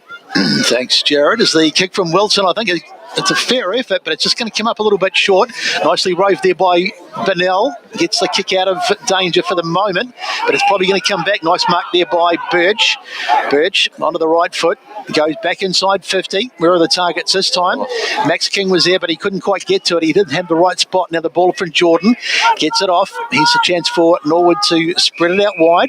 Maybe get something going. Bettison, he made a bit of a mess of it in the end. Goes back to try and recover, and in the end it's out of bounds over there on the far side, so they look promising, Norwood. The idea was right, it's just the execution. Story of the day. Yeah. Story of the day. Absolutely. So throw it on the far side of the grounds as soon as we find a football. So we hurl it back in. Max King going against Callum Sparrow. King got the hit out. Busetto came through, or Maloney, sorry. They both got that jet black hair. There's going to be a free kick on the way, Maloney, for a high tackle. And he'll go short. Out wide there to West. He'll pop it down the line further and find a target here. Cramp. Low ball. This time, Potts slides in and takes the mark. He's got Feltham in the middle. Goes shorter, still looking for Calder. The Wombat. Mallison getting back in defence. Got a hand on it. Connor. Handball back to Want. Handball's across his own goal and just got met. He got put down there by Kennedy. And the handball, beautifully well done there by the Dogs. They're just always poised. And Willis got it out wide there to Williams, and now goes to Paddy Klepp, who I reckon Brash is running at 100% today. Yeah, I think he's had a great game, Paddy Klepp. Beautiful kick again, incisive to Liam Cox. The switch is on. Don't know who that is right across the other side of the ground wanting it out there, but Cox goes shorter to Marshall. The Wombat. Handball off. Give it to him. Birch through the middle. Floating ball found its way to Charlton. Didn't spin once, that footy. But Charlton marks at centre-half forward. The one-on-one battle is Max King down there. Got to the front spot. Well done in the end. There might be an injury behind play here to Callum Sparrow. Rolling around on the floor. Long ball down the line. Want spoiled his own teammate, and then Kemp picked up the footy, burst through, got the handball off to Potts. There's no one ahead, so he goes into the corridor. Dangerous looking ball. If he can get out the back to Power. Got past Marshall. This is like rugby league. He's heading for the try line. Charles Power takes a second bounce. Got past the tackle, runs in, kicks a goal. That's Tobin Brothers' goal of the day. That's spectacular. I thought he was going to lay a He try. just goose-stepped him. He goose-stepped him and ran all the way to the try line. That is a beautiful goal from Charles Power. It means absolutely nothing because Norwood is still 6 goals down, but they're 7-7-49 now. South Croydon 12-13-85. We go to the Stats Centre with Josh. Plenty of turnovers in this final term. 16 for Norwood to South Croydon's 15. So it's been a lot more open, but plenty of turnovers. Fairly even in the clearances too. Norwood 4 to South Croydon 6. I reckon that one's landed in Endo's front yard. And he's come out and he's kicked the Sharon back over the fence. What a goal. That's Brash. That's beautiful play from Charles Power. He just a bit of Josh Adokar about it. I thought he was going to go run in for a touchdown. Well, you know what? I would have given him the goal anyway. For having the humour to dive over the line and score a try, that would have been comedy gold. He would have looked pretty silly if he'd been caught, though, because he very nearly was. Well, exactly. It was great effort from Schnick, and it's a good thing you mentioned there, Best, though, because he doesn't really need to do that. Well, he could have got a try and a goal. He just would have had to just touch the ground and then just kick the ball. But Best is a good boy. Schnick really didn't need to put in that effort, did he? They're up by so much. But, yeah. So playing until the end, which is always a good sign of a good team. No, it's been taken away there by Kilpatrick. Goes inside on the ground. King, he's tried to get his handball away, but he's well and truly wrapped up. It's Tweedy on the bottom of that. Good tackle. The umpire says, give it to me. So 20 minutes gone, so we're into time on at the end of the last quarter. King. Noble have won by 5 goals. Oh, you beauty. As the ball comes out now, it's on the out on the far side of the ground. Good tackle over there. Hudson it was. And in fact, he's played a trip. I thought that looked okay, but Hudson goes right across the face of goal. That's a dangerous kick over there trying to get it was Wilson, but it falls for King, and he should put it through, and he does. So a dangerous kick across the face of goal. Wilson did the hard work, and King just roved it, and probably just deserts for him because he's had a very good game today. Kicks his second by my reckoning, and the margin goes out to 42 points, and we're 21 minutes into the final term. They've done that one too often this afternoon, Norwood. Yeah, and South Croydon have done it to themselves. It's just they've been able to recover, and if South Croydon do it against a full-strength Norwood side or a top 4 side, that's where you can see how they can really fall out defensively. That's what we need to see. They've struggled against those top 4, but as you mentioned, Ron, they don't lose 21 below them. As we go to Jared in the score centre. Yep, Div 3, Coldstream 78 to Whitehorse 47. That seems to be wrapped up. Don Valley ahead by 1 point against Warrandyte. That's a good comeback, 69 to 68. Waverley Blues 122 to Fair Park 31, and Ferntree Gully are safe again, 98 to 67 against Glen Bernal Waverley. through the centre circles, long ball to the top of the goal square. Beautiful mark by James Crowell. Is it back there? No, it's Birch. And he chips it short to Jordan Williams. Just had a fair bit of it too. Goes out wide to Dylan Marshall. Marshall now.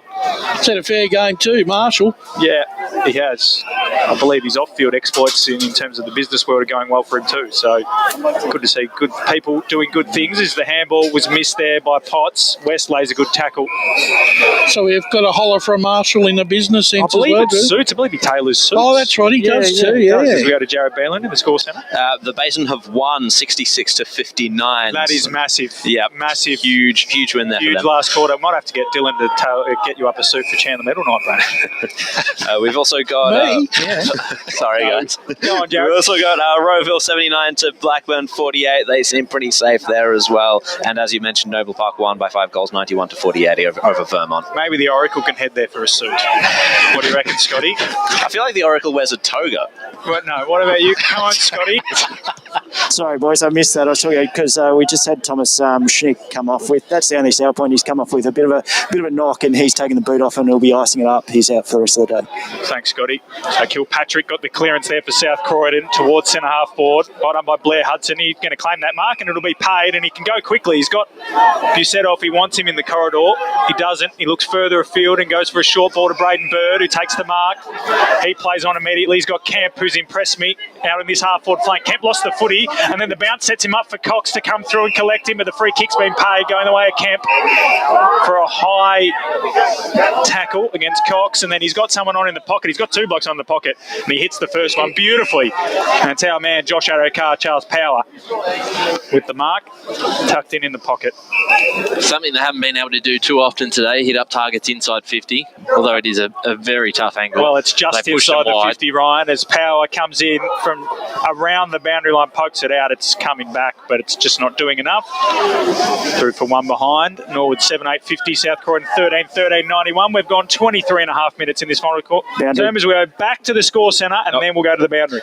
Just quickly wanted to confirm that 1 point lead to Donvale was in fact the final score. It was the final score. Big win for Donvale as we go boundary side. And they must be confident, South Croydon, because now they have taken Max King off, and he's heading to the pine. Intercept. We need to just keep crossing everywhere. Every time that happens, there's an intercept.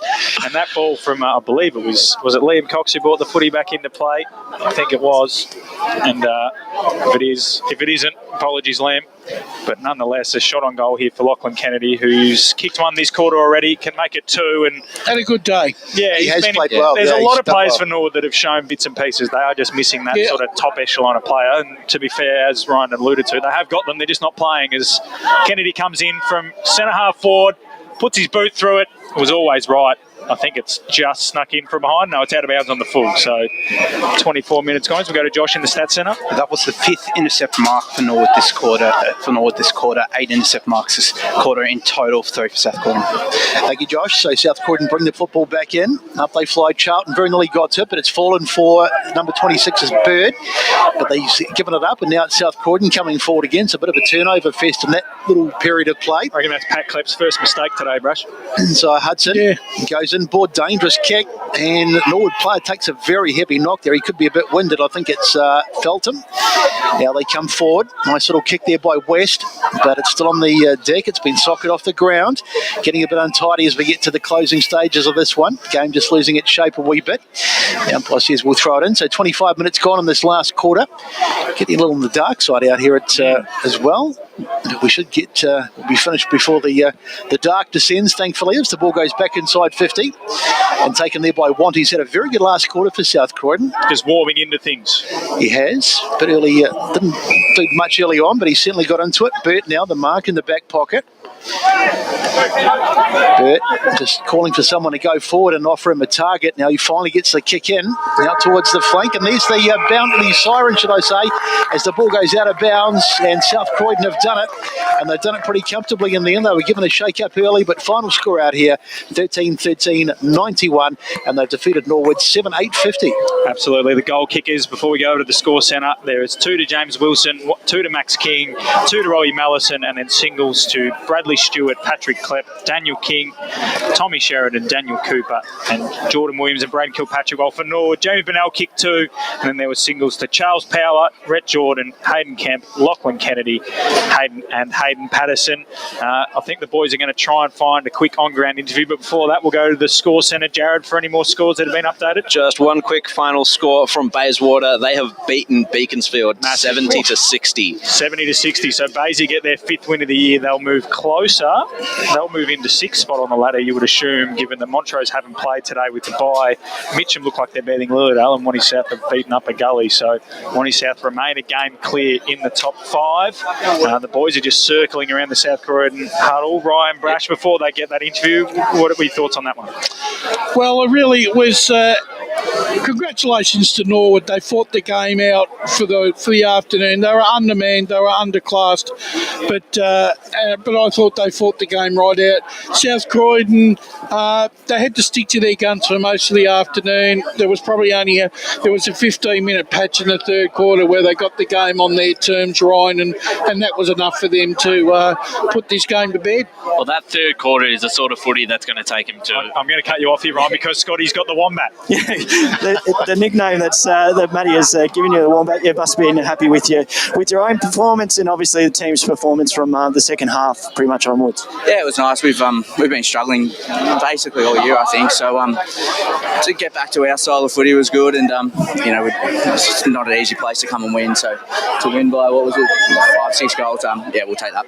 And you obviously got a good supporter base, because you can see that Croydon obviously stacked the ground, and obviously being a Norwood home game, but you could hear the cheers, especially for some of the new guys, it seemed, and a few first-time goal scorers as well. Yeah, it's really good, mate. We're very lucky with our supporter base, and to have a couple of girl sides, they're really good. They really get behind us. So, it's always nice to play in front of a good crowd. It's obviously been a tricky year with our rooms and stuff, so it's always nice. I'll cross up to you, boys. You got any questions for the Wombat? I know Matt does. Well, no, I'm just a big fan of the Wombat's work. Underrated player. But Robbie, just quickly, mate, do you think your what was better, your slap to Dano for his goal, or your finish from the pocket? Probably the slap to Dano. Yeah, I guess if it goes the other way and they score, the coach ain't too happy. But it's always nice when that sort of stuff comes off. We better let you go though, mate, because the rest of the boys, it's freezing cold and they're hanging out here on centre wing. So you better get off and sing the song, mate. Well done on a great performance and a great win. Too easy. Thanks, guys. Robbie Mallison there, Ryan. You can carry on there. Well done to Scotty and Will. Yeah, no, and he was fantastic today. But it's especially that third quarter of football where they were dominant in the midfield and they actually took their opportunities up forward. That's a sort of South Croydon game that a lot of coaches have raved about why they're going to be one of the favourites this year. But we haven't quite seen it against the top contenders, and they've got to sort of take that form into next week and when they do play those sides again, because they've been flawless against the sides they should be, but they probably still that step behind. And you can see defensively is where they had a few issues. They were a little bit sloppy, you would say, at times down back, but they were still good enough to be able to recover the ball and keep it moving. But you play that against a really high pressure defensive side, you're going to be, they'll make you pay for it. They've got to tighten up, don't they, if they're going to beat those top four sides. But you can't play in that usual, just like it's a loose style, and they've got good enough players to win these games. But they need to tighten up if they're going to beat those top four. It makes you wonder though whether their bottom six, it's their bottom six in that 22, right? It's just a little off the top three. They're playing a lot of youngsters throughout this year. But is that going to be enough, Matty, when it comes to the finals? Well, we've seen, who have we seen? We've seen Noble and Baldwin. We haven't seen Rowville yet. No. We've seen Doncaster East. We haven't seen, and we've seen Blackburn, and that's about it. Of the sides that we think is going to make finals, with today's results, I think Park Orchards will move into probably 7th. They'll probably be the next best side. But so the sides we've seen, I think their bottom 6 probably aren't up to the level. But like Noble's bottom 6, I wouldn't be able to tell you who the bottom 6 in Noble were from Queen's birthday. I don't know. Besto, you were there as well. Would you have been able to tell me who the worst 6 players in Noble's side were? No, I'd struggle. Yeah. That's what I mean. I know you've got the rose-coloured glasses on there. But further to my point, Brash, and even Ryan, when we've watched Baldwin and so on, you struggle to find those real weak links. Whereas today for South Croydon, you could say that obviously Connor and Stewart are only early in their careers, and as Besto said, Want's obviously warming into his footy. As we go down to Scott Hardy, I think he might be trying to get the song. I'm trying to get the song, boys. Yeah. We'll see how we go with the reception. There we go.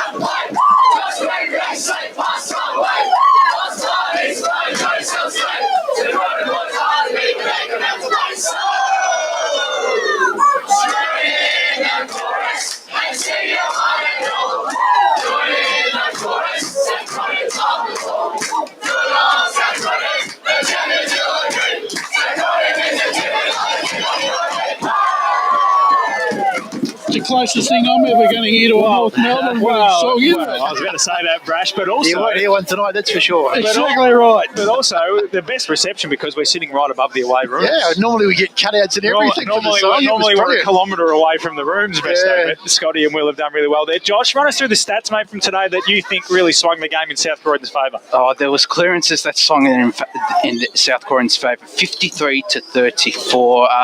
It was fairly even for some of the other stats too. Turnovers 59 to 55, tackles 47 to 39, marks inside 50 as well. South Croydon 10 to Norwood's 5, and intercept marks as well. There was plenty. Norwood 13 to South Croydon 12 as well. So, but it was mainly those centre clearances that killed them. Well, absolutely. We're joined now by our boundary riders as well, gentlemen. Behind us, Scotty. Well, what were your thoughts on the game, mate? You know, I think Brash pretty much summed it well. Norwood really competed hard, and they show that they've got plenty of really good footballers, but they are just missing 5 to 6 players that will bring them into a finals contention sort of position. Yeah, definitely. And look, it's hard to compete in the centre, especially against King. Like, he was just dominant. Like, size of the man, he scares you. So, look, they did well, but yeah, I think I said a sort of 30-point game. So it might be that I'm turning into the Oracle. I think Brash said, did you say 40 or 60, Brash? 40. There you go, and it was 41. So Brash was really cheering home that final point. Will, what about you, mate? I think a couple of the boys for me at South Croydon I thought played quite well today. I thought Braden Kilpatrick was actually really good. I think he had a couple of really clean disposals in crucial moments around the heated contested ball. Obviously, Max King, as we spoke about. I thought, a very good team performance. Norwood showed promise in the first half, but South Croydon were just too good, and by the sounds of it, Norwood had a few outs as well, which never helps. No, it never helps at all, but yeah, interesting sort of position. So you would say Norwood are absolutely done, and South Croydon now safe in finals. But Brash, do you see them making top 2 and getting a week off? I don't think I can see them doing that. No, I can't make a case. I think South Croydon are going to be that 3 to 5 side. So they're going to probably, you would say they're looking at an elimination final, and it'll just be avoiding. You probably just want to avoid Baldwin, wouldn't you? Out of those, you will, because Baldwin have probably been, as you've said, they're probably one of the best sides. They just haven't quite hit their straps yet, and you expect them coming into September to be that big side to really contend. Like you said, Matt, if Baldwin get their best side on the park going into a final series and in form, I feel sorry for the fourth side. I think Josh has got some scores for us. Yeah, and just on Baldwin, they're up 13-13-91 to Doncaster 10-9-69. So they kept up with them in that game, but Baldwin just a little too strong.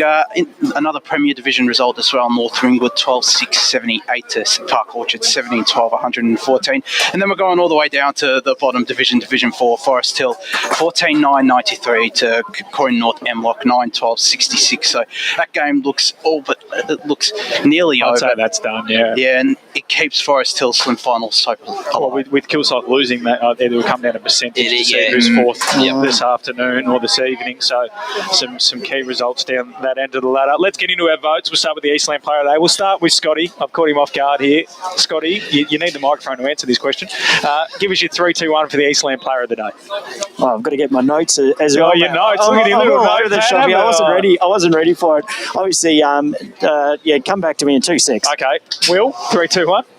You got to hand the microphone. No sync these boys. I think starting off with one, I'm going to give Kilpatrick one. I thought he was really good. As I said, to mention this before. I'm going to go the King brothers 2 and 3. Go Daniel with 2 They're and not Max brothers. with 3. They're not brothers. Not brothers. They're not brothers. Namesakes. It's namesakes. All right, we're back. We're back now. So Dano with 2, Max with 3. Yeah. Yep. So one there to now I've lost it totally, but I'll go for 3 for King. I really liked what he had to do. 2 to Kilpatrick there, and 1 to Mellison as well. Max King. Max King. Josh, over in the Stats Centre, what have you got for us, mate? I'd say I'd actually give the 3 votes to your man, Matt the Wombat, Robert Mellison. Look at him rocket into second position, Ryan. 2 votes to Max King, just dominant in ruck, and 1 vote as well, Braden Kilpatrick, just on the receiving end of Max King's good work. Brash. 3 to Klepp. I thought he was the best player on the ground this afternoon. Paddy Klepp. I just thought he didn't really waste a disposal, made the odd error, and that was the only error he made. His use of the ball was sublime, and every possession he had, he made it count. 2 votes to the Wombat. Mallinson, another bloke this afternoon who had clean possession and was able to bring many players into the contest and kicked a couple of goals to finish off his good work. And apologies to Tweedy, because I thought he was probably Norwood's best player, but I'm giving my one vote to the big fella Max King. He was the difference between the two sides on the ground. Always, when the big men, when you need a big man, they don't get any taller or slower as the game progresses, and he was still there when the chips were cracking. Josh, before we go to Ryan, quickly, what have you got for us? Well, I've got one final score between Sylvan and Nuttawading. Now, Sylvan, 37... Yes. We're running out of time. We're running out of time here, gents. 37-15 to 2-2. Well, you were close. Sylvan did kick 37 goals, 245 points to 27 points. So it was an absolute bloodbath. You guys have cut off Ryan's time. Ryan, I'll go very quickly. I'm same as Brash. Klep for 1, Malison for 2, and then 3 Max King was probably Malison 3, Max King 2, Schnick 1. Besto? I've gone Klep for 1, Dano for 2, and Max for 3. Okay, what about Tobin Brothers' goal of the day? Is it Malison or Dano King, or is it Geordie Williams' little toe poke? Dano King, I think. Dano King goal of the day. What about four workers? I've got Tommy Schnick. Yeah, there in Schnick, defence. Definitely. Yep, Schnick Tommy was great. Schnick. Okay, there we go. We've broken through that beautifully. Workman like Jared Beanland. Jared Beanland. Jared Beanland. He left before the awards. Will he get Norwood's best on? He'd be two goals one in there. But he can be the unsung hero or something. He can be the unsung hero. Well, Will and Scott are pretty unsung too. It's freezing cold up here. I can only imagine what it was like down there on the boundary line. So we'll have to thank obviously Jared, who's had to run off. He's got a party in Ballarat now. I think it's cold here, Ryan. It's getting cold just thinking about it, Besto. But well done to Jared for hosting today and also in the Score Centre. Scotty and Will down there on the boundary line. Another great Premier Division clash for you two to cover. Josh in the Stats Centre and, of course, calling the women's game earlier this morning. Brash back on the squadron today in the special comments chair. Ryan sliding to my left. Besto in the shotgun chair of the World Mat. And I've been Matthew Foddy. It's been a beautiful occasion out here. NAIDOC game, Norwood and South Croydon. It was the Dogs, 13-30-91, defeating Norwood 7-8-50.